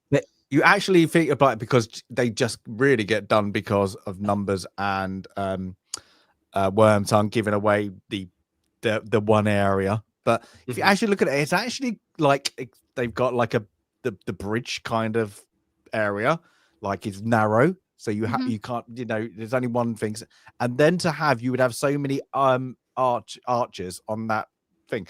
You could well defend it for a siege, but you're kind of screwed there for months. So you would have to wait until the other, like you would have to have it so stocked inside that it which maybe that's the kind of that's the plan behind it. We've done it before in history. It's been done, isn't it? So that's why is this also one of his miniature sets, like miniature models of the? Must be, because I know some. Yeah, I know. I think a lot of them, the castle shots were done like that, and I got like, once I found out that that's how he did this, I got so obsessed with like just looking more into how and figuring out how people use. I think miniature sets are like one of the coolest things, and I feel like they're underused today in filmmaking. I'm not sure about that. I feel like that's a good guess, but I can't say for sure. And man, does he just do a phenomenal job with it in this movie. No matter which castle it is, they all look brilliant with the lighting and the little filtering effects that he uses. Just, I don't know why we don't see enough of that. It looks fantastic. It is really amazing. The care and the detail that are taken are pretty cool. As I mentioned before, now the books like are really getting chopped and things are being moved around between last 2 books and the films. So the Battle of Helm's Deep in the book, number one, there's no elves. The elves are not at Helm's Deep. Oh, interesting. And the one, there's that point where Aragorn and Gandalf. No, Gandalf's gone. Aragorn is convincing Theoden to ride out on the bridge. Come on. That's actually the opposite in the book. It's Theoden. He's in control in the book. He is leading the people. That any of that doubt that you saw, as he was transforming out of being possessed by Saruman, he's badass. We keep saying that word now. But he's the one that says, "Ride out on the bridge. Let's go. Let's do this thing." So, so Pete says he hates the elves being here. Yeah, the elves aren't here. The elves, and I don't know this is purely just off my kind of vibe I get from them, but they don't strike me as the type to intervene much in the happenings of others. They seem to be a very kind of keep to their own thing type of. I'm guessing that's why they said in this, didn't they? Like, we're here to honor a pact between men and. Is that what I didn't even catch that? Like years ago, isn't it? I think that's it. Did I need to be? I here? could be totally wrong on that, by the way. That's just always kind of the vibe I got from them. Yeah. Do they need to be in this Helm's Deep battle? No. Are they relevant? No. Do you care for the movie? Probably not. I'd say that. I say it because they don't really influence anything, do they? And it doesn't feel like it has some big impact to see them. I kind of always forget that they even show up in this scene until I see them. The focus is so much more on everything else going on than it really is them. So probably pretty unnecessary to even make that change. And the riders of Rohan, if I'm remembering from the book now, they're already there.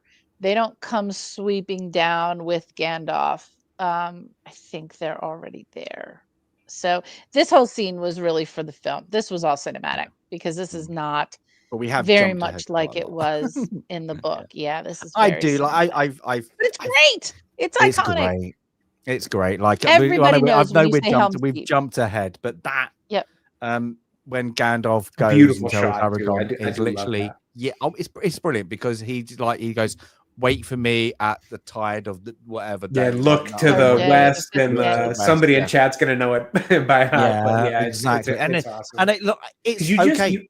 It's corny, but do you know what? Every time, I'm like, yes, get in there, kick their ass. Because it's 100%. Brilliant. Because he goes in there, and then just like like the cleverness of Gandalf is like, wait and charge now, and then that's what you think because of the light comes over. And then they all get blinded by the sun whilst they're trying to,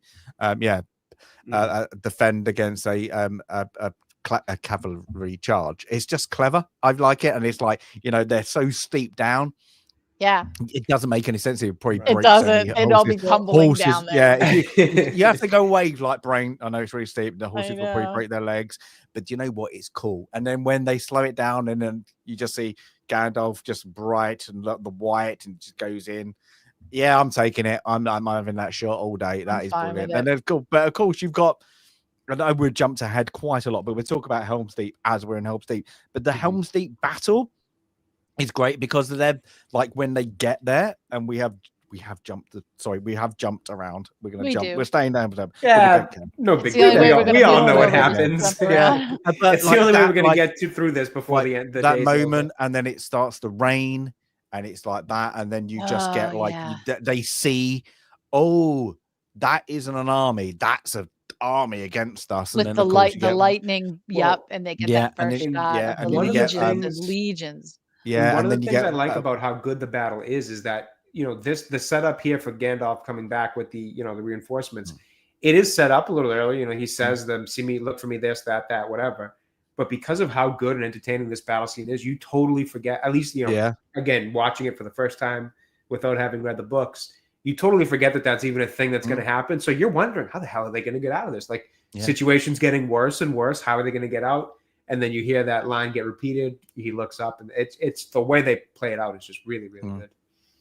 It is. And you mentioned the battle setup, and you get a little comic relief here Right. We haven't talked about Legolas and Yeah. Gimli and their little Yeah. competition, Their which is in little the buddy books, cop by the way. relationship. It is in the books. When Gimli says, "I can't see anything," Yeah. shall I How many is there? fetch you a box? You get a little comic relief. There are similar moments in the books, and you know what?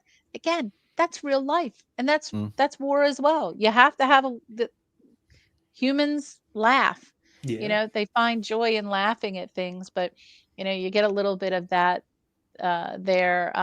The other parts of the scene with all the enemies kind of lined up is amazing, and then when they come in with the ladders, and it really, I mean, everyone knows when you say Helm's Deep, everyone knows the Battle of Helm's Deep. Yeah. Everyone knows the Battle of Helm's Deep. Pretty amazing. Yeah, there you go. There we go. That's the one. It's just so great, well like filmed too, from the technical standpoint, the lighting, the effects, it's so well, the choreography, everything about it is just so. And well how good is this? Such a Because good this, scene. this shows off I can't remember the one that is nobody can watch it because it's in pitch black of Game of Thrones when they're having Oh that my massive god! battle. I remember. So this, I remember this is in. Look at it. It's dark, but they made But it you with can a blue see tint, so you can everything. see everything. Yeah. I remember like- being in like group chat the either the night of or like the morning after, like the Monday morning after that episode came out, and I thought I was taking crazy pills because everybody in chat was like, "Oh, it was a great episode." I'm like, Nope. "What do you mean? I didn't see anything." I turn up legitimately gamma. one I hated what they did in the episode and how it ended with the Night King and all that. Felt like such a deflating. The girl letdown. boss again. Yeah, the girl like, boss again. What letdown it was in storytelling. Never mind the fact that I couldn't see 90% of the episode. And then to have the show, people involved with the show or something, or maybe it was just people like trying to kind of say, "Oh, it was a great episode," but there was an excuse coming from, and I want to say it was people involved with the show saying, "Oh yeah, you just have to like change the settings on your TV. You can see it fine." Oh yeah, they did, didn't they? I If forgot you about that. ever have to tell me I need to change settings on my TV to watch a show, there's no shot I'm watching your show. You're lucky you told me that after instead of before, because it would have been one less viewer for you that night. Ridiculous. I'm sorry. That's a rant that I've held on to all these years because that was one of the most ridiculous episodes quite valid. I've ever seen. Yeah, but that's to say, look at this dark and things like that, except for when you get into the later on into the keep. But like everything's dark, it's great, and this whole battle scene is so well done. Even like you say, like Sandy, like, "Oh, fling me," and he's like, "You want to fling it? Yeah, don't tell the elf," and like that, and just that moment. But then that thing of like, oh, the worm tongue, and told him the grated area that's like the weakest part of the wall, like the sewer, and then Saruman's made some gunpowder, and they blow it up, and then that realization, realization is like, oh, they're in, and our walls have never been breached. That's what he says. So that oh damn, and then they just keep on coming, thousands and thousands, and like you think, like when you actually get the where is this scene, they're still against thousands. Like there's the riders there. There's that, but they're still they're done for, and like let's ride out. Is the last hope. Let's we can stay here, and they're going to get through, and then we're done for, or at least we can take a lot out until the thing. So like how many is actually there, you don't know, but it's a beyond thousands. Like, there you go. So, but it's good. It's a good battle. Oh, it's this is I love this. For the whole series. Yeah, and I think you get that with like. I think it's like I always swap what is the best battle in the movies like that, and I would go, oh, which one is the better one, and I swap, it's like that. So it feels like they kind of do a good job at escalating the scope of them throughout the movies, because like the first one, it's kind of just the cave troll and all that, and then you get the Balrog, of course, but it's a lot of that, and then the woods fight with Boromir, and then it escalates a little bit more to Helm's Deep, and then the third one, it escalates to the concluding battle, and so they do a good job at kind of upping the ante, but just upping the ante doesn't always mean the next one's better than the last one. So that's a good question. Yeah, and then so we get that things whilst of course we get Gollum taking them into the a special way into Mordor. He's like that, and like see if I can get. Hopefully, we can get one with the whilst these with And the this is all out of the order now. Yeah, they Different, really. IMDb did oh, no, nobody a different favor with photos. this we one. all out of order, but yeah, they, No, We'll I'm find, not we'll talking find it at some point here. I'm Yeah, not we're talking about getting. the photos. I'm Okay. talking about the film now. It's all out of order Oh, from yeah. the book because different things are happening now quite out of order from the book. But it's okay. What they Yeah. do is they're kind of sloshing together really both of the last two books. It's going to end in the same place, but some of the paths that they're going to take now for for Sam and Frodo and Gollum are a little bit out of order from how it's going to be portrayed in the film, and that's okay, and that's totally okay. But yeah, I'm trying to find the pictures. Sorry, of the what's it? The marshes, and what's it called? The dead marshes, or what's it called? Yeah, where the corpses or whatever it is, the spirits in the trying water to are. find that. Yeah, because this is one shot with the this is the Nazgul flying over it. Yeah, flying over, and he's like they're flying Nazguls or Nazgul on wings, doesn't he? He's like that. But yeah, it's there's dead in the water, and hopefully we can get one. That's good, but I don't think I'm gonna get one. Never mind. But everybody knows they have no sequence to. Yeah. Like I said, it was all over the place. Do apologize. That's not mine. But yeah, that whole thing is like don't follow the torches or something, doesn't he? It's like that. Don't follow the light. Don't follow the light or something. Like and that, Frodo just face plants. Right. Yeah, but it's like that moment with the dead elf, and he just goes boom. Yeah. That is great. Yeah. We got a couple. They fly now in chat. They fly? Oh my god. They fly now. Oh yeah. God, did you think he did that? Jeez, read that. Oh my god, I hope not. Terrible line anyway. But yeah, it's so they to answer Tim in chat. Tim, we do usually have Stasis does usually get all the pictures in right sequence. There was just way too many for these movies for this stream, so we had to use IMDb. Yeah, I do apologize. It's IMDb's fault. We do have usually a very structured show here. We never even drift off subject. Never. But yeah, we never. But yeah, so we get that kind of what they go for the marshes like, and it's Gollum who pulls him out, not Sam. Sam's too far away from that. But after that, they kind of get a bit of a bond because he did it in a way. Like he goes off, doesn't he, and gets some rabbits. What do you call it? A bunch of cornies. A brace of cornies. That's it. A brace of cornies. Sam calls them, and he's like, "No, the only way you can do it is stew it up with some potatoes." Oh yeah. Potatoes. And Gollum's like, "Huh? No, eats it raw. We eats it raw."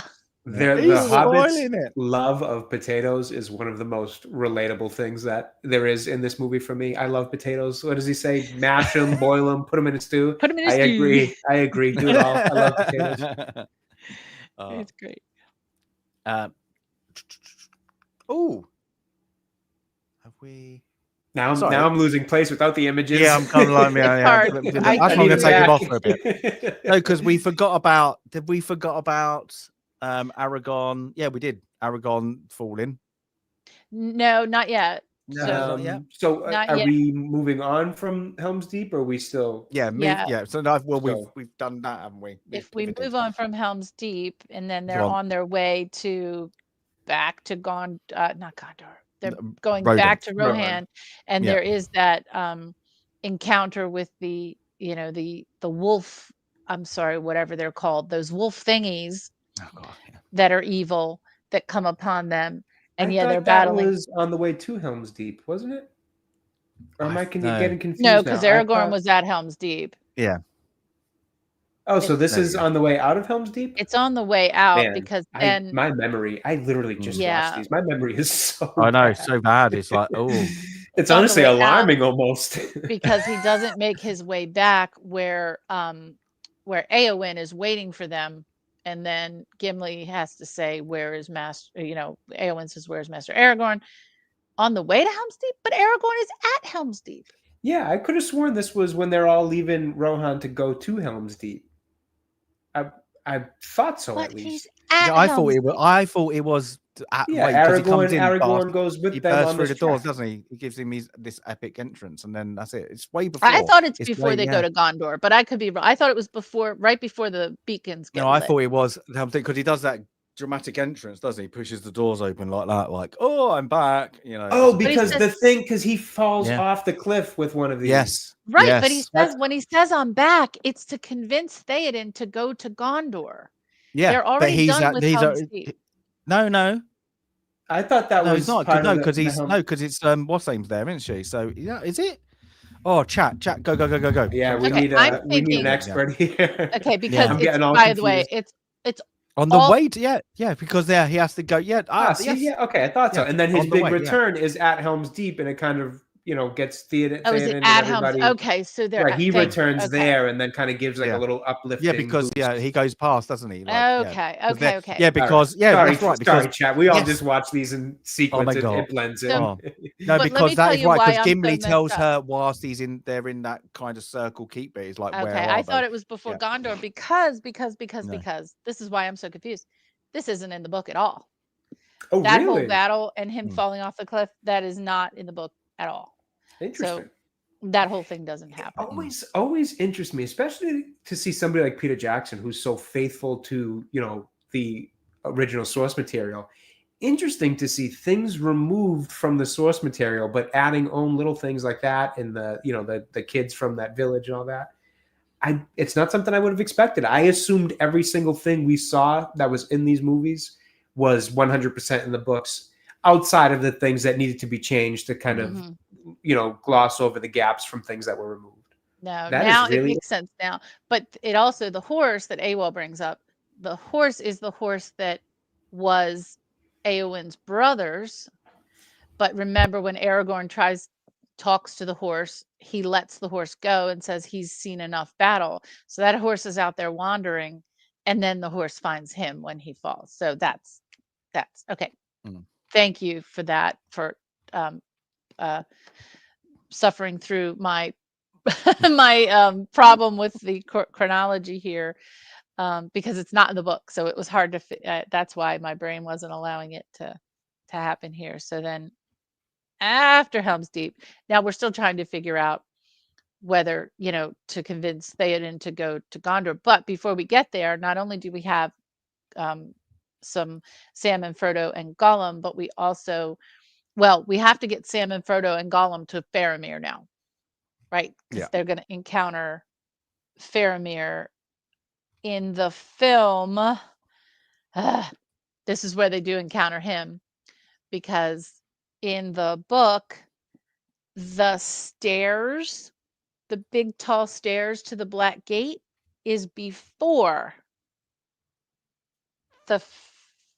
this is all out of order now compared to the book. So I'm not even going to say in the book anymore because it all goes crisscross now. But we now have to get Sam and Frodo and Gollum to where Faramir is.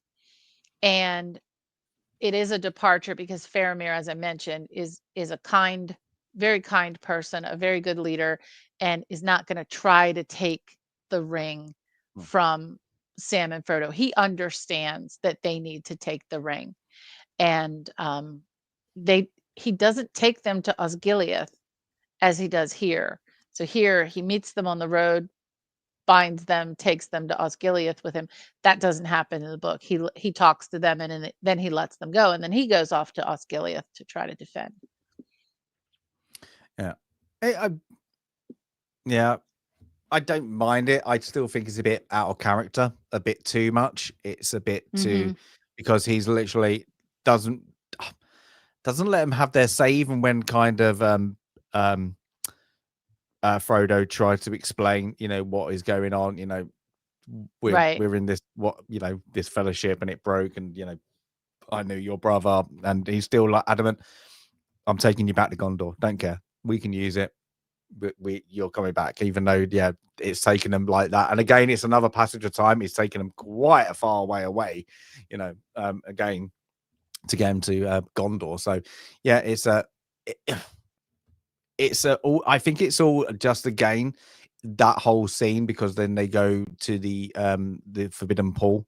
It's all about to give that reverse switch to Gollum, to make him like, you know, lose hope, because now Gollum is Smeagol. He kind of has that moment, doesn't he, with, you know, Gollum, no, and he goes back and forth, does his like moment, and then it's him he thinks Frodo's betrayed him because he's been captured, though even Frodo really did save his life, because he was like, to enter the forbidden pool is a sentence of death. So it's so they don't explain that.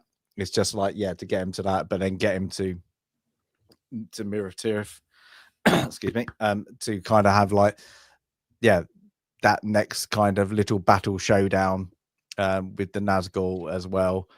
And it's very, I think these scenes from that to when they get there is such, it seemed like it was just around the corner.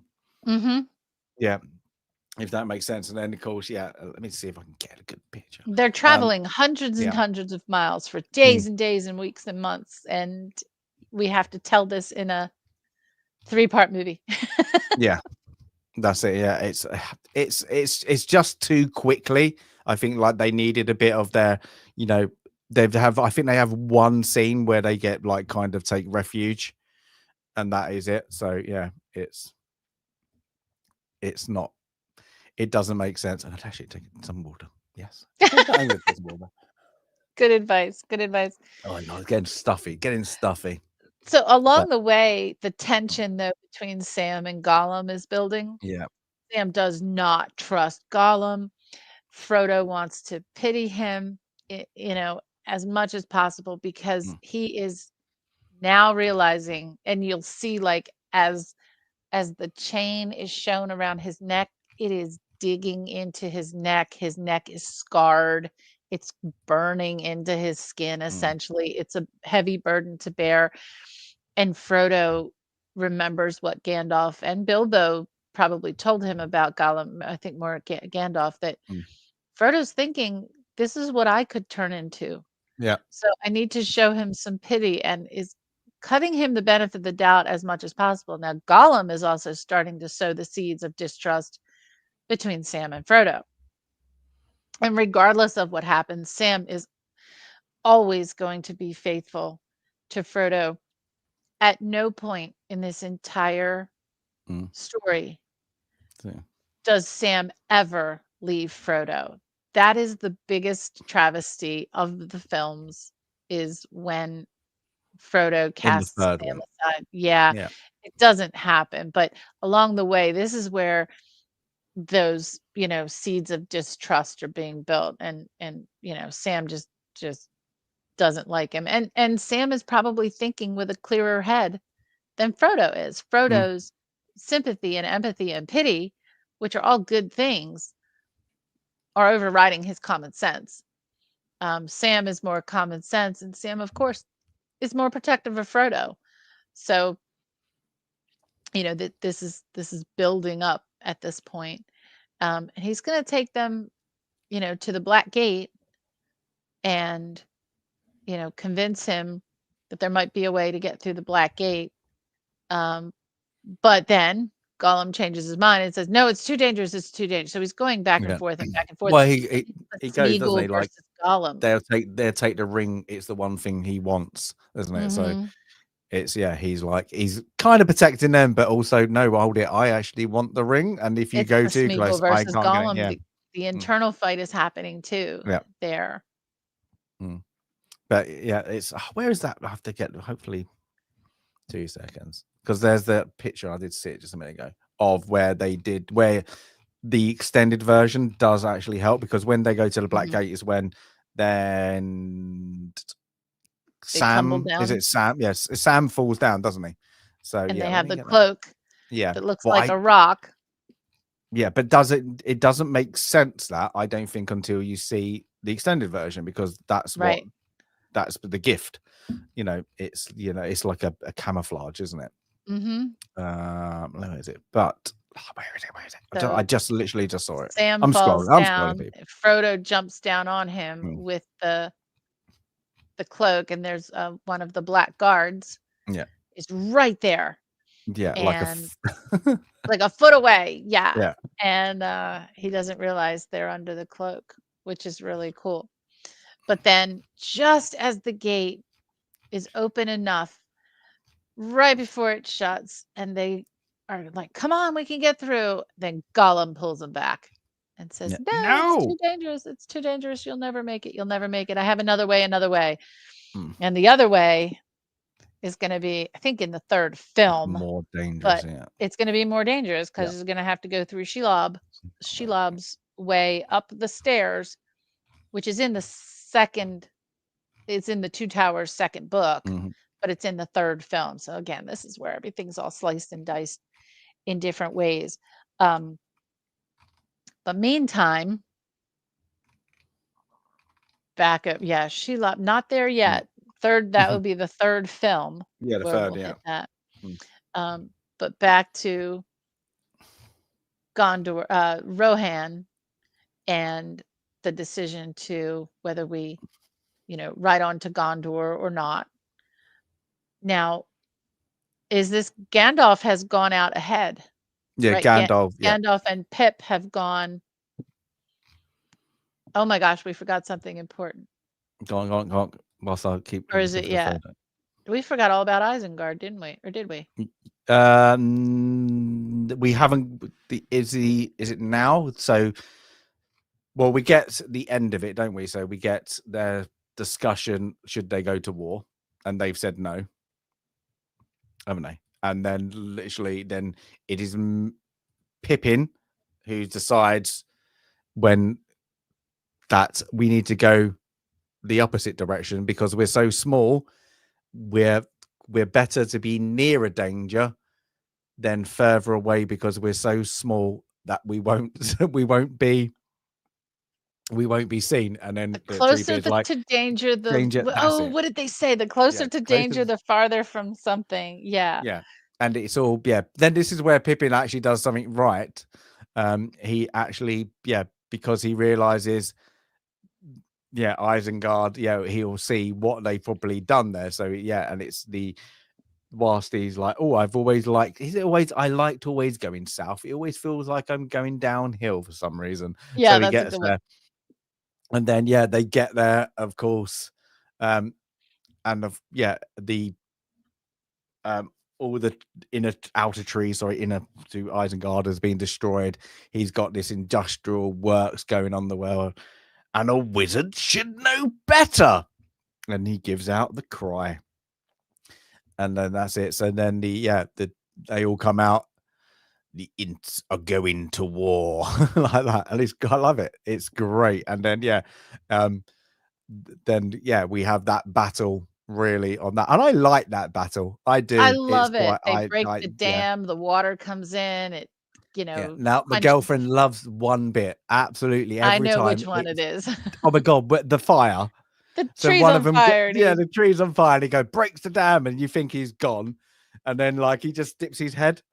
Like that. She loves douses it every his time. head. I love it. Fire out. It's great. But that one, and shame, I think Jay's just gone off. Is there you go, best. It bit. is the best bit, Jade. It is. But is all of its miniature is when the flood comes down. That is all miniature as well. It's quite like you can just see it. So that is one where it all goes down. That whole set is completely miniature. It's good. But I love that scene. I love them fighting. I like they're kicking ass. The orcs try that. With the fire. I think it's brilliant. So it's it makes you laugh. It makes you smile because you're like, they're getting their own back. It's great. I do. And these two little hobbits, right? They were left there by Gandalf because they had an important job to do, and they did. They convinced the Ents to go to war, and they didn't need that much convincing in the books, by the way. But that's such an important part of the story. Yeah. It is, but it's trying to show. I'm guessing he perceived it as a natural world, like the nature taking over back back what the Industrial Revolution or whatever Yeah, took on. I like it. I love it. I do do too. like it. I like that scene. I do. It's fun, and it gets you like, yeah, go on, kick their ass. It's like that. But Absolutely. then all Saruman's powers, yeah, they're useless. He's literally has to look above whilst they're they're destroying the his little industrial Complex. complex. Yeah, literally he has no power over him, literally. Like, so yeah, his power is diminishing. So yeah, it's I think so. Yeah, that happens. Sorry, we're completely flip-flopped a little bit. Sorry. Well, we are kind of chat. getting to like the heart Mm, of yeah. or the kind of the end of the second film, I Mm, think, because where we're left is Sam and Frodo have been pulled back by Gollum, and yeah. they're right at the gate, right? They're right there, Mm, but they can't get there. And I did skip this part because it's not in the book, sorry, but because they're mm, not taken to Osgiliath in the yeah. book. But this is where Faramir lets them go. Mhm, The other guy, I think that was Hama or someone else, who says, "You know the law of your father." And he's like, "Well, yeah, but they have to yeah, if you go. let him go, yeah, We have to let you them can go." get condemned to death if you let him go. Yeah, and so they've now just been denied entry to the gate, and they're going off on the other way, which is much more dangerous. And that's kind of how the Mm, story ends for them in this film. yeah. The story ends for Merry and Pip with the defeat of Saruman in Isengard, and then for the kind of regrouping of Gandalf, and Gandalf is heading off to Gondor, Mm. and the riders of Rohan are kind of getting ready to decide to do their thing. And I think this one is more of a cliffhanger than the first one. Right, they leave off this one and it's like, wait a minute, stop it. Yeah, I need this story to yeah, I go on. can't I remember can't where wait a year. yeah. I can't wait a It was, year. but that's I'm saying, because it was so good, because you had all this one and you got a bit more epic battles. It does, yeah, and it just leaves you where they're so close to their goal now of, like, they've got the black gone past the Black Gate now. That's it. And yeah, it's where they go in it's more treacherous. You've got now Gollum, things. You got the White Wizard's back. Everything's in place. But we did miss out one thing, is the elves are leaving. I just want to bring up this shot because Oh yeah. because we did think it is the what is. So we get, of The course, vision. the visions of that, and we get the next vision in the next movie. But this one is, if she wants to stay because she loves Aragon, but if she does, there's only death, So yeah, because she will still outlive him. Just like the Highlander, just like Doctor Who, just these are those stories of the mortal and the immortal, and the choices that they have to make. She's gonna continue to live, and he'll be gone, and she'll have to grieve him, and her father's been trying to convince her because he loves her. And Yeah. again, there's another story there. It's the love of parents and children, and he doesn't want her to grieve. He knows she loves him. He knows he loves her, but Elrond wants her to have the best life, and he doesn't want her to have to grieve losing someone she loves, and he certainly doesn't want her to die at some point if she, quote, chooses the mortal life. Mm. So it it is sad, but you know what? That's love, Yeah. But I think that's a bit pivotal, like, because it's how it gears up for the next movie. Mhm. So yeah, but I do like these. I think we've kind of, there's a lot of battles in this one that you can get through on that one, and we were a bit of a mess. We must say that. But We are I a mess, think, and my notes are a mess because of the way the books are cut up. So yeah, that's my fault. but yeah, this one is the fast patch. This is probably the most action one, isn't it, really? So from Mhm. right to the end, it's like that. It's very fast fast paced from start, as Jay said, and then you kind of go straight into the Riders of Rohan. You got like the imps, you got like that battle, you know, their march on that. You have the Helm's Deep. It's all fast paced. And whilst you've got really the Frodo and Sam story, it's kind of pushed a little bit to side because they're because they're like it's all big battle, big going for a while, and then that is happening at the same place. But yeah, we're getting a more back to the five of them, or six, sorry, and of course then the Frodo, Gollum, and Sam are going off onto their ones. So yeah, it's still it's the cliffhanger. Was this one longer? I can't remember if this was longer in the extended, was it? I think the longest was the last. It's the last. It's over 4 hours. Okay. So one quick scene that I'm curious if you guys pointed out while I had to step away for a second there. One of my favorite scenes in all of the Lord of the Rings movies is when the flood comes for Isengard and the one entry runs with his head on fire and he ducks his head into. We did say that. Oh yeah. Every time it makes me laugh. I love that scene. Yeah, that's my girlfriend's favorite. Yeah. It's so good. It's just so subtle in this little thing that they did not need to put in, but I am so thankful that they did. Oh, it is. Oh, it's funny. It is. It's just like, woo! He survived. Yeah, we're happy now. Oh, trying to get it's but yeah, let's go. So, any other last thoughts on that one, or should we? My main thought: we made great pace on that one. We just went through that one really quickly. That was fantastic. Oh yeah, in 2 hours instead of 2.5 hours. Yeah, great pace. We're really trimming off time here. Yeah, but we're gonna have like probably 2 hours conversation about it afterwards. And then after, well, so as we start Return of the King again, I'm gonna just say completely. I'm gonna probably stop saying what happened in the books because so much that happened in the film, The Two Towers, is actually in the final books, The Return of the King, and vice versa. So the battles are even out of order, except when we get to the end. For example, we talked about, Sam and Frodo not being able to get in the Black Gate and being pulled through. That doesn't happen until later in the Return of the King. So it's all going all over the place. But the Return of the King film begins with the story of Smeagol, which is covered in the books way back in the beginning. And I think it's only in the extended versions that you see, wow, how did Gollum come about? And I think it's there to continue to elicit that sympathy for Gollum. In the book, it was Gandalf who told Frodo the entire story of Gollum when they were in Bag End at the very beginning. So that's why it's in the beginning. In the book, so we're going to go from that story to where we are in Isengard with Merry and Pip eventually telling Gandalf that Isengard is under new management, under the management of Treebeard. In the book, this is the last time I'll say this, Saruman is not killed at Isengard.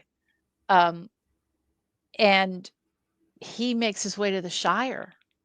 Remember, in the book, we have the whole scouring of the Shire and the, kind of fulfilling of some of the visions. And that's where Saruman goes. He goes to the Shire and he is later killed there.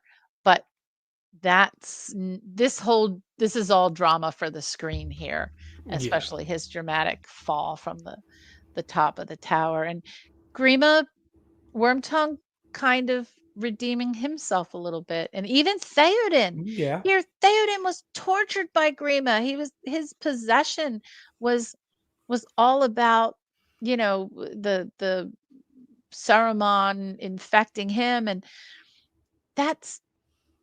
he even says he was a good man of Rohan before this all happened. And unfortunately, when he goes to stab Saruman and then Legolas, has to hit him with how could, that's such a great story in forgiveness. The person who tortured you for years and you're saying, no, he used to be a good man of Rohan. Yeah, absolutely. Absolutely. There's definitely a theme, and Pete actually pointed this out earlier. He actually put it in a really great quote, but I can't remember exactly what it was now. But something about just the concept of how prevalent, or how prevalent the concept of, I should say, of mercy is in this movie and in the story, really, because it comes from Tolkien, obviously. But how much mercy plays a role in kind of, I think the way Pete had said it was something about, just saving one's own humanity, even, or something like that. I could have kind of mixed up a little bit of what he said, but yeah, you just see mercy, show its face quite a few times in this movie in really, really good ways that just make you think, like you said, Theoden and what he had just went through, being controlled, not necessarily controlled by Wormtongue, but he was part of the plan. Obviously, Saruman was doing it, but he was kind of the keeper of it, making sure everything to be there by his side, to whisper in his ear and all that kind of stuff.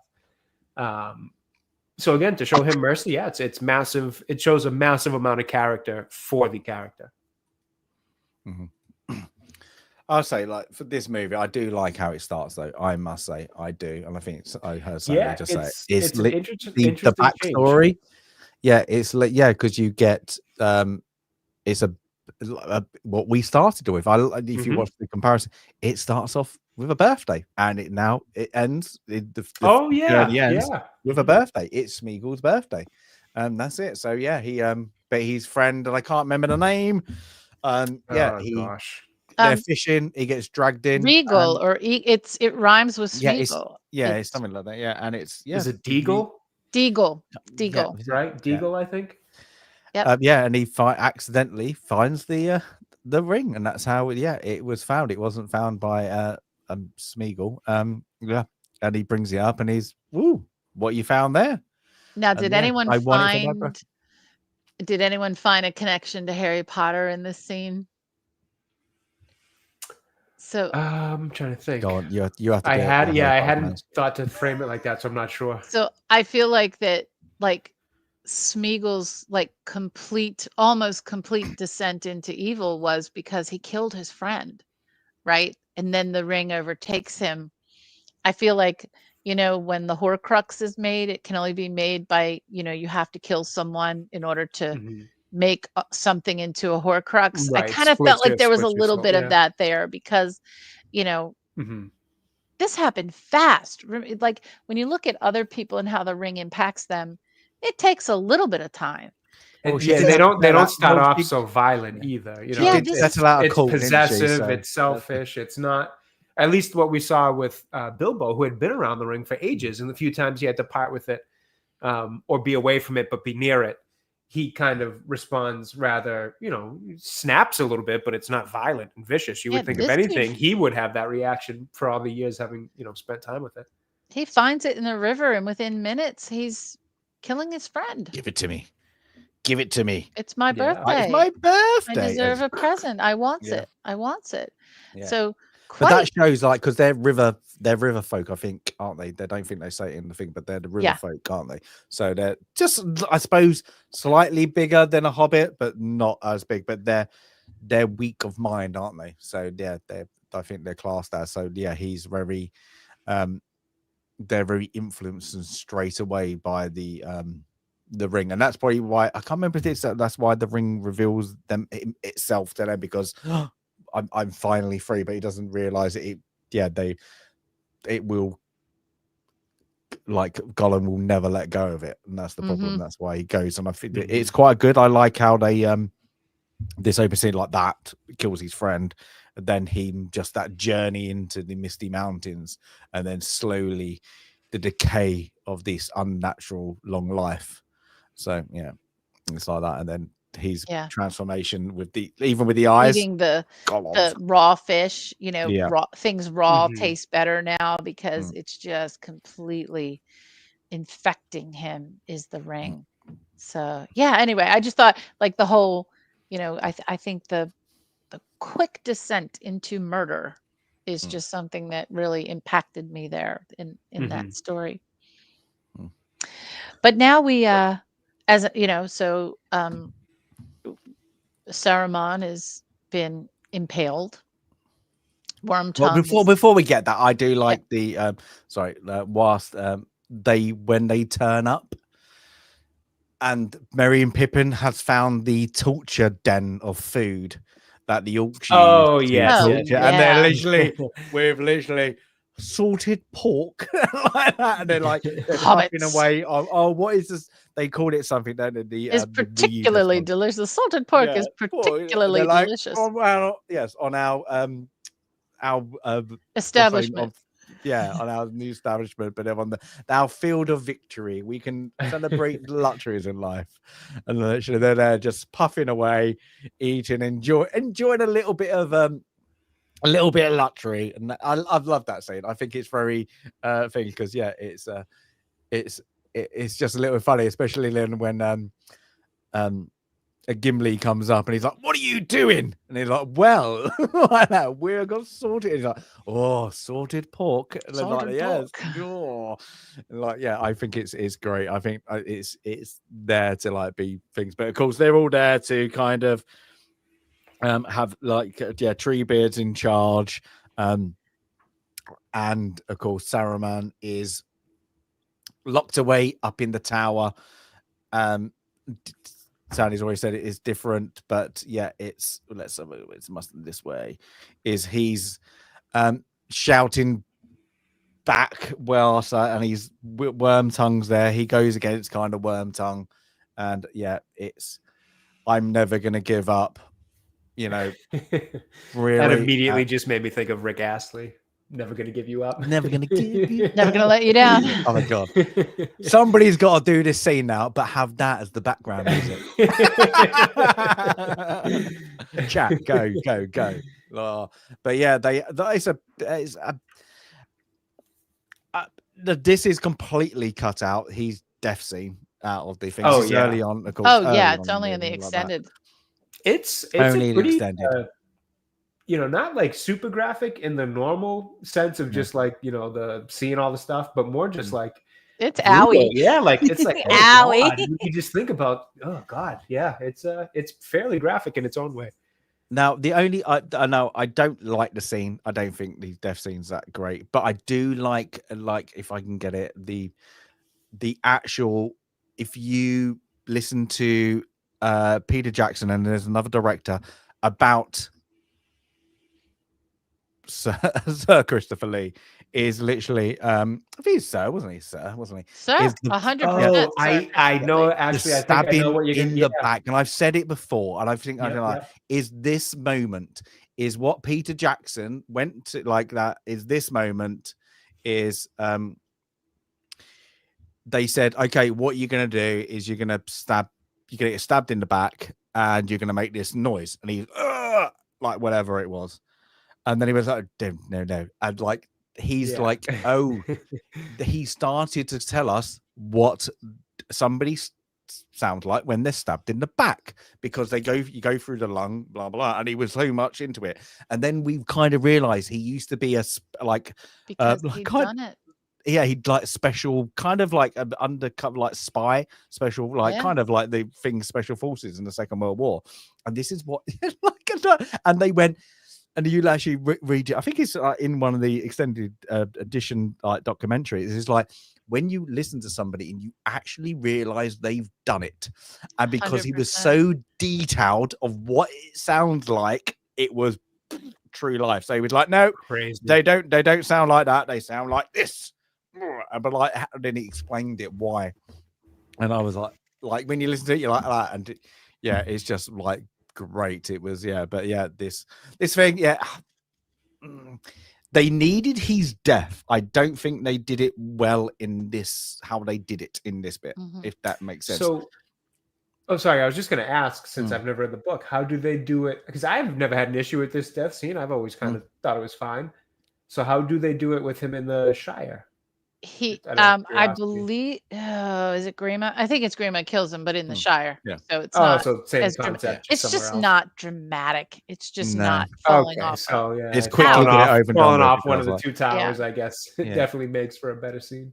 Yeah, that's it. And then of course, Legolas kills Wormtongue. So they both, he dies. That's a good little shot. And then of course he falls down. Of course, what's the I forget the name of that. Yeah, I forget the ball. It too. What's the ball called? I know chat knows. They've It's said it a called few the times. Palantir, and let me Yes. tell you that there are a number of startup defense contractors across the United States competing with some companies that I'm aware of. And they've all decided, many of them have decided to take on Lord of the Rings type names. And I think it's a testament to the fact that the geeks have won. But there's a company called Palantir, and I always think they picked the wrong name. Like, do you realize this is an evil thing? There's one called Anduril, and there's one called Palantir, and there's another one. It's like, oh, come on. Like, Interesting. yeah, it's Palantir. I need to grab a generator. We're having a massive storm right now. I'll be right back in 1 minute. Okay. Like, literally. The worst thing is like everybody can now think Sandy lives in the middle of nowhere. Got to get a generator like pumping out like gasoline onto it. Like it's on Like, get it all. But somewhere rural. Is there a storm going on the West Coast? East Coast, sorry. Not where I am, but there's a good distance between Sandy and I. So yeah, I know that could always be something brewing her way. Yeah, that's like it's summer. Come on. We do actually have some rain in coming America with their terrible weather.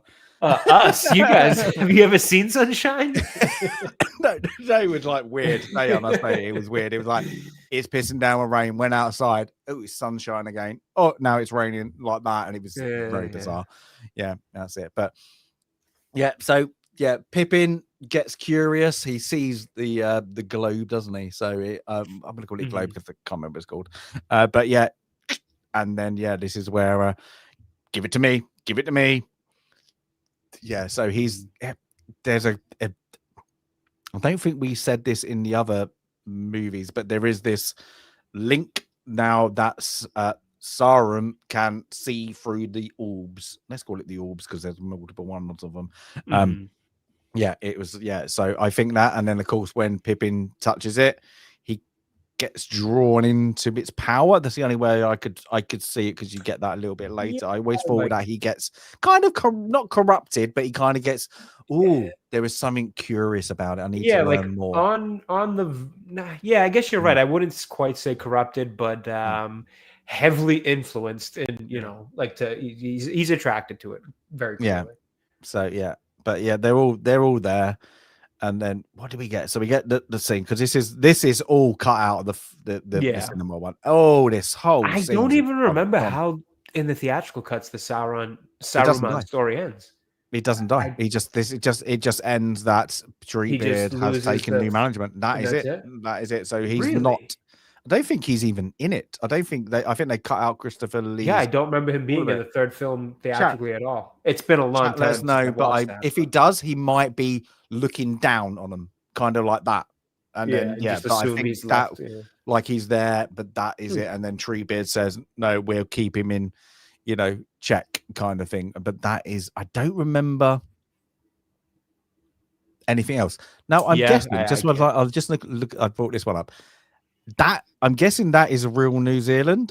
I'm guessing because it goes really. I know it goes from like green to like ice. Like if that beautiful. Look at that. Like that is the landscape. But I don't know enough to know, but you could tell me that's real, and I believe it. The landscape is amazing. Even if they exaggerate it a little bit, like people might know, it's so fantasy world.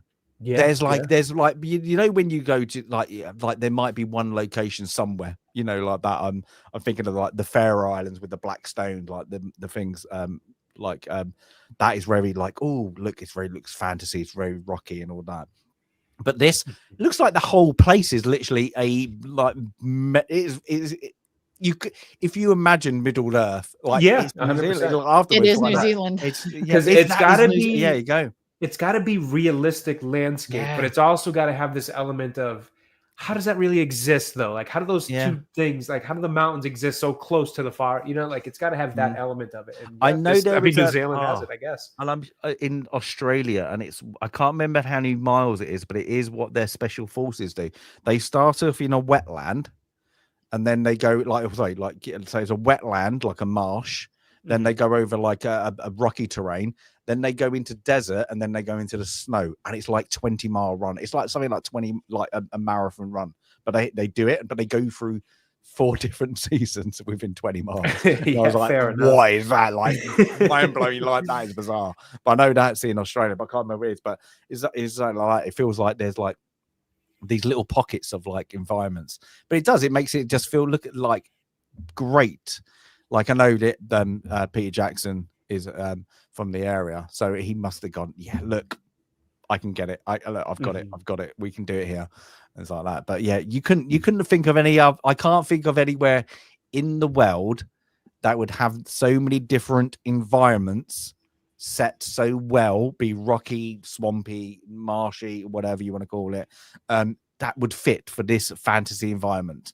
Now, like, yeah, like it's weird. Like, but if I had a fantasy novel and then somebody would like make it into a movie, New Zealand, we're shooting in New Zealand. That's it, because Yeah, it's got enough. everything. It's got mountains, it's got caves, it's got, you know, like lakes, it's got everything you want. And that's it. So yeah, this scene completely not in there. Sandy, are you okay? I am, but man, we're gonna get hammered. What is it? What is it then? Lightning. It's some summer storm. Is it? Yeah. Is it Saruman? It could be. He might be, Sauron, Talking. Saruman. One of them might be angry that we're talking about him at this point. But yeah, it's the normal lightning that precedes a massive storm. So I have redundancy. Is he there? Is he there going? The Yeah. Baltimore Oilers will not pass. Orioles. Orioles. Sorry. Yeah. Who cares? The Baltimore Orioles definitely shall not pass this season for sure. But the Boston Red Sox still have we're streaking. Hanging on to by a hair. We're Is it? doing I all saw right. that little thing. I'm telling Well, you. surging more so than streaking, but we're having a good run. There we go. Oh, he's so. Look, I always just think the first bit. Doesn't he look so different now? Like that. Yeah, so he's in the new Mortal Kombat movie. He's playing Johnny Cage, and looking at him like, damn, Carl Urban's finally starting to look a little old. I felt like for a while he wasn't really aging, but something in that trailer, I was like, damn, he's. Or maybe it was because I was watching these. Clean shaven. Do you know why he's clean shaven? That's true. I think when he's not, he does always have facial hair or something. And maybe it's because I was just watching this, 2 days before the trailer came out. I thought I actually don't mind. I actually watched that trailer and I didn't mind it. I was like, no, I didn't either. I kind of like the first Mortal Kombat movie wasn't good, but I found ways to enjoy some of the shout outs to the game. Yeah, I was like, you got to think about it. It's bloody, like when you get them games, like you got Street Fighter coming. I know they did a version of that.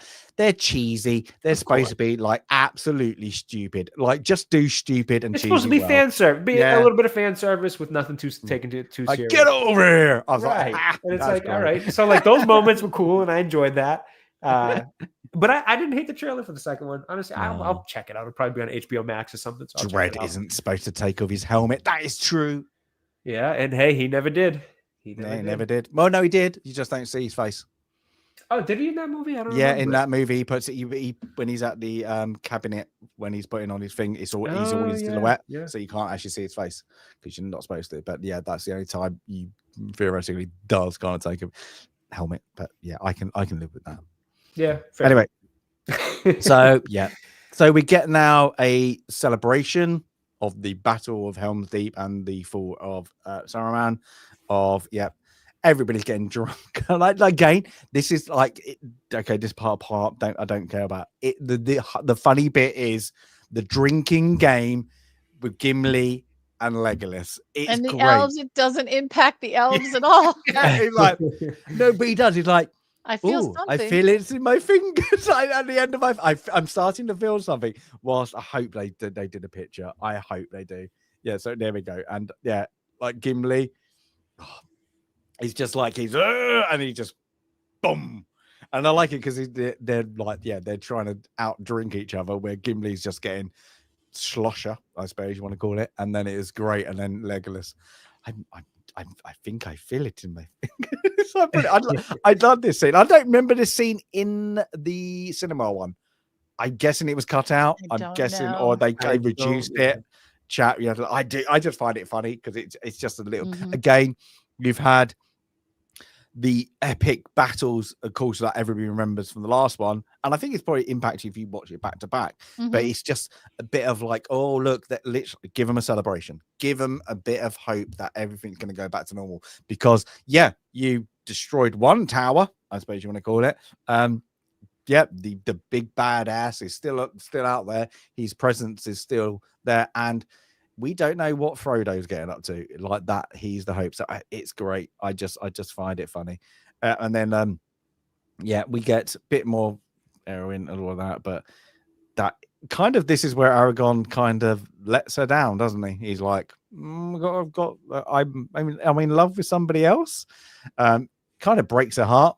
Kind of like she's, as she said, like over the top smitten with him, I suppose, like that. Yeah, like I think she kind of knows, because there's the scene when he comes back and Legolas hands him the Even Star pendant. So I think she kind of knows, but she kind of hopes, you know. Well, if it's an elf, she's hoping that she's left Middle Earth, I'm guessing. Yeah, I don't think so. I think she's a good person too. So she's not thinking ill of, you know, Arwen or whom. Arwen. But she's got like, this is her life, you know, and she wants to do more, and you know, it's just not easy for her. It's just not. She's not in the right time or the right. There's more that she can do and more that she can give, but that's coming soon. That's coming soon. Yeah. So you got the drinking bit. There we go. Oh, there it is. Hey, I feel it. It's good. And then, and there it is. There we go. I love that. That's a lot of alcohol. But Arwen, why couldn't I say Arwen, Pete? I don't know. Well, don't worry. In fairness, once again, it's Arwen and Arwen, so not making it super easy, or however they are. It's not making it super easy on us. You ever get like if you ever look at the original kings of England, like when they're Wessex. Oh, good Lord. And then you just go, they all sound the same. And you're like, oh, we did like, how can you remember that? And it's just like, you have to be, sorry guys, we're geeks and you're geeks on that. You can remember it. But I got my literally, so don't worry. Yeah. And it's like, oh, they sound so close. Ethelred and Ethelsted and Ethel. Yeah, it's all Steds and like that. And it's like, sorry, I've got that one syllable wrong. That's it. But, what an actor. What an actor. Yeah, Gimli brings a lot of comic relief. I mean, there's a few characters. He's the properly timed comic relief, but a theatre actor that has mastered his craft, who literally played a dwarf and then just gave us great presence, great comment. He also plays Treebeard. Yeah. Oh, does he? Does he? He's the voice of Treebeard. I did not know that. There you go. Yes, he did the voice of Treebeard, and he first invented the voice by, how can I say this, talking while breathing in instead of out. So like that. That's how he invented the voice. I saw that on a making of video. But yeah, it is Jonathan Rhys-Davies. He is an awesome dude. He's also in Raiders of the Lost Ark. He's Salah. Yes, he's loads of stuff. These like, did you watch the documentary? He's so posh for a Welshman. He is.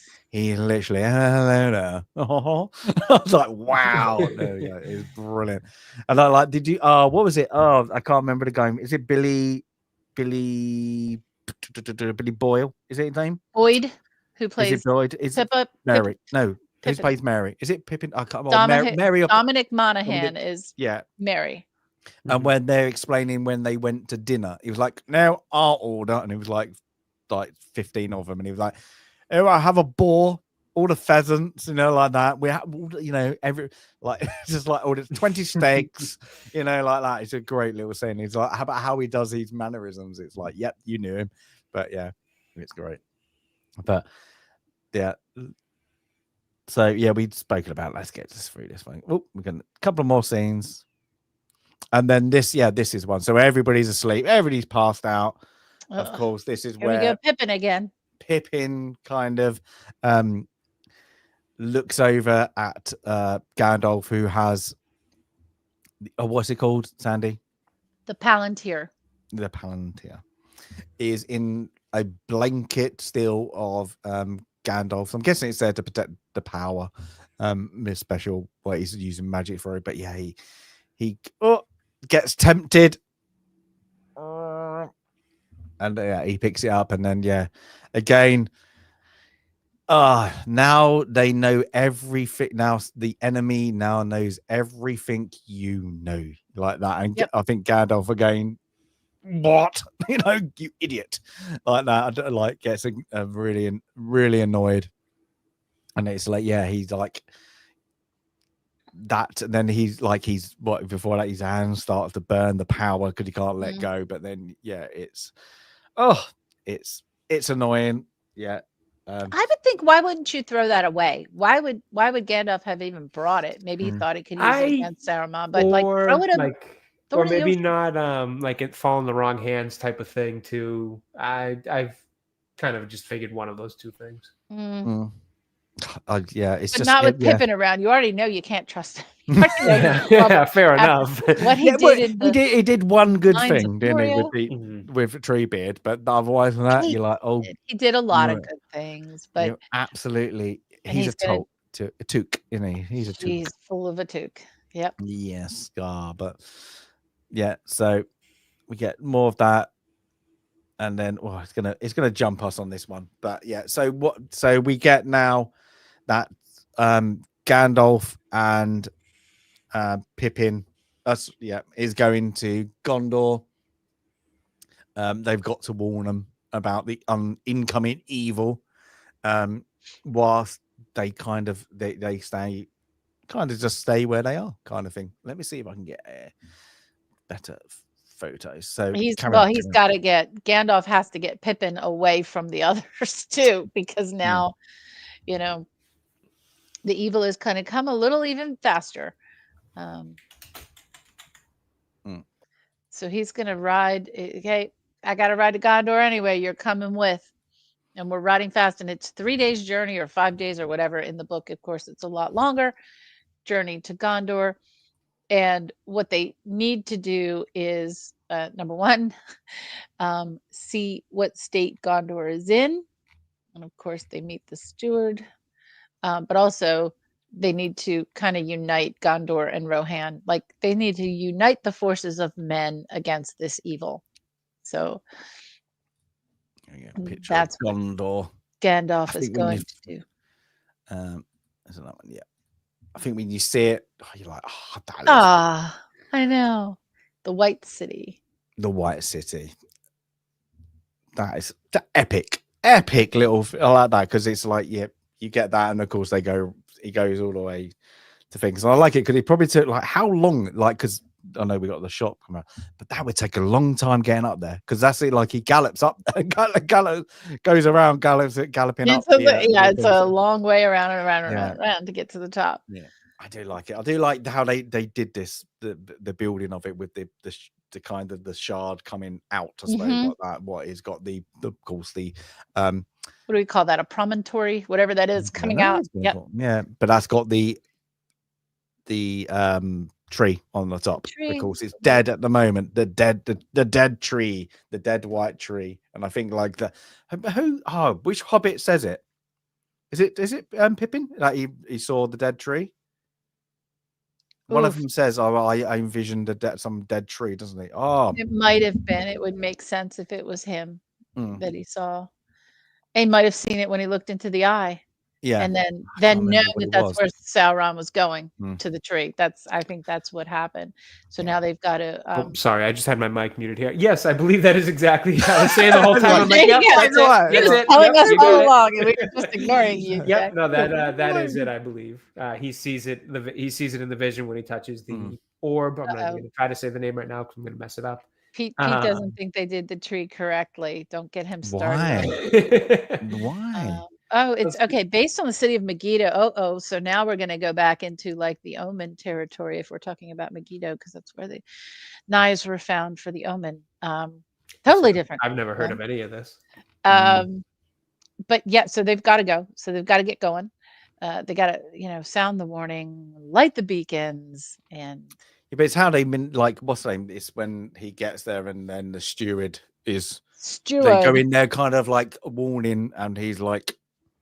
Just holding like in Boromir's horn still, and they get there. So they're walking up. They get closer and closer, Yeah. and they'll be like, "Oh dear, he's a bit." Perhaps pissed." you can tell me Yeah. why my son is dead. And of course, Pippin again. Shut your mouth, Pippin.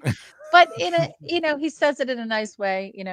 Boromir fell protecting me and my Yeah. kinsmen, and he gave his life. And therefore, I donate myself to your service. And Gandalf is like, oh, dear Lord, what? What?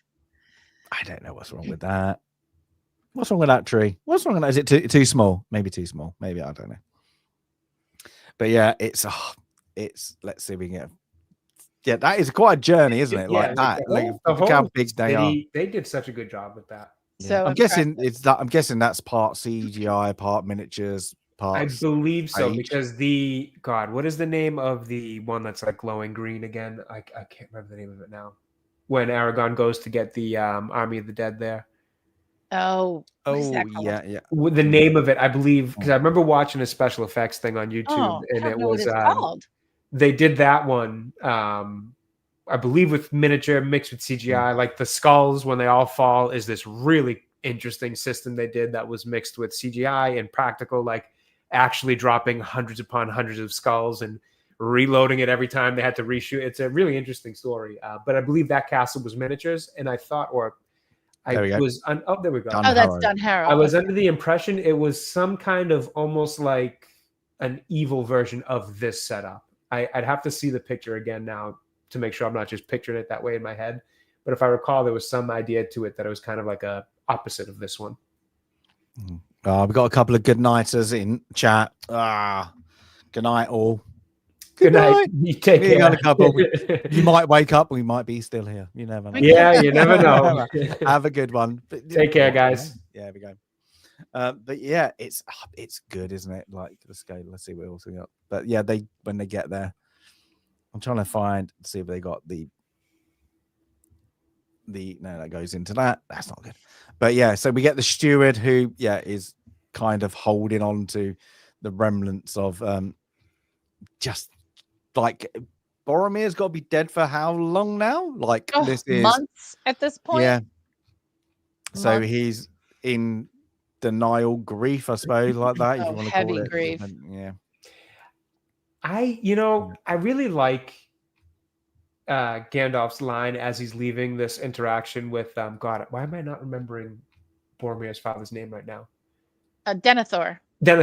Yes, I like the little line. He says something about he's really just a man looking for power under the guise of grief. Because I have always felt that I don't feel like and again, maybe this is the interpretation of the movie and not the book. I don't know the character from the book, but I've never felt like he really cares that much about either of his sons, even Boromir. It feels like to me he's just like proud of what Boromir represents through his accomplishments and kind of what he's been doing. So I've never felt like it was grief in that scene, and I always love that Gandalf kind of confirmed that for me, because it does feel like it's just like the walls are kind of closing in on his reign as steward of Gondor, and he knows it. His son's gone. Something's coming his way. He's got no faith in Faramir for one reason or the other, and he's without a doubt my most hated character in this entire series. I despise this character, and great job by the actor again, because that's what they're going for. But even my wife, as we were watching it, we finished this movie this morning. And I said that to her, and she's like, "Oh, I agree. He's the worst. I can't stand him." And like, there's just something about him. It's obviously the way he treats Faramir is unfair. The way he treats Faramir. But it's also just that the fact that he just seems so that his whole purpose is just the title of steward of Gondor, and he doesn't really care about either one of his sons. The other one of them, he just found to be more successful and more accomplished, and he got to add that as one more feather in his cap. But that's it. Like, he dismisses the I suppose the council. He's not Gandalf. Sorry, I didn't mean to interrupt, but he's not in the books. Pete says he is in the. Yeah, the books don't give him justice, I think. Is what you're saying. Yeah, he's not. I think Pete means he's not that way in the books. Gotcha. Yeah, and I agree with what Awal says. He's been the one defending humankind, man, from this evil for so long via Boromir. He's just driven by his duty and his job, and he see, I don't doesn't. even. Sorry, I was just gonna say I don't even get the Yeah. idea that he cares about the duty of the job as much as it is the title. So that's interesting. Yeah, he doesn't really go off until actually, I think when Faramir comes back, dead, dying. But as someone also mentioned, I think it was AWOL, he also has a Palantir. Oh, So, I yeah. did not know So that. he's being, as Pete just said, being corrupted. Oh, okay, I see that. Again, it's one of those like weight of the world on my shoulders. Oh, And Steve. Oh, sorry. Go ahead. yeah, and I'm what kind of would you just do? processing everything I'm learning now. Yeah, what would you do to save mankind if you're the weight of the world, and this Mhm. problem between Gondor and Rohan, this little tiff, right? It's like a brotherly tiff between, well, I'm not going to help him. Well, he didn't come to our aid, so why should I go to their aid? Da da da da. You know, Mhm. it's that, and so they feel like they're standing alone. I don't think I ever knew that about his character. I don't think I've ever caught that. If there were hints of it in the movie, that's Not really. That's really interesting. Yeah. No, Yeah. not really. And They the make him he's really, dismissive, really isn't he? detestable in this. Yeah, he's the really actor dismissive. doing a great job in Yep. everything I see him in. So even though I don't detest his character as much, Jay, every time I see him in something else, I can only see Denethor. Yeah, So I can only see him stuffing his face with his bare hands. It grosses me out every with the time. tomatoes, Oh, so get like with I the hate it. I hate it so much. tomato. I hate Oh my God, that I scene get a so picture. much. That is girlfriend's horrid. Like, so when Yeah, my wife when the this same way one- it comes on, yeah. she hates that part. I think it's great because you got like the I think it even ruins Pippin's song for me. because he To just be sent honest his with son you, to die. He Yeah, just it sent just- his right. son to die, and he's just chowing down. yeah, and that's it. Yeah, because that's Pippin becomes a steward of Gondor, doesn't he? And then whilst he's they abandon Mir Tirith, does it? And then so like he's like, no, you gotta go back. And it's literally but and he goes, no, like There's no what does he chance. say? If you come back, like make sure it's like, oh, what does he say about his body? If you come back, something about his body, doesn't he? It's like that. When you come back, make sure it's in honor for fitting or something, doesn't he? For like what it was. Oh I gosh, yeah, I what it can't was. It's remember. something really Exact like, line. oh, you arsehole. It's really like, oh, that's your He son. knows. Yeah, he knows damn well he's sending them to slaughter him and the men that he's taking with and he him. just knows it. doesn't care. No. But that's it. Like he's so like, he's in Again, just grief. detestable. I could not stand this character. I still can't stand this character. I can't find the. Oh, that's it. fighting Well, yeah, because he says, like Faramir says something like, and perhaps you'll appreciate, perhaps I'll do something to honor you or something. And he says it depends on the gain manner of your yeah. return. Yes, it depends. Yeah, on the manner of your essentially return. like you That's either it. come back a victor or dead. Anything else is Yeah. unacceptable. Oh, yeah. And isn't I there? think the scene that gets, and I believe it's an added scene for the extended cut. And was it in this movie? Was it the previous one? The one that has that flashback with him and his two sons, and the two sons before he walks over. Yeah, that's extended. When he comes over, when God, why can't I remember his name again? Daedon? Am I saying that right? Denethor. Where am I getting Daedon from? Denethor. Geez, now I just lost what you thought. Oh yeah, when he comes over, he mentions how Faramir had failed him before because Boromir's like, oh, this victory belongs to Faramir, is all the same. And he's like, no, the reason we even had to get this victory is because Faramir lost it in the first. So I think it's kind of a reoccurring theme in his eyes. Faramir, is always using the excuse because he says that in that point, well, I didn't have enough men, was outnumbered. So he's potentially just looking at it as another excuse from Faramir. But I've also always viewed it as, no, he knows damn well what he's doing.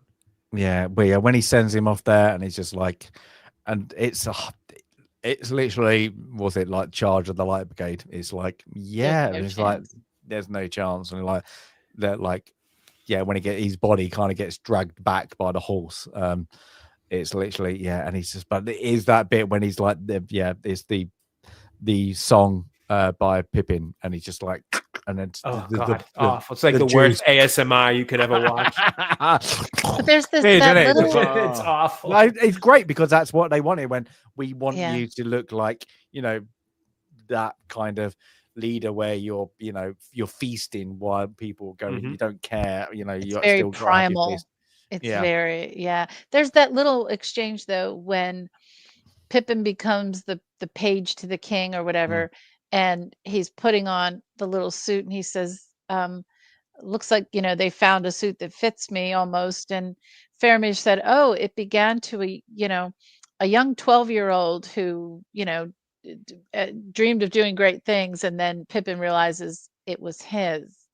And they have this really nice exchange, and Pippin said, gives him words of encouragement. Here's Pippin, this little hobbit, giving words of encouragement to the commander of the army, about feeling good about your accomplishments, and doing your best, kind of thing. It's such a nice little conversation, and Faramir appreciates that, and it might be the only encouraging words that he has heard in a very long time. And I love that little scene. Absolutely love that little scene. And these are some of the things with Faramir that I feel like I'm missing a little bit from the movie version of him that I wish we got, because I feel like I could get into the character more if I just had a little bit more of him outside of being, the abused son, or verbally, mentally abused, however you want to look at it. The son the father just doesn't care about and treats horribly. Yeah,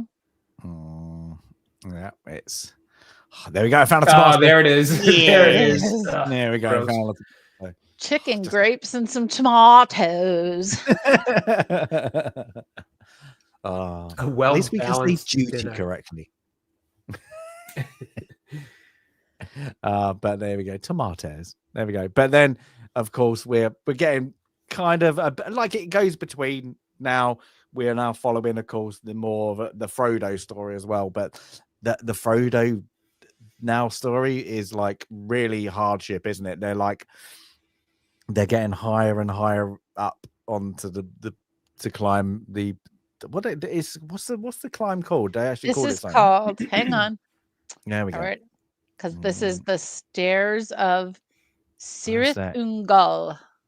Oh, yeah, but yeah, this is what Gollum's found, and this is where the tethers of Sam and Frodo's friendship has been unwind, let's say that, by Gollum, isn't he?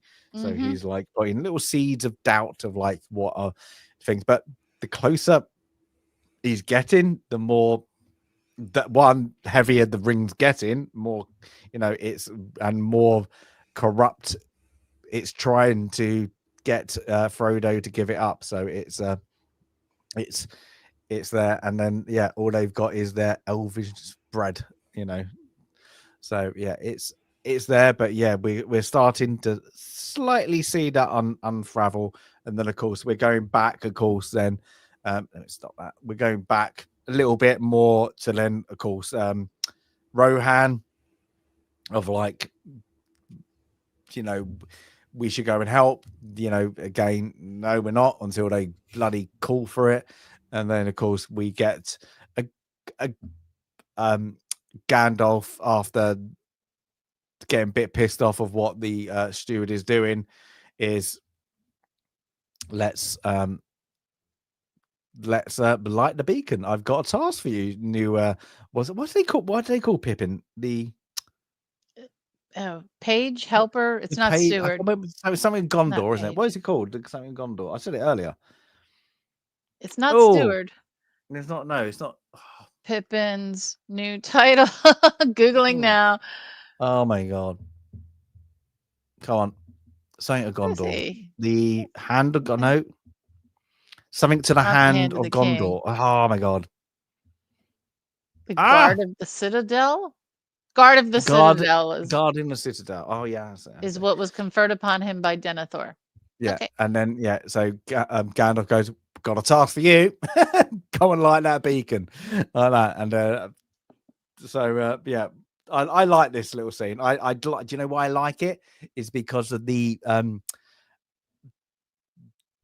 next scene of we see the world a little bit just by beacon by beacon by beacon. I love that shot. I love it. It's probably my favorite scene of the entire film is the sweeping shot of the Yeah. beacon to the beacon to the beacon. And I know it's corny.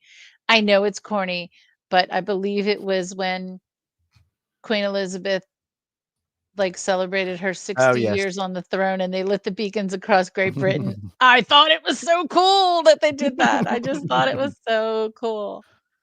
Yeah, I do. It's like that. And also, the only thing I don't like when you realize the passage of time, how quickly they got things, like Rohan and Gondor quite far away, because they're Days and days and days away. literally beacons up in like mountains, like uncrossable passages, and it's like that. And like, I love it because there must be somebody there 24/7 watching, just in case. Just watching. Yeah. Yep, that's their job. Yeah, that's it. Yeah, when it happens, it happens. Oh, and it's like, yes, finally, I get to use this torch. Oh, it's it's good. But yeah, that's so do. I love it. So I there love are it. places in Maryland out near the mountains where during the American Civil War, there were the quote communications towers on the mountain chain. It's not as far as the Alleghenies or the Blue Ridge Mountains, but it's like the little mountains in Maryland, and they had literally had the beacons to somehow communicate, up the mountain. So and there are locations where the bases of them are still I don't think any of the towers themselves still stand, but the bases of some of them are there, which is kind of cool. But this my favorite shot. Favorite. Yeah, it does. I wonder like how much, because there's Beautifully some above the cloud above the line. clouds. I know. I wonder if I always think, because you do get places where that happens. I wonder if it is actually all real. I wonder if they're like, no, we just need that. We're CGI the actual shot in, but actually we want that. That's the shot. We've got the shot. But we CGI the actual beacon lighting. It would make sense, but yeah, I do like it. It's and the music for this scene. Just the building of the orchestral film, the orchestral music is just, that you could, and I've not been, but they do have those live orchestra viewings of this film. I've seen other films with a live orchestra. I've never seen any of the Lord of the Rings films. I think I would choose this one, definitely The Return of the King. But wow, wouldn't that be amazing to hear with a live I think I went to orchestra? see it when they did an Empire Strikes Back one. That's the only one I think. Cool. That was good. That's awesome. But yeah, what a scene. So they finally got there, and lucky enough, Aragon's outside. Whoop, and he sees it immediately. He dropped his Like- soup. He was sitting eating his soup, and he's like, "Let me get in there." Then he Oh. says, "Burst through the door. The beacons are lit. Gondor calls for assistance." And there's a breath, and there's a second. Theoden says, He quickly changes his mind then, shall doesn't he? answer. Yeah. Yes. And they're all like, Yeah. grab the Rohirrim. Let's go. Let's go. Yeah. It's like, it is. Yeah. You're like, oh, finally. That's it. So, yeah, we get that. What's can't remember the next scene is. So we get that. They go off. And then we go back to, is it Frodo? I think we're probably going back and forth to Frodo and Sam a little bit. It's getting worse. Yeah. I can't remember if it's now when they're in Shelob's lair, because in the books it's way before this. No, because we get because they're asleep, aren't they? And then that's where Gollum sets up Sam, like gets rid of the elvish bread, but bread. knocks some crumbs on him. But whilst he's doing it, of course, Sam wakes up, and what are you doing? And he's like, yeah. So it's that moment where this is where break down the relationship between Sam and Frodo for now. He kind of look at the fat hobbit, kind of look, he's eating all the breads, and he's like, no, I didn't. He's turning you against it. And then of course they have a little bit of scuffle, and then this is where Frodo says to Sam, it's you've got to go. So he takes kind of Gollum's side.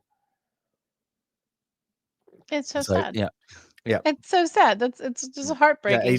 Sam's little face. What? Because Sam has always put Frodo first. Mm. Always put Frodo first. Yeah. Sat by him the 30 days that he was in the house of Elrond mending, never left his side. He's, jumped in the water when he was escaping from, the Uruk-hai, and nope, was jumped in the water when he couldn't even swim. It's so sad. It's so sad. Yeah, and when he just literally walking down like the steps, like it must have gone quite a while, and then he finds the bread, doesn't he? And he realizes, well, one, I can tell Frodo things, but also Frodo's in danger, so I've got to go back. So he goes, of course, go back, and this is where it must be where, this is now where Gollum leads him to the lair, I suppose.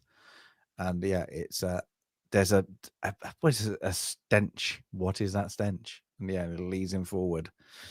You're like, who's going to enter that little place? Like, that's a good little things. Nope. And like loads of. Thank you. No. Do you like spiders? Can you stand spiders?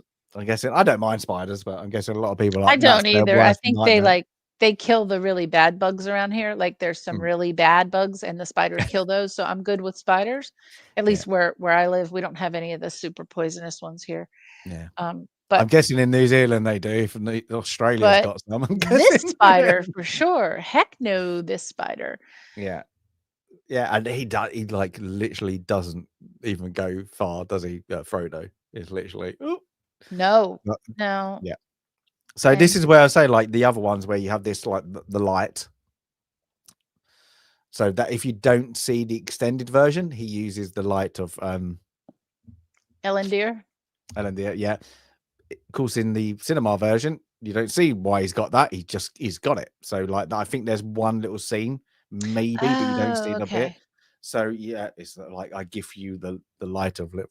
So you never see it. Got it. Yeah. Okay. So apart from that, he shines it, but he's Connor. He's like, oh no. Yeah, and of course she uses her little stinger on him, and then I like it. It's like, it's so grossy. Like, but like Frodo's little face foaming at the mouth. when he's like, it's great. And then of course, Sam comes in, and and then he thinks he's dead because he doesn't realize he's paralyzed. He's paralyzed completely. It's and his little oh no, that's it. And then of course he backs off, doesn't he? Backs off. Plot point. Oh, there you go. Oh, that is a good point. Ooh, plot point. Yep. But was he still wearing it? Maybe he had to get it cleaned. Maybe it's well, there was the point. I never thought of that. Oh, damn it. No, because they haven't been captured yet. Oh no, he is wearing it. He must be because the orc. Have they been captured by the orcs yet? No, they haven't because Sam's this with. is where Sam saves them. Sam goes and hides. Then the two orcs come down. Takes. Oh look, what's the name? Like after Sam. So Stinger went through the mithril. Sure. Yeah. Aha, okay. And then because they get it. Goes. Oh, this is some fresh meat, don't they? Like, oh, she's had a bit of fun with this one. Doesn't realize she's scarpered. And then they go take Frodo into their tower, I suppose, like whatever tower that one is. Yeah. And then Sam. But Sam's been following from a distance. Yeah, Sam still because Sam now goes, well, I've got to get the ring. I'm guessing that's his now thing. He thinks he's dead, but he still needs to retrieve the ring. And then he goes up and then we get the shot of them. This is where we got another great line of it's the one of the orcs takes the mithril out, doesn't he? So they're just stripping Frodo of everything. So that is bloody hell plot point. You're right. I never ever thought of that. I never did. Like how many times I've seen it, never thought of that. Damn it. But so they go that, and then the Uruk-hai kicks the orc down to the bottom and goes, he was trying to slit my throat. And then they're going to fight amongst themselves. Yep. they're going to fight amongst themselves, and then that gives Sam the opportunity to come up behind him and go Sam. This is why I love Sam. I like it because when the old backdrop of the shadow, and then he gets closer, and then it's they're like, and then it's like, and no, it's a little hobbit. It's a little hobbit, and they're like, what the hell? But then he kicks ass. He's like, goes for it, doesn't he? He does goes for it. He's like that. No, this is I've got to do it. So he gets up the top, and then lucky enough, Sam rescues Frodo once again. So he gets him out, doesn't he? Thinks he's dead, but lucky enough, a little bit of a couple of coughs. Yeah, you're fine. Get over it. Like that. So, but it's I do. Yeah, again, it's just a good little scene to get at things. But and it's now to reunite Sam and Frodo. Mm-hmm. It's a nice little introduction. Like, I thought you were dead. I literally thought you were dead, and that's it. And so it's now it gets from now on. I think the two interactions, well, not the two, but the two between the two interactions get quite emotional. They do get quite emotional. I do like it.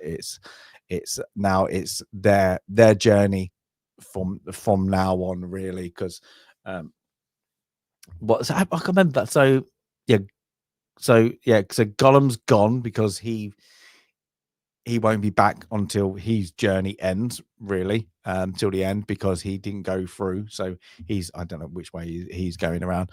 But then, so we get that. And of course, now we get the madness of the king, I suppose you want to call back it. at Minas Tirith. He sent Faramir to retake Osgiliath. There's no hope. Faramir comes back, on the brink of death. It sends Denethor completely over the edge. Gandalf is just, trying his best to convince him. Meantime, they're now being besieged. So when the army comes back, the baddies are right behind them. So, the steward Denethor is, ordering Faramir to be, burned.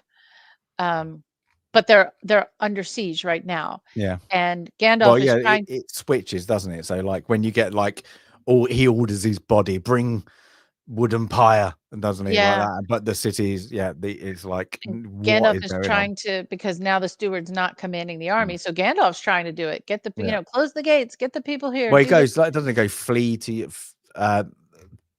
flee for your lives, and he's like, Gandalf's like, get back in line, get back into your defense, and he runs. You've got to defend. This is the last stand. And now the big catapults and the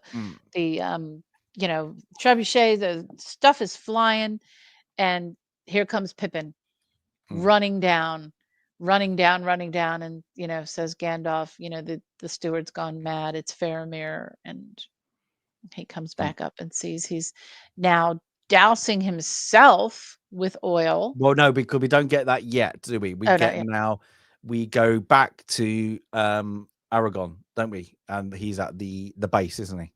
So we get now the introduction of they're in that. Sorry, not this shot, but they're then they're going to Den Harrow. Is it called Den Harrow? The city of the dead. Yeah, because he's what's in that place. And they explain what it is, and he's like, "Oh, gotta make a deal. I've got to go there." And he's like that, and then that's where they go through, don't they? And then this they cut through, and then the rest of the army's like, "What is going on?" No, they're our best fighters, and he's and they just go, "We've got to do this." So and nobody realizes that that's happening. But before we get that, of course, sorry, we jump forward.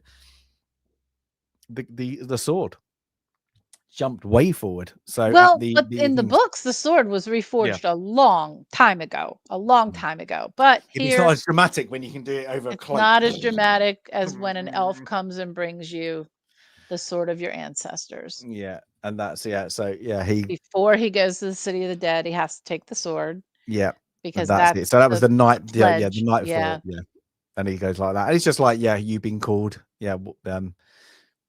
To the tent, and he goes in there, and he's and he does this was forged, blah blah blah, such and such. This is for the king, and he's like, but he's cool. It's a good handover. I'll give it that. Well, he's going to It's give dramatic. them It looks rest. cool. You know, he's going to, you know, give them rest from their oath and basically to let them die a real death in peace if they serve one last time, one last fight. And the way is closed. Oh, what is it called? What do they say when he gets there? Because then it go, there's a bit of back like that. But something like that. Because I think we get the little scene where just before this now, is this where we get Erwin does a bit of a flash forward, I suppose you want to call it, of the other alternative Vision. future that she could have had of like, yes, there is death, but there's also life. But I have a son. So we goes get to her that. dad. You didn't tell me, and that's what instigates the sword. Is that she has that final, with her dad, and they hug, they hug, and he's like, "Yeah, just because I love you, I want to protect you because I'm your dad." So, which is all good. Yeah, but so we go to think, but was it? Yeah, the way is closed. Oh, what is it? The way? Oh, somebody called it, like they say it, don't they? Because the one who's the betrayer, who broke his oath, is like the way. Oh, the way is closed. It was shut there by men. Was it? Oh, or something the dead, like that. Yeah. And then of course they're looking down and like, the bit. And I think Jay said it with it, like how they did. I want to know, Jay, come back. But like with the skulls, didn't he said something with the skulls. I want to know the path, and I look down. It's just like full of just skulls after skulls after skulls. Let me see it out. There we go. This bit. He said there was they did something with this bit. I want to know, chat, as Jay's just popped off for a bit. That bit. So when they come down and they go, fulfill your oath. Like that. What say you? What say you? And then it kind of all does this, doesn't it? And they have to run out really, really quickly. You're like, oh, did they not? But Jay said there was something. They did something with this. Jay's going to tell us when he comes back. But well, he was saying that the model of one of the places here, if it was here, seemed like just a greenish version kind of one of the other cities. Yeah, no, but he said they did something with the skulls. They did something with the skulls. Oh, I don't know. And I was like, oh, and he didn't. He said, I'll wait to this scene. But we're at this scene. But well, I'll write a note. We'll come back to that. So they get to then the shoreline where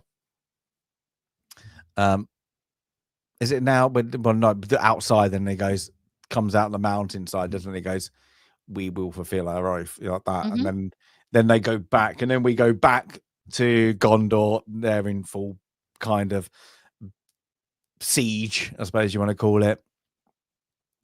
That's going on, and we kind of get like a flicker of everything is going wrong with everyone, really, don't we? So we kind of get Sam and Frodo's back on their journey. This Gondor's in siege. We've got a mad steward, so everything is going on. Whilst also we've got, looks like, Aragorn was screwed, and now that works out. But it's now we're just got the siege, and the siege is happening. They've got no really way out, and then until really in the distance, who's come to their aid? Rohan. The Rohans. Rohan has come to the aid of Gondor. Of course they have. Yeah, but it's again one of those like we had in the Two Towers. That kind of look over. They're there. Yes. Like that. And I like it because they charge and they kick ass like that. They really do. As they do. And they're kicking and then until you hear some horns. And then we turn around. And you're like, and oh my gosh, we've got Oliphaunts and trolls and every manner of scary beast coming toward us. And so help. Okay. Yeah. So, and Jay, are you back? Sorry, Jay's back. Yes. Yep. I'm back. Okay, we just had this thing, so I'm going to show the picture again. Yeah, you said something earlier. Mm-hmm. No, but you said something earlier about the skulls. Oh, and yes. Now I want to know. So, from what I can remember, and some of this will be incorrect for sure, just because it's been some time since I watched the special effects video. So definitely check it out yourself. It's on YouTube. Super cool stuff. But what they would do for some of this skull stuff is, like, I think there's a specific part where Aragorn is kind of like really covered in them as they're pouring down. And they would have the actors kind of set up in this little area where they would have a bit of a slope, like one of these cavernous slopes for this cave area. And the two actors would be right below this box that was essentially holding hundreds and hundreds and hundreds of skulls, little made up, obviously, prop ones. And to get some of the realistic shots of the skulls actually flowing over them as they're trying to make it out of here, they would drop the box of skulls on them as the actors would, try to work across this little area. And then if the shot, needed to be done multiple times, they would have to sweep up every last little skull, put it back up in the box, and rinse and repeat until they felt like they got it right. And then mix it and, CGI for some of the more widespread shots like this one and stuff like that. But yeah, so part of the skulls was actually practical, and it was hundreds upon hundreds of handmade skulls that would be reloaded in this little, trapdoor type mechanism and dropped on the actors repeatedly. So yeah, just really, again, it's that mix of, I think that's what makes the effects hold up so well is, in some senses, just the orcs themselves and their practical effect costumes look great. Not much CGI, I think, is even used to try to make them look better, if even at all. But then there's stuff like this where you're looking at pretty difficult to take on without just straight CGI kind of scenery shots. And it's a mix of miniatures and real skulls and a bit of touch of CGI. The blend of it all makes it all last so much longer than too much reliance on any of the options you could have chosen. Oh, it is. It's tremendous. And it's when you do that, you get it's better lighting. It's better. It looks more 3D. It looks real. Yeah. And again, check out that video on your own, because they'll tell the story way better than I did. I'm sure I mixed some stuff up. It's been a while. But that, and just looking into, and it might have been the same video where they look a lot into the miniature work that Peter Jackson's always been a fan of and how he got into it. And then it delves into how he used miniatures for this, especially for the castle scenes and all that. And it's all just super, super interesting stuff. Yeah. Oh, it is. I knew there was something interesting, but that's cool. No, it's cool. Sorry. That's it. But yeah, so we're now, the dead and the dead keep it. I like that. So yeah, so now Dave thinks, so we're really now at Steward about to kill his son. Well, and whilst oil all over himself, he's gonna take him with him. So we've got the elephant, not elephants, what are they called? They're Oliphants. That's it, Oliphants. Yeah, so different from elephants. Yeah, it's just again. So they've turned up, I think, now. So now we got into the death, might be in different sequence. Sorry, chat. But yeah, so he's burning his son. That's it. So he's and he's now doused himself with the oil, I'm guessing, as well. He's going with him. Yep. This is that point, and I'm watching on my other screen. But yeah, this is where it is. And this is where Pippin's running down to get Gandalf and say, hey, Gandalf. And this is where we see the Nazgul. Now the Nazgul are joining in too. Mm-hmm. Yeah. And then, and then Gandalf, is it now? Gandalf gallops up, doesn't he? Breaks through, and then kind of kicks him off. What would kill him anyway? that was a full galloping horse hype, and then gets him off. But then,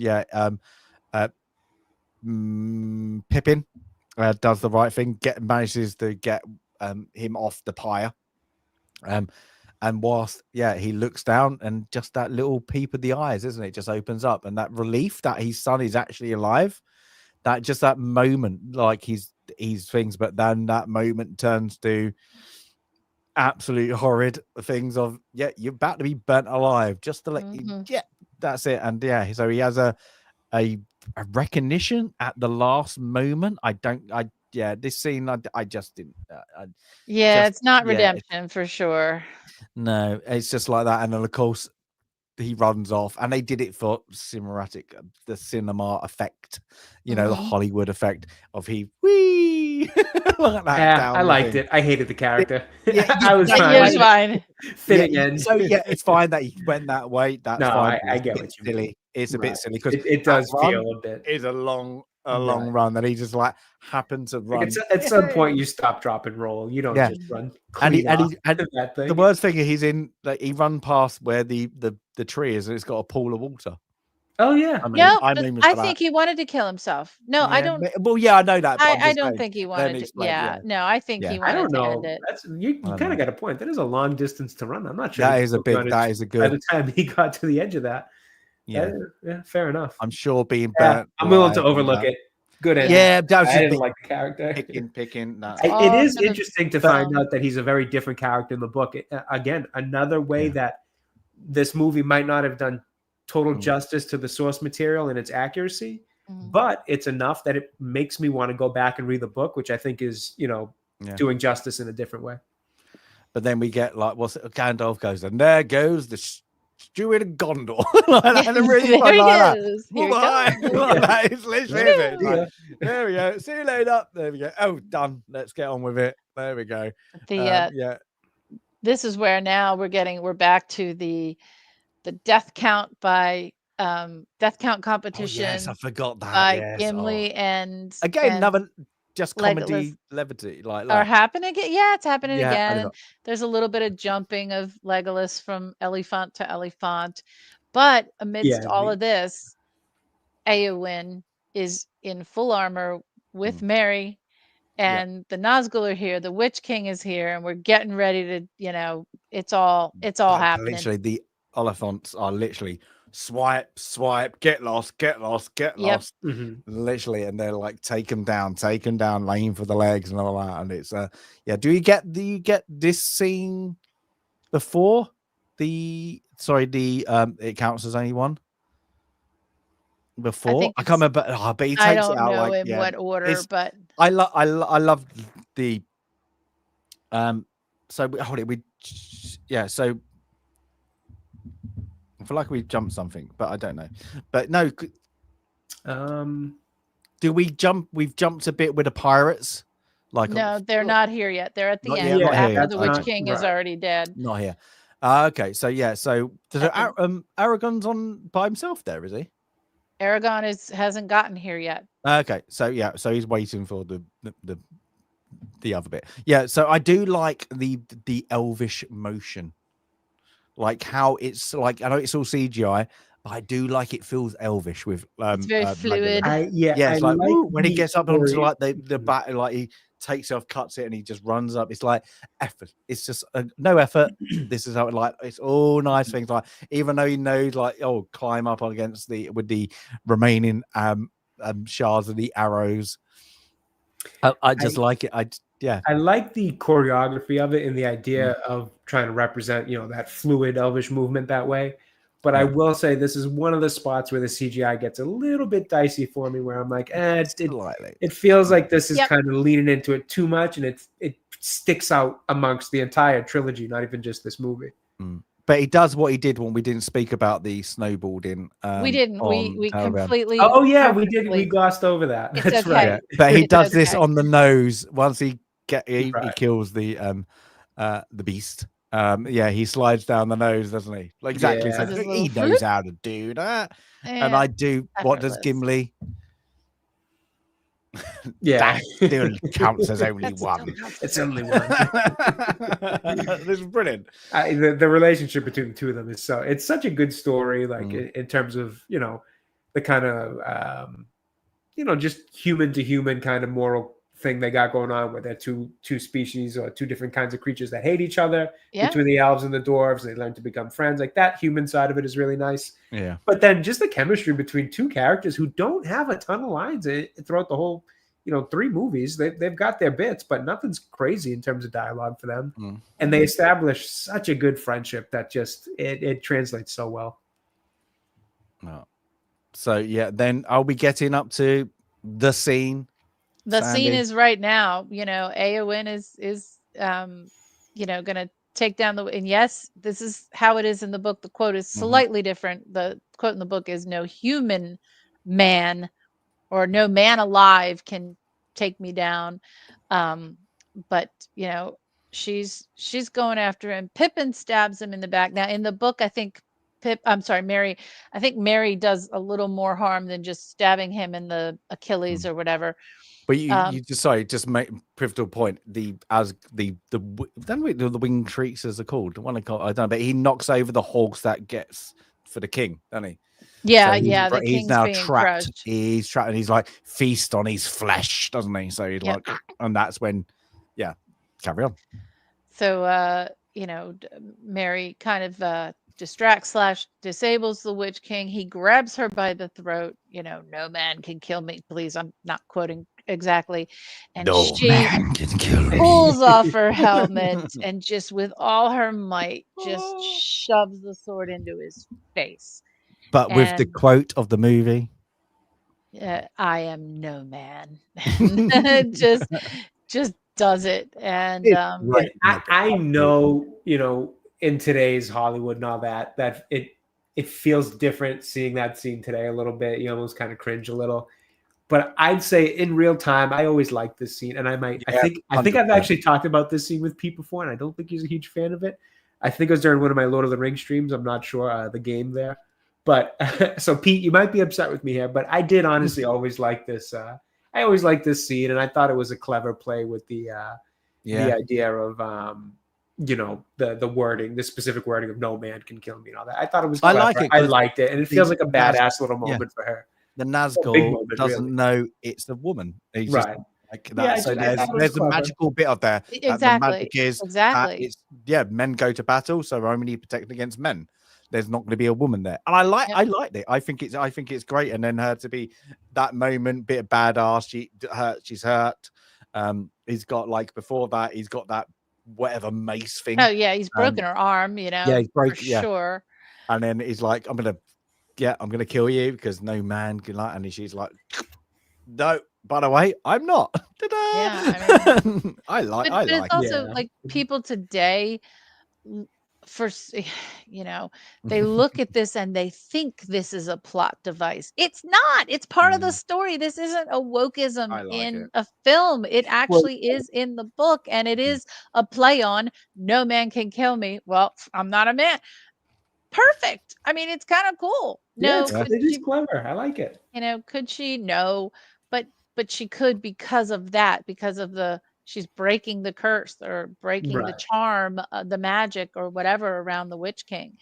But she's injured and Mary's injured and the king is dying, and finally Aragorn. We don't see him, do we, for a little while? So so finally where he is. Aragorn has finally arrived with the undead, and they just across the field. I mean, it's just like well, that's it. Like where it's like surrender, like that bit, isn't it? Like, but they just go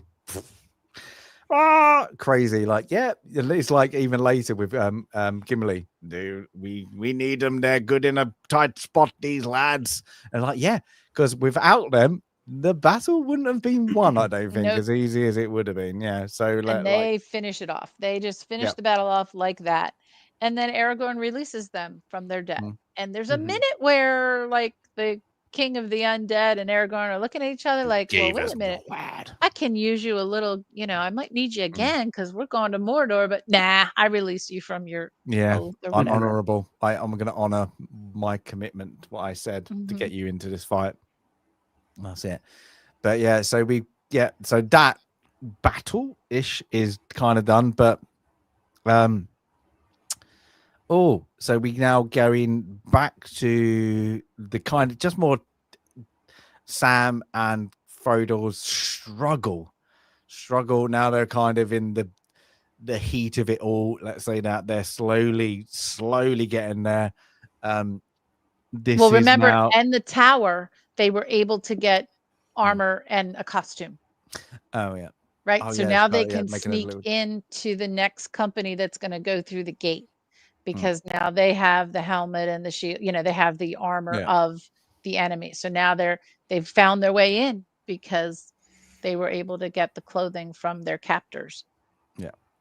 And then and then of course they decide the army of Gondor, I suppose what's remaining, and Rohan is we've got to attack the enemy head on. we've got to give Frodo as much time as Yep. we can. I like that. Like we've just got to meet him at the gates, and I'll literally let's do this. Let's take the fight to them. I like, it's great. It's But before that, so Mhm. Theoden is dead. Yeah. Faramir and Faramir is still in a coma-ish. Oh yeah, and they got Now Éowyn looks like she's half dead because she's also probably not just beaten up, but in some way cursed by the Witch King. So they take them both into, quote, the healing house of it's like a hospital of Minas Tirith. Yeah. And it's actually Aragorn because he's been trained by Elrond. Remember, Elrond is the healer. Oh, yes, he does. Yeah, he does. He's been trained by Elrond, and he does, all his stuff to tend to their wounds and do the best he can for them. And then before he goes off, so he's doing the healing. Yeah. Then this is say like what I think it's missed even in the extended version. Their connection is just a look. Really, it's just we're in the same predicament. We're kind of noble blood, I suppose you want to call it, but they just kind of give each other. There's no, I hate to say it, there's no connection. Yeah, but there's no interaction to make them love each other. Even like we'd say about the last scene, they're together and you assume it. Yeah. But apart from that, there's no. Do you need it? Not for this movie, unfortunately. It's not needed. It's get the feeling that when Aragorn leaves, then Faramir actually heals quicker, and then it's like Faramir looking in after Éowyn. Yeah. So because now Aragorn's gone, so now Faramir is kind of taking care of her. Because there's a point where she wakes up and she just sees him staring at her, which creepy. creepy. But no, like he's like he admires her too. Hey, she went into battle. That's kind of cool. Yeah. So from that, now we get. Sorry, you got it side by side. So the next bit is. So now we're heading off to Mordor. And Mordor. Yeah. So we get everybody at the gates. Yeah. Right. We're right to. Yeah. We've now.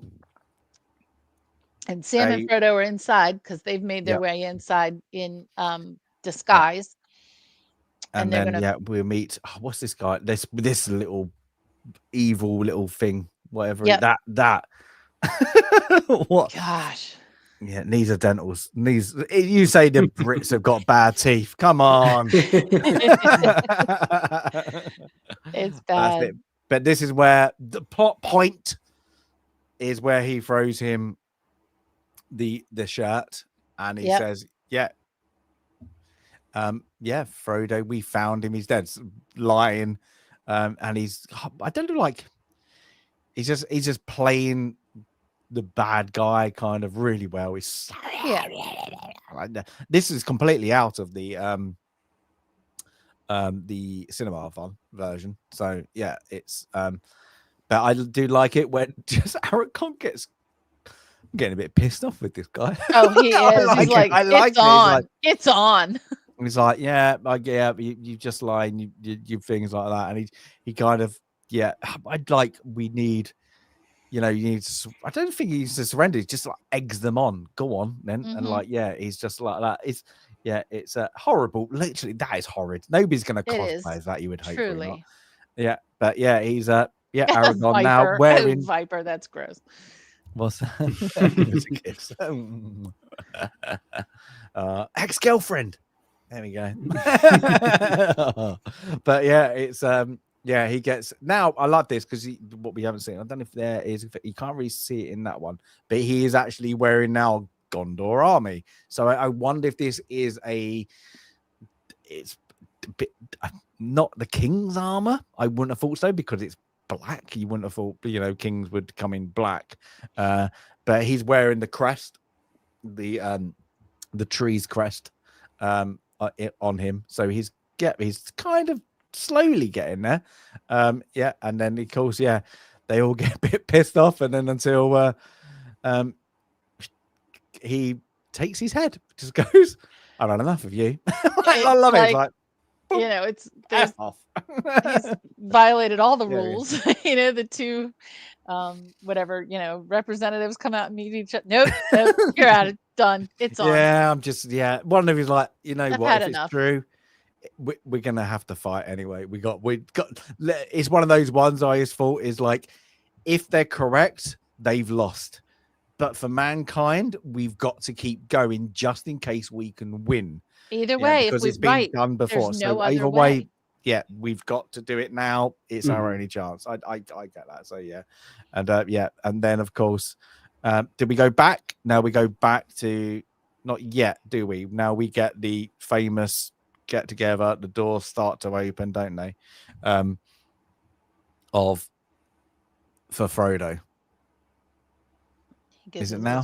For Frodo. Yeah, he gives a little thing. Yeah, and I always laugh at this bit because it's like he goes off, doesn't he? And then he charges for Frodo.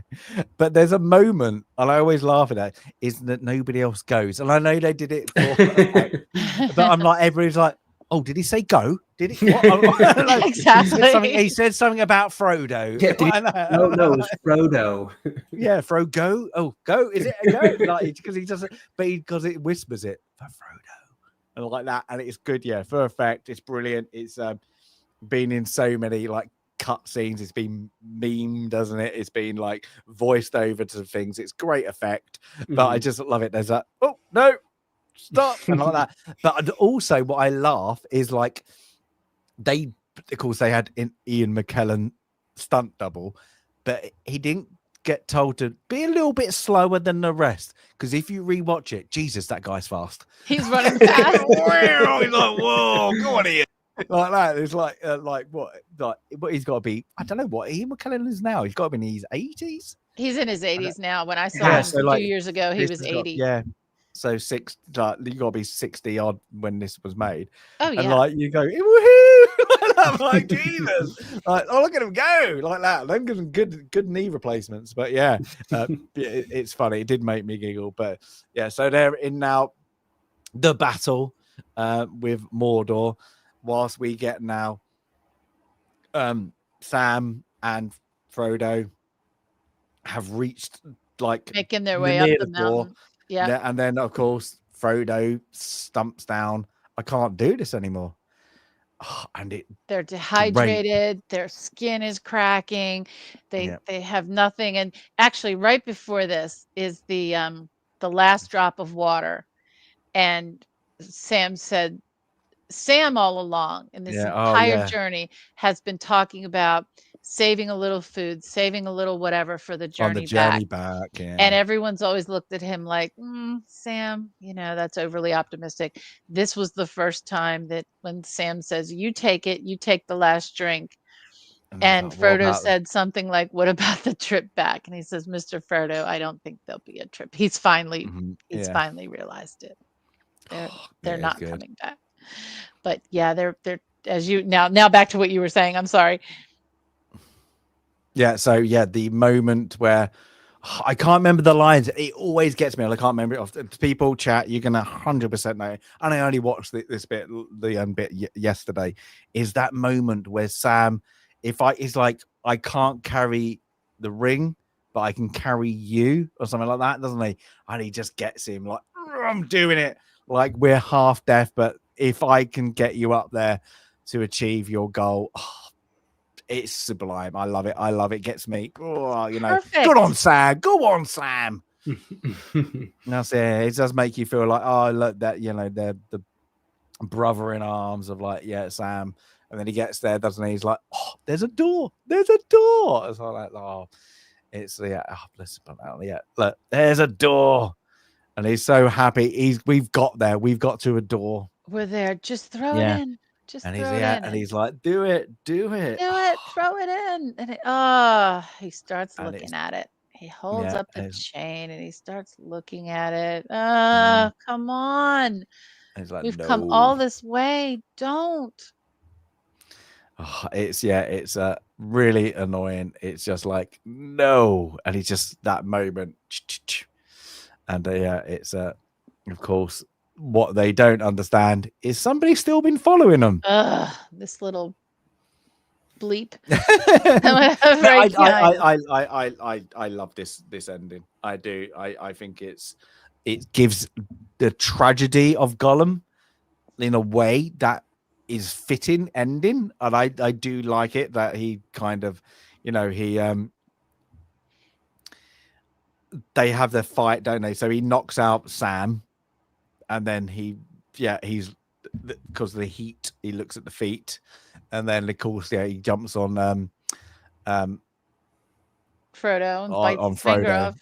Yeah, and it's I think I like to go on. Similar to when Isildur cut the ring off of Sauron's finger, Gollum's bit the ring off of Frodo's hand by biting off his finger. And his little face, though, that's it. When he actually, the glee, the demonic happiness, glee, and that little, I've got it, and he's so happy. That's why I like. You're not supposed to like Gollum, but he's so happy. I've got my precious. I've got my precious back. Yeah, and unfortunately, he takes the wrong step backwards, and it's literally that. Again, it's literally he's deaf of like being literally kind of consumed by the well,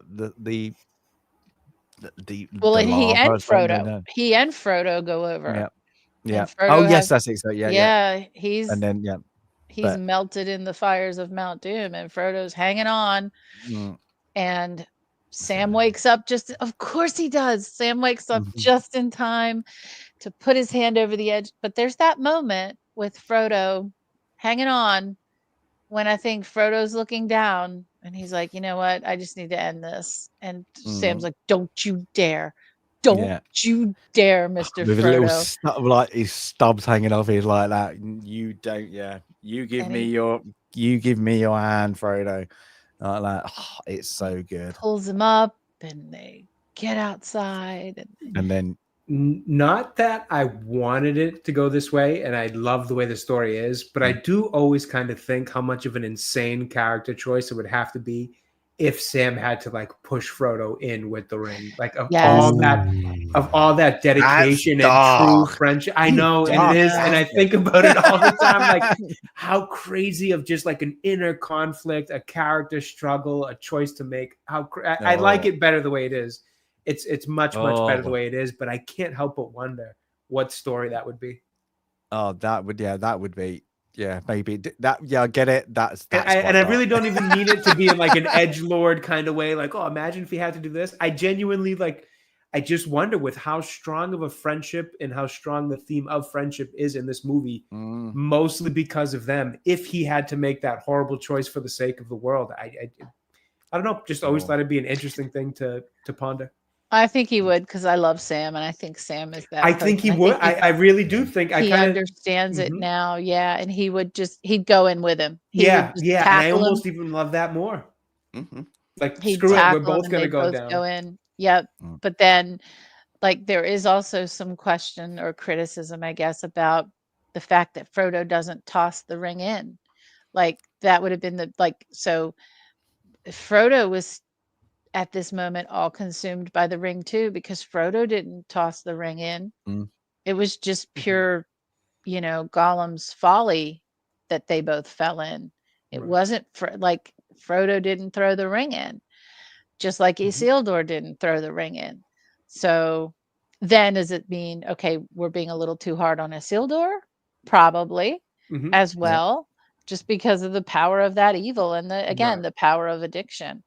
No, I agree. And for the record, I want to clarify. I've heard that, Daryl. It's like I've heard that so many times. Is Gollum the real hero? A lot of people wave around that. Is it? It's not. I would say no. Not the hero, but he definitely is the kind of bookend to the in a way. Unfortunately for him, no, he doesn't have a redemption. And I would like to clarify, because I just said when Sandy said the idea of both of them going into lava, I think I said oh yeah, I would have liked that better. I only meant that better than just Sam pushing him in. Right. I like the proper Right. ending. I understand. I want to kill them both. I just didn't want anybody in chat to be like, wait a minute, you think you can make a better? No, I can't make a better ending than Tolkien. I love what he did. I like the idea of them both going in better than just Sam pushing him in. And both of them are irrelevant because it was written the right way. Yep. I mean, Sam is the hero because he carried Frodo, again, he got Frodo as far as he could and got him out too, and true, AWOL, like the ring defeated Frodo. It did in the end, but friendship wins. Yeah, friendship defeated the ring regardless. Good triumphs over evil, and the ring is now consumed, and Sauron's tower is crumbling, and the eye is looking all over. It's kind of funny, actually. The way the eye goes down, it is a little bit funny because the eye's looking like, hey, what's going on? What's going on? Yeah. And then it melts, and then we get this, don't we? Yeah. Let's where is it? There we go. Looks over, and then doop, and it goes. I liked it. I didn't crumble. It looked, and then it kind of shattered that way. goes I kind sideways, of thought that was like the power of it. I didn't mind that. It's like quite So. And then all the evil forces are flattened. Yeah. And the forces of good remain. The only bit I don't like, and I would say like everybody dies, is when, of course, they're there, and it's a bit too obvious when I suppose the good army is around that, and then of course it all crumbles and like makes like a like just into the earth, and they all go, but it leaves the good guys. It's like on just a little island of rock. Yes, of course, that's fine. They're totally fine. It's that's the only bit I've never I was like, oh, I'm not buying that. I'm not sorry, but I'm not. So we get that, and then we get, of course, let's go. They kind of start to escape, and they get trapped on. Everything's going all over the place.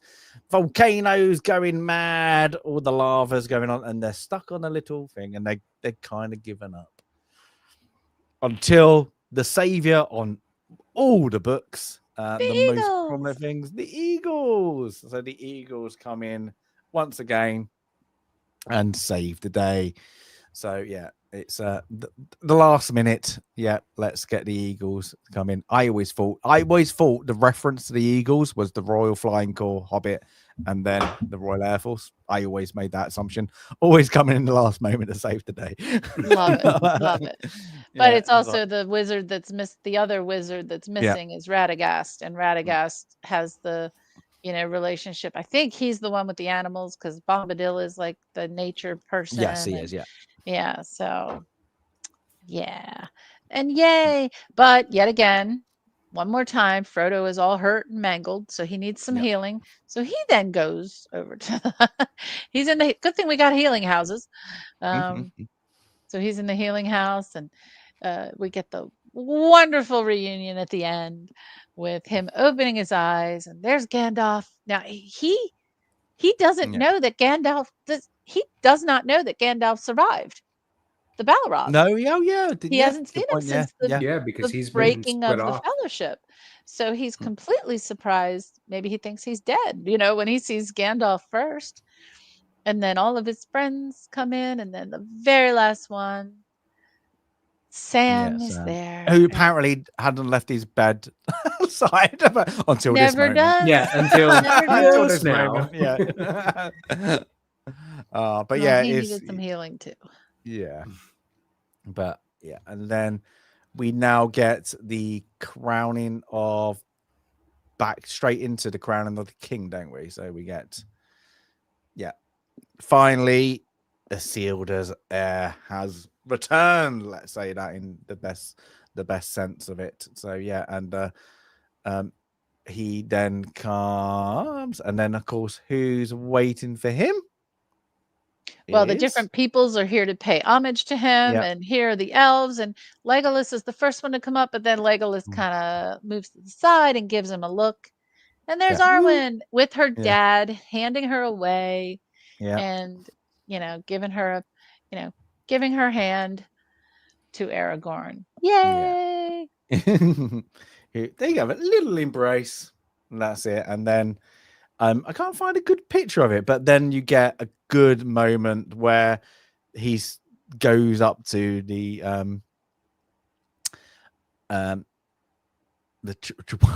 tree time, the hobbits, and then they go to pay their respects by bending the knee, I suppose, like that, and stop. No, but no, you. What's it? What is it? You, my friends. Yeah, my friends. You bow to no to one. no one. That's it. And then he drops and I like that because they all go, oh, and everyone. Oh, everybody's like, yeah. Everyone pays them honor, and it's lovely, and it's so lovely. It is a nice little scene, nice little moment. Yeah. And do you know what? This is where I'm greedy, and I like being greedy, is because theoretically the movie could have ended there. You just that it could have ended. It really could. I mean that into purist and all that, but cinema. But then they just went, no, you need to know what actually happened at the end, because that could be a cinema. That is Hollywood's ending. That's it. Boom, fade out. That's a good ending there, but we don't get one. We get we get, of course, the return to Hobbiton. So they all return Hobbiton. So they return as their kind of heroes. They're heroes. They have story now. They have stories to tell of their own. Yeah, but I think this is where, Sandy, I didn't want to interrupt you earlier. I think, so we get back, we get now, they kind of go back to their normal life, and then they just go to the pub. And they go to the pub, and everybody's dancing. And there's the one with the big pumpkin comes in. Everybody's wow, and they're just sitting there in pure silence. Yep. And I love that. It's because that is very military. That is so, because you're military, they're civilians, and they will never know what's happened. They will never understand what you will be. So you don't have to say anything. You just and I love it because that whole scene is so great, is because all they do is just look at each other and then just a slight nod. We don't need to say anything. And I think that is great. Like Peter Jackson, I don't think he ever served, just by the look of him.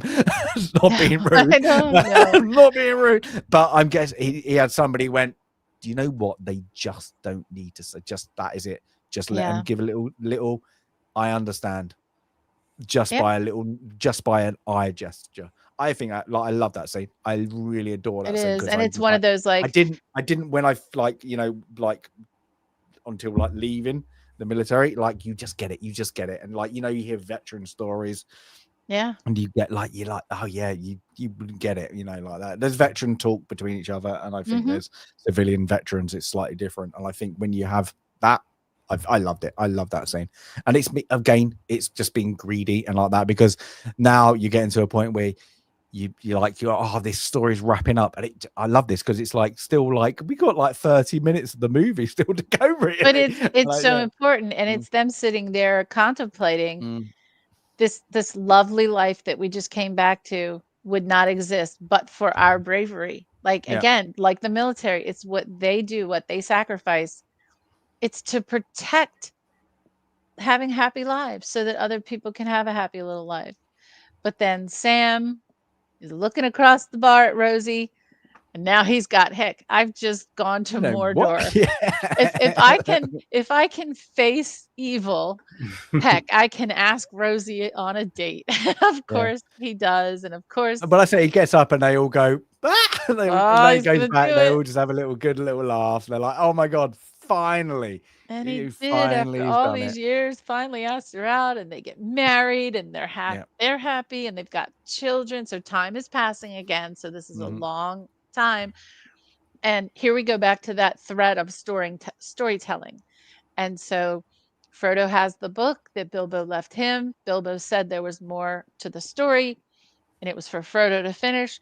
So Frodo has finished, There and Back Again by Bilbo Baggins and The Lord of the Rings by Frodo Baggins, and there are a few pages left.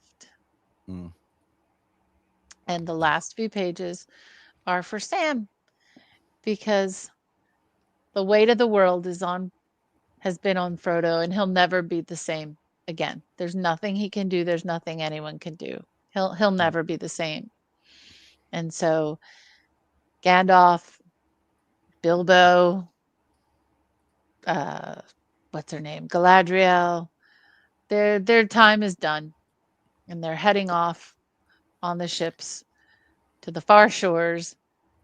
And they say goodbye. This is for Bilbo. He will have one last adventure, doesn't he? That's what he says. His last adventure. Yeah, like that. So he's like, oh, there's bestowing a gift on Bilbo, isn't it? Yeah, giving him a seat, heading off. The last ship to leave Middle Earth. They say goodbye to him, say goodbye to Gandalf, and then Gandalf just stops and looks at Frodo, and Frodo is now saying goodbye to his friends. They're like, no, you can't go. But from what he's been through, he has to, and the story is Sam's to continue to tell, and he has to stay, and he has to finish the story. Well, they say like my heel. It will never, like he's the Mordor blade. It's never because there's a part, doesn't he? He's like that. It's never healed correctly. So I'm guessing he's still being slowly poisoned. And I think, like Jay was right earlier, it's probably PTSD slightly as well. Yep. And this will be a thing like that. Right. Definitely the allegory for it, or that portion of the story. Yeah, 100%. But what do you think that literally, this is a good one for chat, because I think as somebody who hasn't read the books, and I don't think it's explained that much, is where in knowledge of the real world, what do you think Tolkien meant by where they're sailing off to? Never actually thought of that.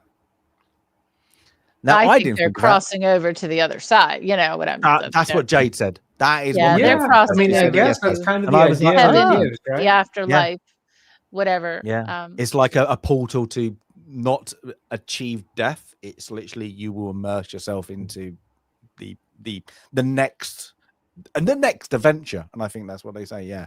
I think that's it's a so Pete says there, and I might pronounce this wrong, Valinor, the blessed realm, basically heaven for us. So yeah, that makes sense. It makes so I think that's what it's supposed to be. To give them. So is that like only an elves blessed realm, Pete? So is it kind of like the elves bestowing a little like a gift upon them that isn't typically for other creatures? Because it's like as out of honor for what they've done, like between Bilbo and Frodo. Just out of curiosity, that's actually a really cool concept. I wish they kind of explain. I guess mean they definitely do enough to give you that idea, for sure. So I guess they don't really have to explain it to you, but interesting. And there's also a little bit of interpretation here. I think for different people, there are different parts of this amazing story. This is one story, not 3 films, that mean different things to different people. And there's so much to read and read again and read more and learn more and get really deep in it, like Pete has, and some others in chat have been really into it. But so this was my idea to talk about all three together. As we get back, Sam goes back to his kids. Yep. So we get that again, a nice little oh, he's got kids now.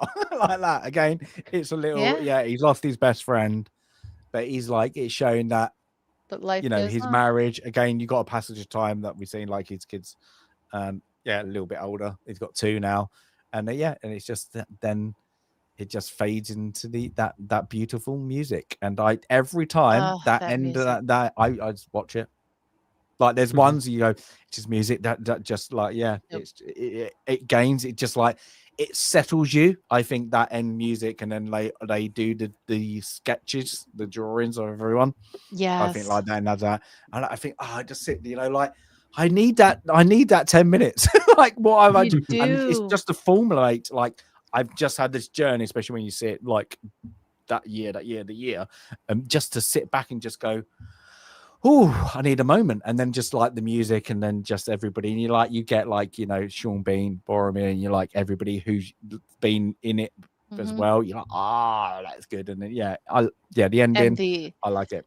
absolutely. If we've used the word ethereal, but the ethereal And voice of Annie badass. Lennox. Oh my God, Annie Lennox. That music is just perfect. So let's just talk a little bit quickly about the notes and the numbers, and then we'll get into some other kind of conversation here.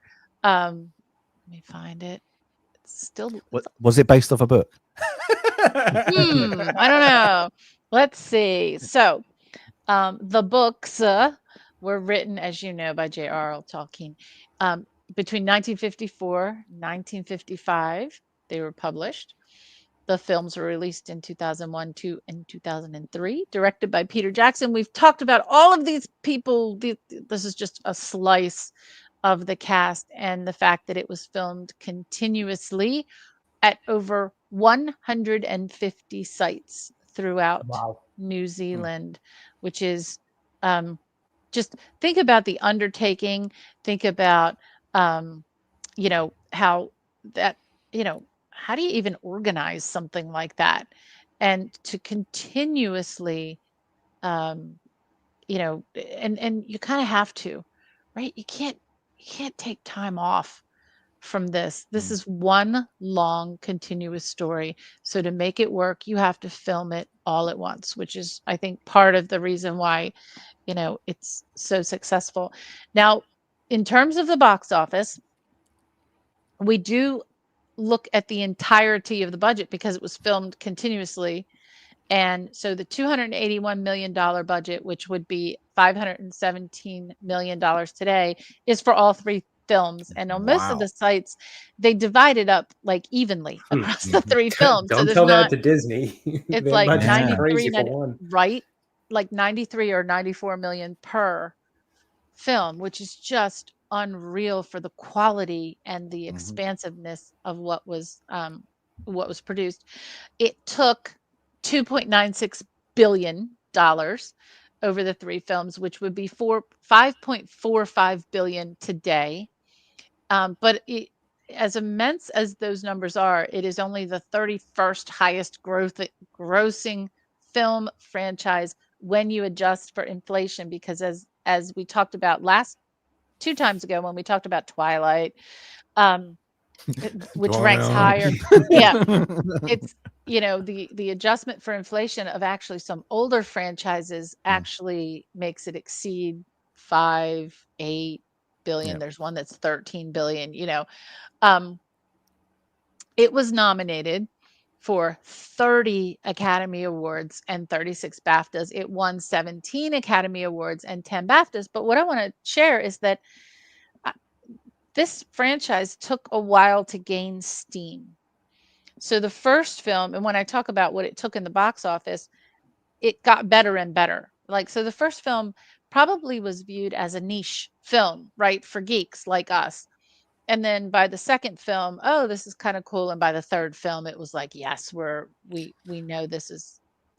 I wonder if that was product. if that was over the pond then, because every cinema was literally jam packed in the UK. Not the first two. You couldn't get I wonder if that was thinking I was London based, but then moving around, I saw it in different cities. You could not get a seat. This was and I mean, it's not just the first opening week. This was a week later. So I wonder if it was they thought, oh, it's a British thing. I wonder if that is like that. I don't think necessarily British, maybe but not, but no, but I wouldn't surprise a higher British support right out of the gate for sure. Yeah. Just given the history of Tolkien and all that. Yeah.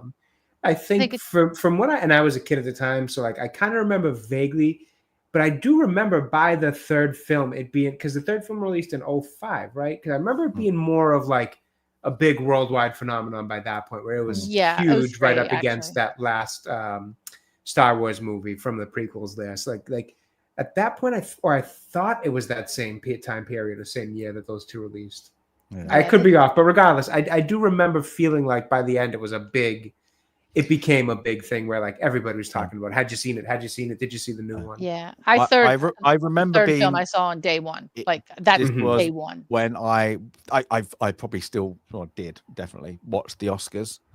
And this is where I was like, oh, how did it not win? best Well, like it hang should on, have like hang on. We're going to talk about that. go on, stop. We're going to talk about that. Because again, the first two really didn't have a lot of steam. So for all those Academy Award nominations and wins, they were almost all for Return of the King. So the first film had 1, 2, 3, 4, 5, 6, 7, 8, 9, 10, 11, 12, 13 nominations and 4 wins. So 13 nominations and 4 wins. And those wins were for Academy Awards. Those wins were for cinematography, makeup, original score, and visual effects. The second film actually didn't get as many nominations, only got 7 nominations and won 2 for sound editing and visual effects. Then when you get to Return of the King, holy moly, 2, 4, 6, 8, 10, 11, 12 nominations, 11 wins. So if you take in that 2002 with things, the best movie was A Beautiful Mind. A Beautiful Mind. And then it was 2004. Which is on our list, actually. Yeah. 2004, it was terrible. It was Chicago was the number one. There you go. And then 2006 then was a lot Return of the King, wasn't it? Return of the King finally got and it swept. It swept. And now just a couple more, items from there. Of all of these nominations, the totality of the 30 Academy Award and 36 BAFTA nominations, only one of those nominations was for a performance. Yeah. And that was Ian McKellen, who didn't win. It was a nomination for Ian McKellen for The Fellowship of the Ring, but none of the other actors got nominated at all. The Return of the King not only won Best Picture and Best Director, it was the one that won Best Director because Peter Jackson hadn't won for Best Director in the prior nomination. It also won for Best Screenplay, which had not won in the prior nomination. And then in addition to the score, which did also win for Fellowship, the song Into the West by Annie Lennox also won Best Song, and it won a Grammy that year. So the song did extraordinarily well. On the BAFTA side, just to not forget our British friends, of the many nominations here, the 10 wins were actually more distributed across each of the films. So The Fellowship of the Ring won 4 for Best. It did win Best Film, Hair and Makeup, and Best Film, Hair and Makeup, Director, and Special Effects. Two Towers won 2 for Costumes and Special Effects. And Return of the King won for Best Film, Screenplay, Cinematography, and Special Effects. The music didn't win at the BAFTAs at all. So that's interesting that the music was not honored at the BAFTAs, but was. Yeah, I remember being so pissed off. I was watching. Yeah. I was like, how? Like Sean Astin. Oh yeah, how we Sean didn't Astin. win. He should have been like I think his performance in The Fellowship, I love it. I think it's like things like things. I think he's really good. I think he should have won at least one. If things like that, Best Supporting Actor, it's like that. And I think it was about that time when I think Hollywood they would, when they still got that thing like, oh, we can't get, that's not serious. That is fantasy. It's a superhero movie. There's a sci-fi movie. Yeah, they're up their own ass a little bit, for lack of a better way to put it. Yeah, like, oh, that's why Star Wars doesn't win. Like, it's why. Yeah. Yep. It's why Raiders of the Lost Ark didn't win. It's why, but I think this film, The Return of the King, may have started to be able to break through that. I think because they had the look, because people were going, these are great. Yeah, and like, then wait I think they were like, oh, okay, we better give it something. Like, and I've been able for the director, like, if you don't say they're like great movies, how he directed them, best director. You might not say, okay, like best film, but like literally how he did it and things like, if you go by, like, it's like, and I hate saying, like, who else had really even accomplished that? Look what they, but like, give him the costume, give him the hair and makeup, cinematography, give him that best score, best sound, like the minor ones, like, what like I hate to say, like, the Oscars, only people care about is it like the most like people want to see is what one best director, what best movie, and then all the grades. Everything else, screenplay, actors, it's just and a little then bit that's lower. it. And as you go down those, it even gets less and less important to people. Yeah, but so, I will say to the point of Sean Astin and his role in this, I don't know who won Best Supporting Actor those other years of the years of these movies. I don't know who actually won them, but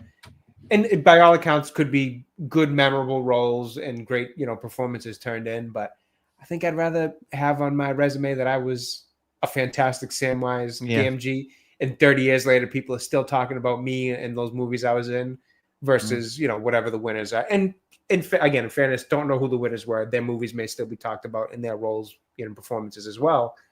But I'm hard pressed to believe that any of them are as iconic as Samwise Gamgee in the Lord of the Rings trilogy. Yeah, it's like how they dismissed the actors. Like it's fantasy. That's the only thing I can think of. They just would like, no, it's fantasy.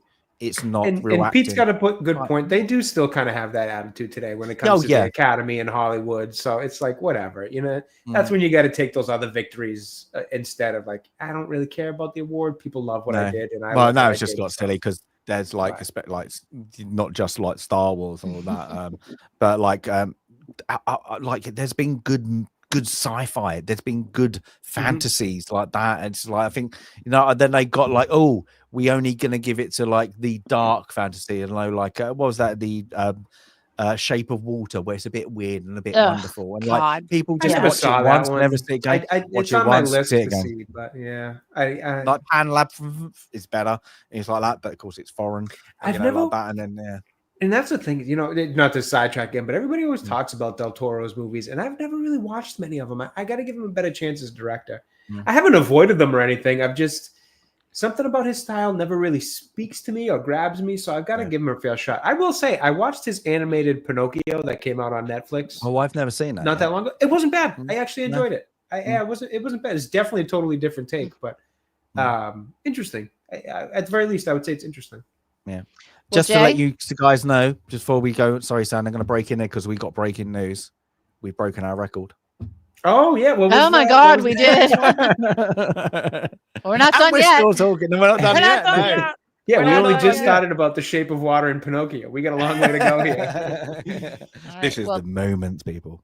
Well, I hope everyone agrees that this is one film broken into 3 parts. This is one story that has to be told all together, which is why I wanted them all together. So thank you to both of you and to everyone in chat for putting up with a very long but really great discussion about the Lord of the Rings. And we didn't forget anything.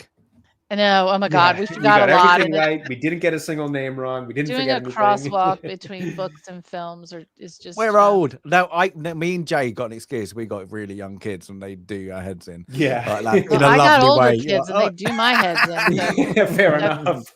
My older kids do my head in. So, so I want to start with Jay, because you didn't read the books, and you will give us the most unaffected review purely of the films. Right. So go for it, Jay. I mean, not to kind of rehash too much of what I've already said, because I know we're looking at 6.5 hours here.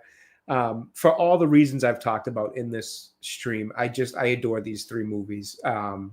Like I said in the beginning, I got to them late in life, much later in life. I was already an adult. I want to say probably at least 23 or 24 when I watched them, like truly sat down and watched them. And since then, they've become just staples of like that. Watch it anytime they're on, throw it on for comfort, throw them on for, as I kind of did for this rewatch, because coincidentally, I just rewatched these about 6 months ago, right before my son was born. Me and my wife, we sat down and binged all 3, one snowy weekend, actually. So to this day, there's still a comfort thing. So for this watch, I did them in kind of more in the background because I had just rewatched them this year. But still, like I said earlier, it's something where even when you throw it on, it's just something in the background just to kind of refresh your memory. You still get sucked into so many scenes for so many chunks of time because it's that good. It weirdly gives me a similar feeling that I get with nostalgia when I watch it, like that just joy and comfort, even though it's not something that's necessarily nostalgic for me because I watched it so much later in life. Speaks to just how good it is again. I'm almost running out of ways to say how much I love these movies. So I love them. I think they're incredibly well done. I mark it as the best trilogy film-wise of all time. I struggle to think of a better trilogy start to finish. I love that they did it the way they did in terms of consecutive filming, because it just makes everything, like Sandy said, feel like one story. And that's the way I think this whole story should be told, is as one story. I know it's multiple books, whatever, but it does just feel like one amazing, fantastical, emotional, impactful story that there's a reason it stood all this time in literature, as I think Pete said earlier, one of the most translated books of all time, if not top 2, I think he said. And there's reasons for that. There's reasons. Tolkien's work is amazing. It's legendary. It's, just phenomenal. And there's a reason I think Peter Jackson was so able to create something maybe not equally as iconic, because it's super hard to match how iconic the Lord of the Rings and the writing is. But in terms of creating a film adaptation, I struggle to see it ever being topped. I struggle to see it ever aging poorly. And I struggle to think, or I hate to think what it would be like if, we never got this and all we got was stuff like Rings of Power. Because this is just phenomenal. Love it. I'll just do a whole grade for the whole trilogy. I give it one of the strongest 9s I think you can give. The same kind of 9 I gave to The Godfather. I truly love this trilogy. Can watch it over and over again, and will. Well said, Jay. Well, Thank well you. said. All righty, James, your turn.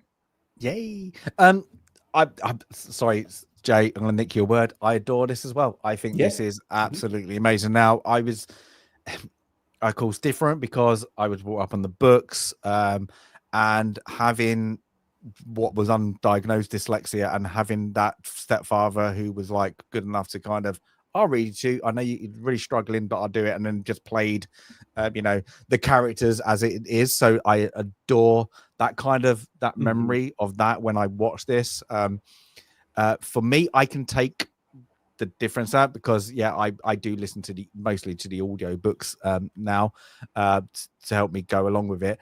I loved it, and I think as just opening your world up to that weird fantasy world, it was great for me. I started again. I was like, oh, I read The Hobbit when my kid really, just to get that kind of when he was, talking, just a talking state like that. Now we can start reading a little bit, and actually, I started The Hobbit again. And just these mind of what a hobbit? A hobbit? What's a hobbit lives where? A hobbit? And just reading The Hobbit, and then having me playing just that memory of that's what my stepdad must have felt so like sweet. When I was that, and then just having that that and playing.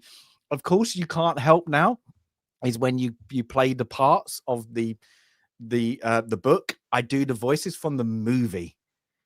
If that makes sense. So you do Gollum as Gollum, and they fit and all that. So everybody's got that kind of, got Gandalf's got that ruspiness, you do all that, and it's great. So for that, and then having that, seeing the animated, and then going, I don't know how they can do this. Like your brain just can't envision that on the screen. And then when they did it, I was blown away. And even now, and Jay's right, you just you have something on the background. You I flick over, Lord of the Rings is on, seen it so many times, and then all of a sudden you just stop and you're just doing this. Oh God, what's gone past 45 minutes? I'm supposed to do something. I just got in for 7 hours. 7 hours. But it's literally it's magnificent. It's 100% the best trilogy of all time. I don't think I want to be Hollywood or independent or whatever. Amaze me, please do something better, because this is great. If it's another book or your own story, please, because this was great. This was great at cinema. It felt like that. Everybody wanted more. Everybody was I'm greedy to know more. And Jay, you're gonna you said you were going to read the books. It's Mhm. great, you know, like that. And I think it opens up a world. Like I always, I love The Hobbit. I always will do. It's going to be one of my top books of all time. But this, like, guys in chat, see what it opened up to you, like the geekiness of like the Silmarillion, all the appendix and all like that, and then this world of like what he built and like that, and the history behind the man who wrote the thing. Like, it's literally Tolkien was a superb geek on his own, like a literature like path, and like and then what Christopher did, and and then unfortunately after his death it's gone a bit downhill. We won't talk about that, but just this, it's spot on. Now I won't give my things now because I can never decide what movie I like the best, and I mean that as I go like, oh, I like Fellowship today, oh, I like Two Towers, and I like that, and I swap. I will watch them, and this time I would have gone Fellowship as my favorite movie. But next time I will go, oh, no, it's Return of the King or Two Towers. I just literally swaps. It literally swaps. Now, some days I'm going to go, I give it 9s. Boom, it's 9. Then some days I go 10, 9, 9, 9, 10, 9. 10, 9, 9, 9, 9, 10, 9, 9, and I swap, and I just do. Now, there's ones that are like singular greatest movie. I think me and Sandy have probably got 1 10 out of 10, and I just swap. And would it be a 10 out of 10? I probably knock it down. Like, it's going to be, for me, you're going to have a 9, 9, 9.5 if I have to be a bit crude. Which order that's in, it depends when I'm watching it and what I go, wow moment. So it is that. It is, it's going to be probably the second, third strongest viewing score we're going to get out of me. But yeah, it's great. It's great. I love it. I adore it. I think from Peter Jackson is when I heard Peter Jackson was doing it, I was like, oh, what have they just done? What have you just picked? You picked a person that done Heavenly Creatures, Bad, Brain Dead, and Bad Taste, and that's the only movies I can think before that he did. So Brain Dead is on our list just because I want you guys to go, how I get it. Heavenly Creatures is slightly different, but like Frighteners, that was after this though, and then of course he did King Kong. But if you watch his first, I think this was the first B movie, Bad Taste, just go and look at it and just go, I don't get like how that happened. That guy, how he sat down and got the right. He must have had one hell of a pitch to studios in order to get that. Like that. It's like the Tolkiens, and then he went. I think he went to New Line first, didn't he? And they were like, I thought. Oh, is that what it was? I thought a couple companies. One time I listened to a stream. I think it was like an anniversary stream. Yeah, I think New Line had the rights, and then New Line. He mentioned this stuff. Yeah, New Line had the rights, I think, to do it, and then they were. Frighteners was 98. Oh, okay, 96. Sorry. So, but they had the rights, and then because he wanted to do more, and then they were like, "Can we have 2 movies?" And they went, "Oh, let's reduce it to 1." And they were like, "No, we can't." And he had the Tolkien back in. They were like, "We're putting it out. We just don't want to do it, and we don't want to put the fund into it." And it was whoever the studio did it. Let's say that. We won't talk about that, but yeah, it was. Yeah, it's just how he got it. I don't know, but yeah, I couldn't envision, because of his vision, anybody now else fitting the part as director. It's like, yeah, it's mad, because I didn't have any hope. I didn't have any hope for this. So when I did see it, wow, it was a wow moment. It's like that. And you just didn't get that kind of movie. You just didn't get that, like the fantasy production out there of going, oh, look at that. Look at what they just did. And it immersed you. And that's great about cinema. It's about not just fantasy movies. Like when you sit there and then for them, whatever, 3 hours, and then you just go, I'm in that universe. I'm there with them. Yeah. I'm watching their journey. And that's what's great about these movies. It lets you forget, I'm there with you. I'm where I'm living every moment with with the Fellowship, and then just that every play with Aragorn, Frodo, Sam, every character. I'm there with the laughs, the cries, the heartaches, Right. everything. So yeah, absolutely beautiful. It would have been definitely on the wheel from one of us. And Sandy, thank you for putting it on there first. I agree. Yep. Well, Over to thank you. you both. There are a couple names we've forgotten to mention. So before I get in specifically, we obviously thank you for commenting on Peter Jackson and his amazing work. The screenplays were written largely by Fran Walsh, so let's give her a little bit of credit. We haven't mentioned Howard Shore. Howard Shore wrote the score and most of the music for all three films. Just completely immersive, beautiful, beautiful music. You can just put the soundtrack on and just listen and just enjoy from start to finish, as well as some other artists like Annie Lennox, who also did some of the writing for the film's music. So kudos to them in a fantastic and beautiful. Every element of these films were so thoughtfully put together, from the scenery, from the setting, the music, the tone, the characters, the actors. You could tell that it was Peter Jackson's goal to honor the work of J.R.R. Tolkien. Was he making films that were exactly like the books? No, because you can't. You can't. You cannot do that in a couple of 3 or 4 hour films, or 3 or 5 or 6 or 7 3 or 4 hour films. It just doesn't work. In addition to the acting done by Andy Serkis, we've already mentioned the additional work that he did as really a groundbreaker in motion capture, and the efforts that he went to actually contribute to the art and not just for this particular performance. I want to talk about the books, the faithfulness to the adaptation to the books, and then the films. So the books, 10, no doubt. The books are a 10. As a set, they are a 10. There are a few books that I would go that way, and the books are a 10. The faithfulness of the films to the books, which is separate from our review of the films, is a 5.5. Jay may disagree. Pete may disagree. He may even have it lower, but it's a 5.5. It has to be, and that's okay. It's there's nothing wrong. It's not that it changed.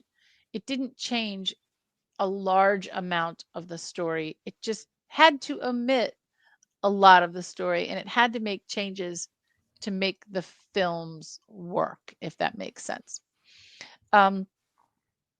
Some of the things that were omitted were not, well, you close, Pete. 4.5. I totally respect that. And you are much more educated. You are a Lawrenceburg. You are much more educated on this than I am. So I totally respect that. What's a Lawrenceburg?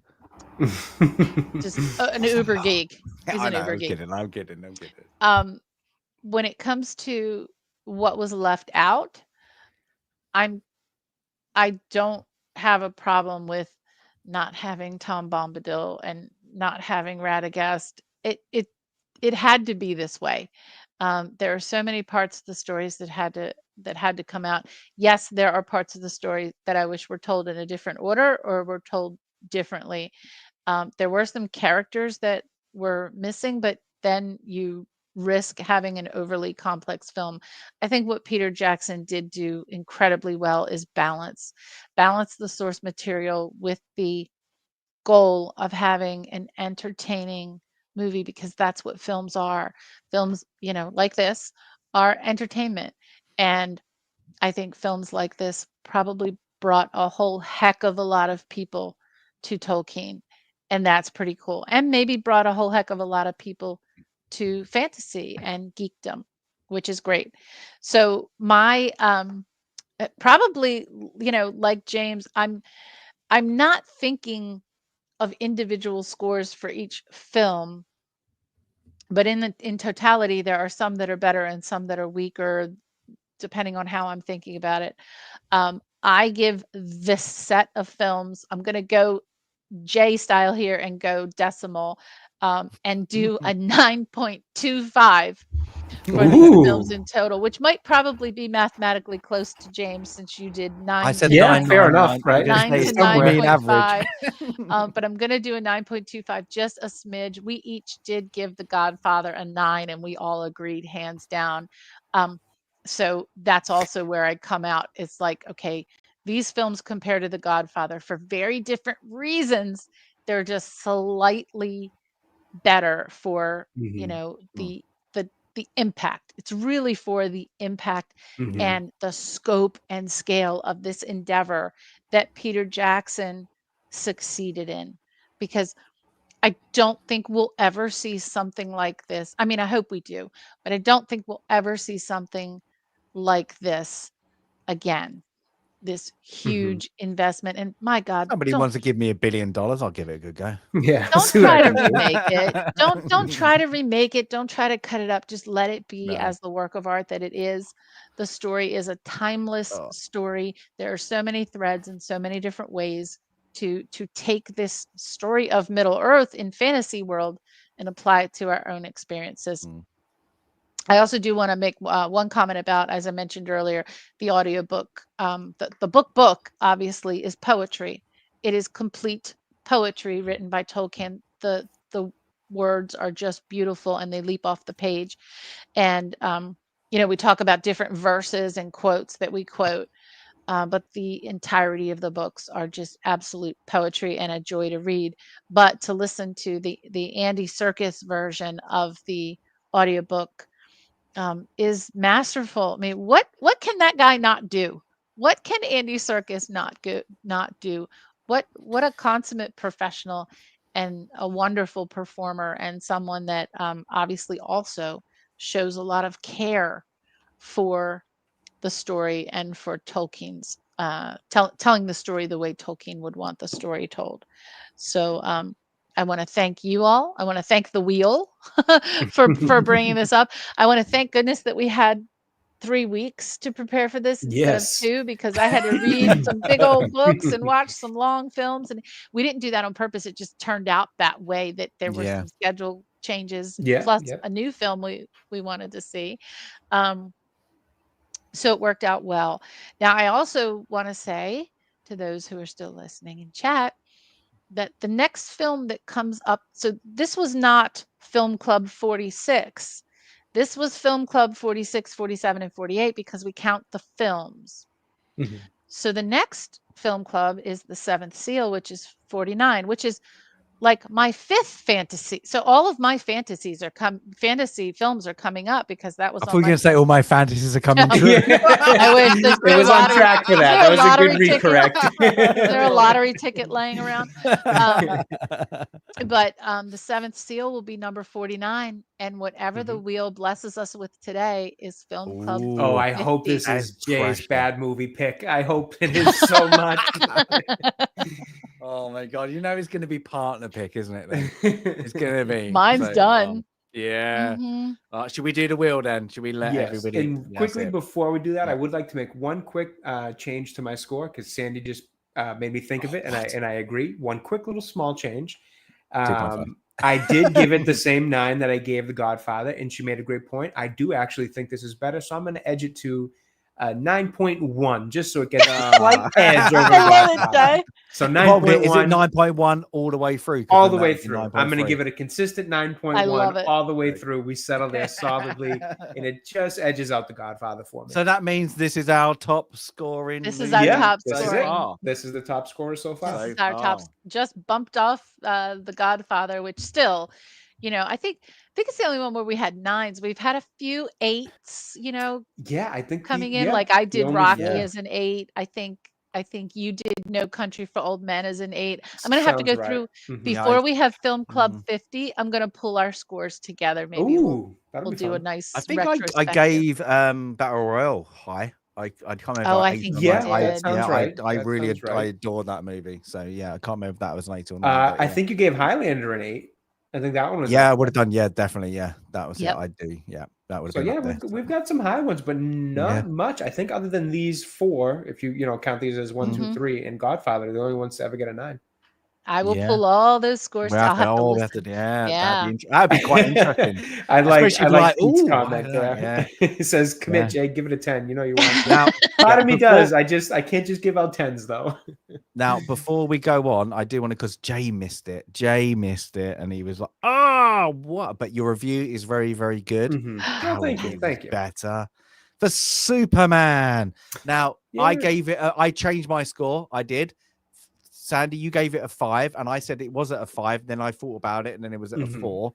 And Jay, you did say your score was a 6 at the time. Has it changed? So this week has actually been a weird week processing the movie. The more I watched the more I thought about the movie, the more I actually had fonder thoughts of it. The score didn't change. It still sat at That's about what a 6 happened to for me. But I Yeah. left feeling I left feeling like I had a fun time watching it. And I know some people are going to say, you enjoying a movie is not an argument point or whatever. I get it. But at the end of the day, it's all subjective. So like enjoying the movie is part of how I tend to grade movies. Not It everything should is, be. especially a movie like that. That movie's not trying to stand up to an Oscar kind of not at all, scale no. or anything like that. So the grading system shifts a bit for me. Whatever. Also, you know what? At the end of the day, it's my grade. I get to grade it however I want. So You sure if do. it doesn't fit with somebody else's grading system, my apologies. So be it. But 2 points off. It's very close. You could have given it a 10. and I give it think an we 8. were So all kind of in the nobody same. moan then, would they? Right. We were all in the same general range, I think. None of us thought it was a great movie. I think we all had the same points as well. Yeah, and Yep. maybe just slightly different ways it affected it. And you guys did all spoilers. I know this isn't spoiler talk for Superman right now, but I will say a few slight ones that lean into stuff. I would try not to go too far in case anybody hasn't watched it who's watching now. Like I said, I feel more like I enjoyed it even more as I've gotten away from it. I will say one thing that I was hoping, and as it's kind of come out, I think the past 24 hours or so, James Gunn's been definitive about his choice for Kal-El's parents. And part of me felt like that was the case, that it was legitimately the change that he made. I think a part of me, and a lot of people are like, the headcanon people are using to justify this. I'm like, honestly, for me, it was more headcanon hoping that it wasn't the choice. Not that I wanted to say, you didn't get it, you missed something. You're gonna get cassette number 2. And that's what it was. It wasn't so much for me thinking, no, you people who are saying it's that just missed it. There's going to be a change and it wasn't real. It was more me just hoping that there was something more to it and that Lex does have a way of fooling the analyst and all that. But it looks like that message was real and that's what he's going with. And I think it's a horrible change.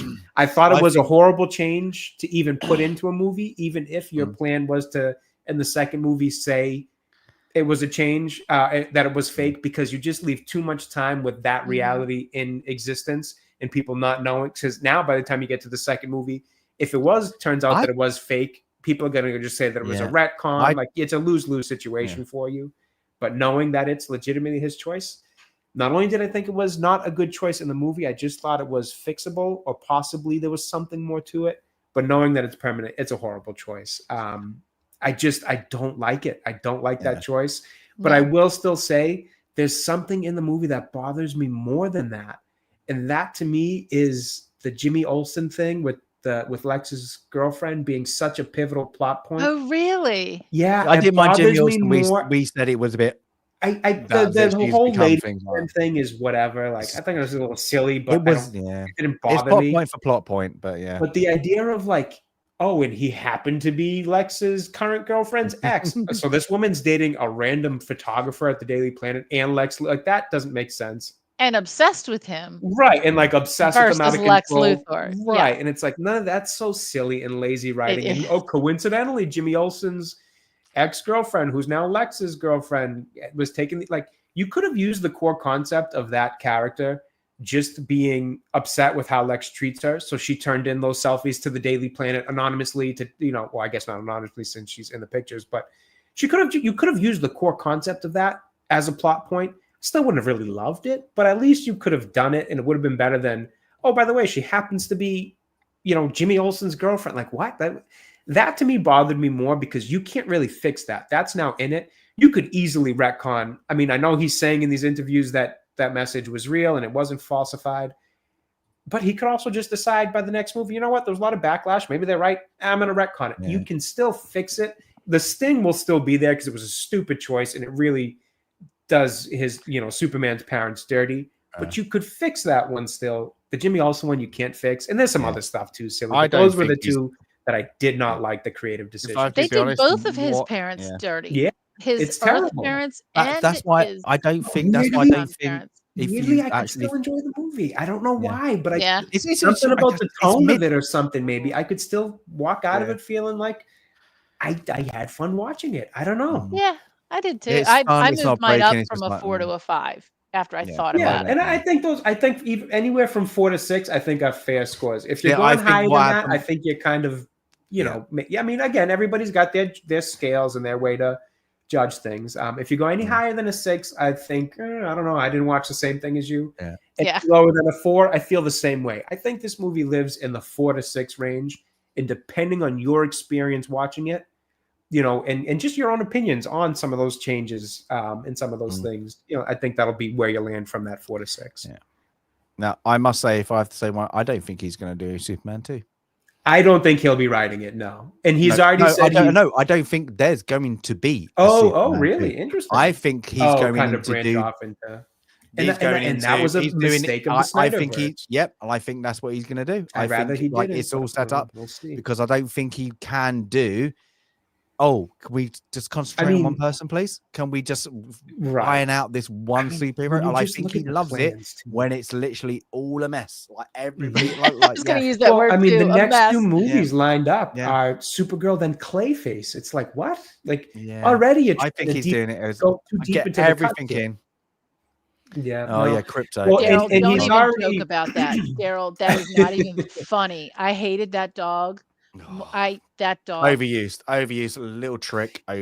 See, and I didn't mind some of the scenes with them, but it did feel a little too reliant on this is one of the gimmicks of the movie. I did because Superman ended up not Superman doing super stuff. It was Crypto every time, saved everything. Yes. It's like, oh. Well, see, I'd push back on that a little bit. I do think there's enough of that where you can look at it that way, but I do think Superman did his fair share of being Superman, with the pocket dimension stuff, how he saves everybody from it with the ice breath, obviously the fight with Ultraman.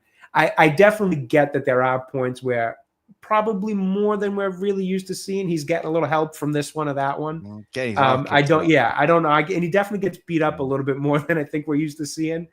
But you can, write some of it off with the kryptonite poisoning. But it, does happen in the beginning of the movie with the Hammer of Baravia. But again, by the end, you do find out that it's actually, not, and again, I won't spoil too much, but not quite just some random Hammer of Baravia. When I put it all in totality, I can kind of write some of that off or just overlook a little bit of it, enough for this style of movie.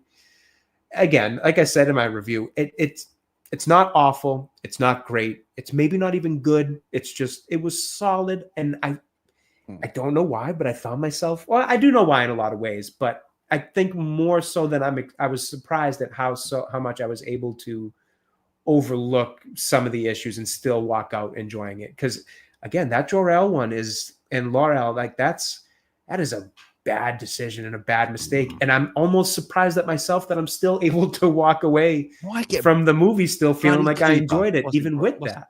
Oh yeah, casting that's a case of, one, the performance was just dialed in. They didn't care. Yeah. 2, that's a bad case of the actor takes you right out of it. You see his face and immediately why is Bradley Cooper there? Totally took you right out of it. Bad casting, bad creative decision. I mean, call it is what it is. James Gunn, bad choice. There's some good choices you made in there that I was happy to go over in the review as well. I actually didn't touch too much on that point in the review. 1, because it was spoiler free. Give a spoiler one. Give a spoiler one. I know. I think I might dive into it more, especially because I'm going to be honest with you. That review didn't do very well, so I might dive into it. They're not going to see it, I would say, by now. Yeah, that's pretty fair. So I do think I'll go into it a little bit more because now having it definitive. No, sorry, go ahead. I'm so sorry. Sorry to interrupt. What a horrible quote by James Gunn. Okay, are you ready for this?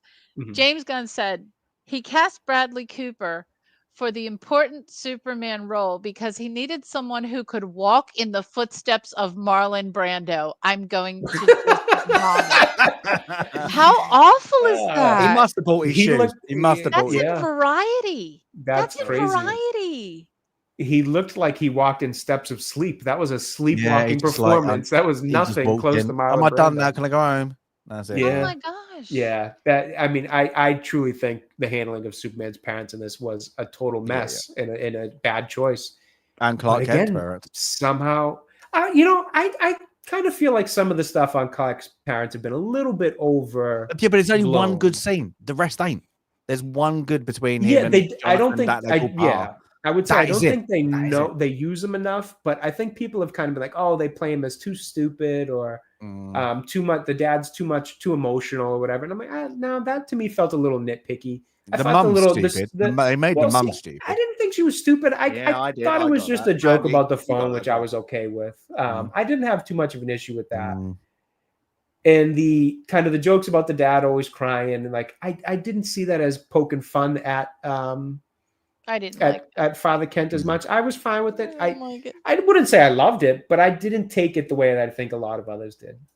I think Okay. the reason I took it so poorly is, and as I James and I were talking, like in my review, I think the core story of Superman is about parents and children how they live up to the expectations of their parents and the high expectations that parents should set for their children and to help them succeed. And whether it was Superman's Krypton parents who did all they could to make sure he succeeded on Earth by getting him off of a dying planet, or his Earth parents, and then him living up to those expectations. I think that's such part of the story of Superman, and that's why this hurt me the way that they portrayed both of those parents. And I agree with that entirely in terms of their role in Superman. And I think for me at least, again, Jor-El, what they did with his Kryptonian parents, totally wrong in this in terms of getting the story right. Don't like it. His Earth parents, the Kents, I feel like they touch a little bit on that message from his father, which is fine, and kind of reestablishing his moral compass after being rocked by this news with his Kryptonian parents. I just think part of the reason they don't go into the relationship, and as I'm saying it is a weird choice, because if you're gonna kind of destroy his moral compass with his Kryptonian parents, you should lean more into his Earth parents to reestablish it. And to just gloss on it wasn't enough. Sorry, can I just break in? Sorry, I'd really take No, go ahead.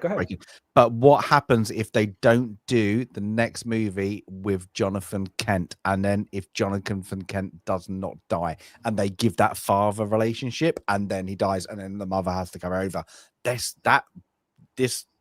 would make no sense then. You can't really have Jor-El as that the image. It's well, it's like I said, he definitely made a mess with the parent stuff in this one, and I was hoping it was stuff he'd be able to course correct by retconning it, but he seems adamant that that's the choice he made. And one thing I will say about parents in Superman, like or not like, or say what you want about Man of Steel and the tornado scene. I know not everybody loves it.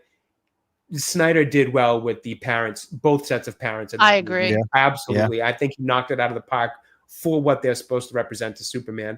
And part of it, I will say, maybe that's more prevalent in that one because it's still an origin story and the Superman's kind of established and didn't need to rely on the Kents as much. But you kind of reopen the door for that need, even though it's not an origin, when you destroyed what his original parents meant to him. Yeah. So that I do believe that's a very fair criticism of this movie, and certainly some of the weakest points for me in it. Yeah, because then you're making an origin story, right? By accident, right? You're accidentally circling back to which is silly. Yes, but well, Jay, well done. You took us over 7 hours. I don't know. Yeah, we got a new record. Thanks, Superman. There we go. Oh, great. Yep. I want to spoil it. I want a spoiler one now. Chat. Do you want spoilers by Jay? I do now. So I do think Sandy, I might do one, honestly. I think you should. So Sandy, this is our 50th. It's our 50th, and that is who knows mad. what the wheel's going to bring. After this, then we've only got 312 to go. That's fine. Wow. What are we going to do for the rest of our lives? We're going to run out of things Oh. to do. All right, I'm going to do it. 1, 2, 3, 4, 5 for the 50th. Do it. All right, like Jay's bad pick. Let's go. A Fingers Naked crossed. Gun, if that comes up, that is. Oh God, that one's. I saw posters all over the theater for that. That's But- too. Well, We'll be watching the regardless of what it is, we're still we should do a nice little retrospective and some yes, 100%, some 50th, like to go look back. Next week during our 49th is actually our 1 year anniversary. Oh, that's right. There you That's go. So we have our 1 year, we and then we nearly got it. We nearly got it on. we nearly bang did, on track. even though we skipped a few weeks. Yeah, at the beginning. This yes. one caught us up with 3 films in one. Almost caught us up with 3 films in one. So, yeah. So we've got a 50th. Are we ready? This is hard. This is going to be interesting. It's going to be something awful, isn't it? Doesn't matter. That would be it doesn't matter. Yeah. There we go. Jay's. Oh, going to be something Jay's, isn't it? Anyway, are you kidding? All right, let's do this. 5, do it. 4, 3, 2, 1 for the 50th. Let's do it.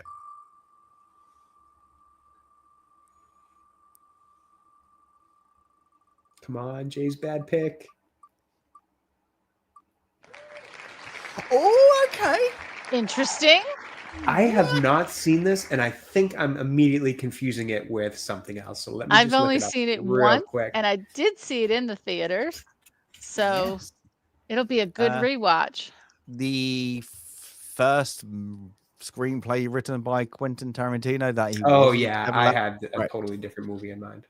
And Val Kilmer's in it as Elvis. Christian Slater, Gary Oldman, Christopher Walken. We've got a link with Christopher Walken. Yeah. And it's got one of the greatest scenes with Christopher Walken and he died. What's his name?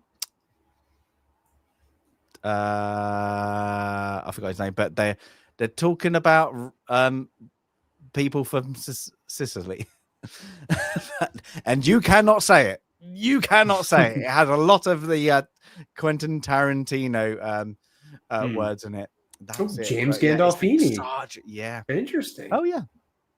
Okay. This is a good one. This is a good one. Oh, this is it looks like a good one, I should say. A good one. Have you never seen it then? No, I've never seen this. Oh, you're gonna love this. You're gonna love this. Arquette. I could not think of her name. Patricia Arquette. Yep. Samuel L. Jackson makes a quick. What's name? Oh, Brad Pitt's in it as a. Wait, you guys don't want to do a Fantastic Four special? Okay, I think I am going to go see it. I am for the sake of review. I almost don't want to admit, but I think I'm going to. I hate to admit it, but I think. Well, I'll tell you this, but I had a terrible time at the theater. Did I tell you how much? I don't know how much it cost you to go see Superman, Jay, but it was $28 for the ticket because I saw it in IMAX. Mm-hmm. And by the way, that was my other big disappointment from that film. There's no reason for that film to be in IMAX. And they're really pushing that in the marketing. There was nothing IMAX worthy in the shooting of that film. Mm-hmm. That's what I said. Yeah. But then a small Coke and a bag of literally a bag of crisps, nacho crisps, was another $17. It was it's crazy. It's ridiculous. It's like they want to get it's almost like they want to try to get some money back since not as many people are going, but like you're just going to scare away the people that are still coming to the theaters with those prices. So $50 just for me to see a film. I didn't take my again, I'm going to sound like an old lady, but I couldn't take my family. There's no way.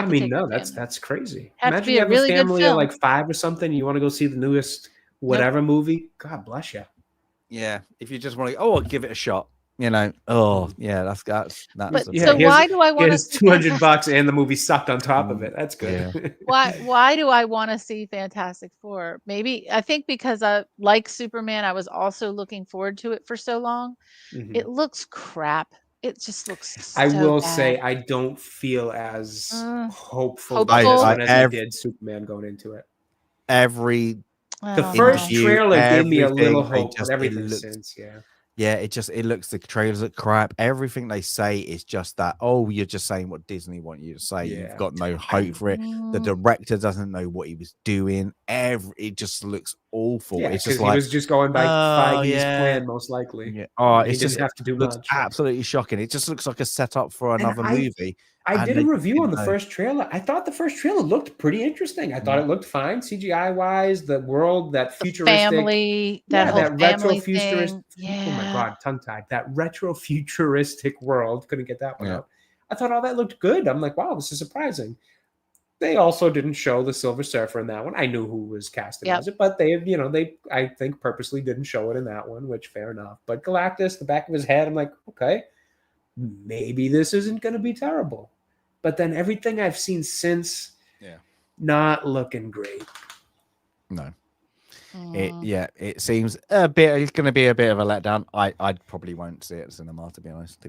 Yeah, I don't blame you. If I wasn't gonna plan on a review, I may not. I mean, like I skipped Thunderbolts, I skipped Captain America 4. Like, I don't do review on all these ones because honestly, I can't be bothered with a lot of them right now. Even for somebody who loves superheroes, even I'm kind of tired of the genre, and I just want to watch some other stuff. And I'd rather it's do not a like tired review. genre. You just want something good. Well, yeah, that too. Good. That's what I should say. I'm not tired of the genre as much as I am tired of the crap the genre is producing right now. So I say, especially if it on a comes from game or a Marvel, video on keeps on something hitting else. miss. Yeah, that's it. Marvel will just keep on missing every time at the moment. Well, like, and they're just cookie cutting the same Garbage, exact thing over. And it's movie by assembly line, and I can't be bothered to go out of my way to pay that price and to take 2 hours when I could watch something else and do a retrospective or play a video game and a new game and do a review on that. Like, I'd just rather put my time there right now than bothering with Marvel. But this one, because it's kind of a pivotal group, I do think I will go see this one. So it's that, and then The Naked Gun, August 1st. And then we've got a couple of weeks of like nothing. And then Red Sonja, if anyone wants to go see that. Oh God, I saw a glimpse of that trailer. That looks awful.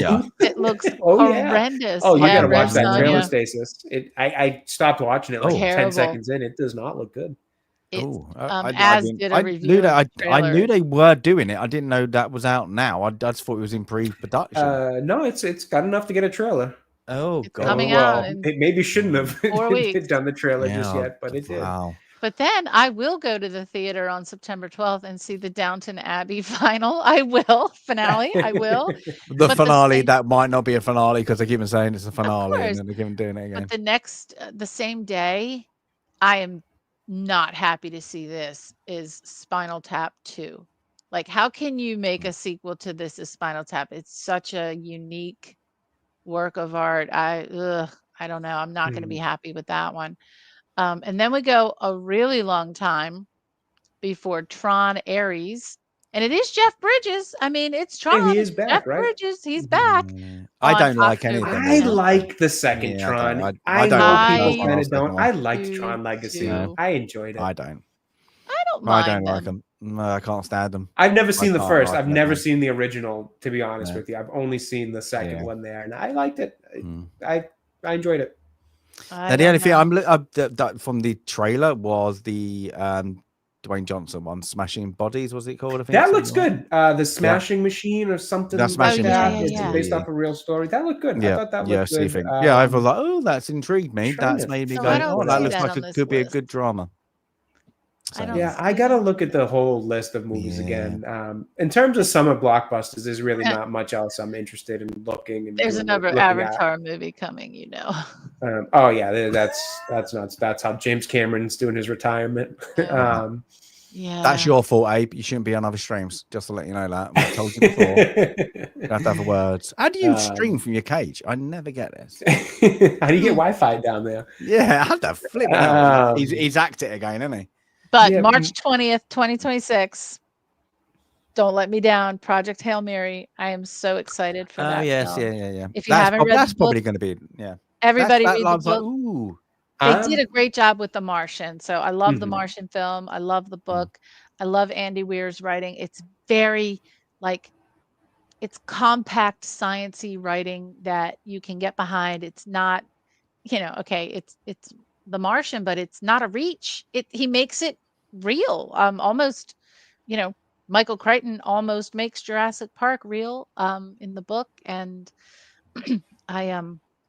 Yes, Pete, you need to read the book. And I'm now it's on my list of first editions that I want to own because I really like the book, and I'm going to read it again soon. And True Romance. I don't think I have a book to read. Yay! There you go. Original screenplay. Yeah. I get a break. Yeah. So we've got now the 7th seal for our next one, and then our 50th movie, True Romance, and this will be this is our first Quentin Tarantino movie then. It is our first Quentin Tarantino. Yeah. So yeah, written by him. So yeah, that'll be a little bit of fun. But yes, this is now officially way over, nearly to an hour over Good our Lord. official record. Oof. So that's it. Yeah. So we've done a good 7 hours. At least we didn't go 24. People would I think if we did shot by shot, literally, I think we would have gone mad. But yeah. So make sure the 7th seal. Gonna get a lot of people who are gonna have to search for that one because I don't think it's on many streaming services. So you know what to do. I think you might find it for free. I honestly think there were one or two that I did find like for free on YouTube that were running like one or two of those old films. So yeah, definitely check it out though. It's don't let the Swedish put you off. It's fine. And I actually watch it without subtitles or dubs because you really don't need to understand all the words. It's all about the action that's happening, and you can figure it out without, Lucky I can pick up a little bit of Swedish. So and know Swedish, so you're good. But everybody, I hope you have enjoyed this long, epic Lord of the Rings trilogy, courtesy of Sandy not wanting to put in the 3 movies. Who won the points? Who won the points? It's got to be AWOL. I mean, AWOL always. It's AWOL and Daryl. Let's AWOL. There we go. AWOL always number 1.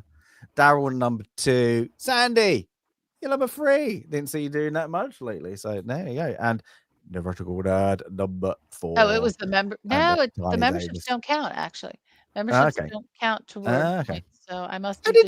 Abe gets 6. He hadn't been hardly here. Look, him jumping and jumping out. Disgraceful, absolutely disgraceful.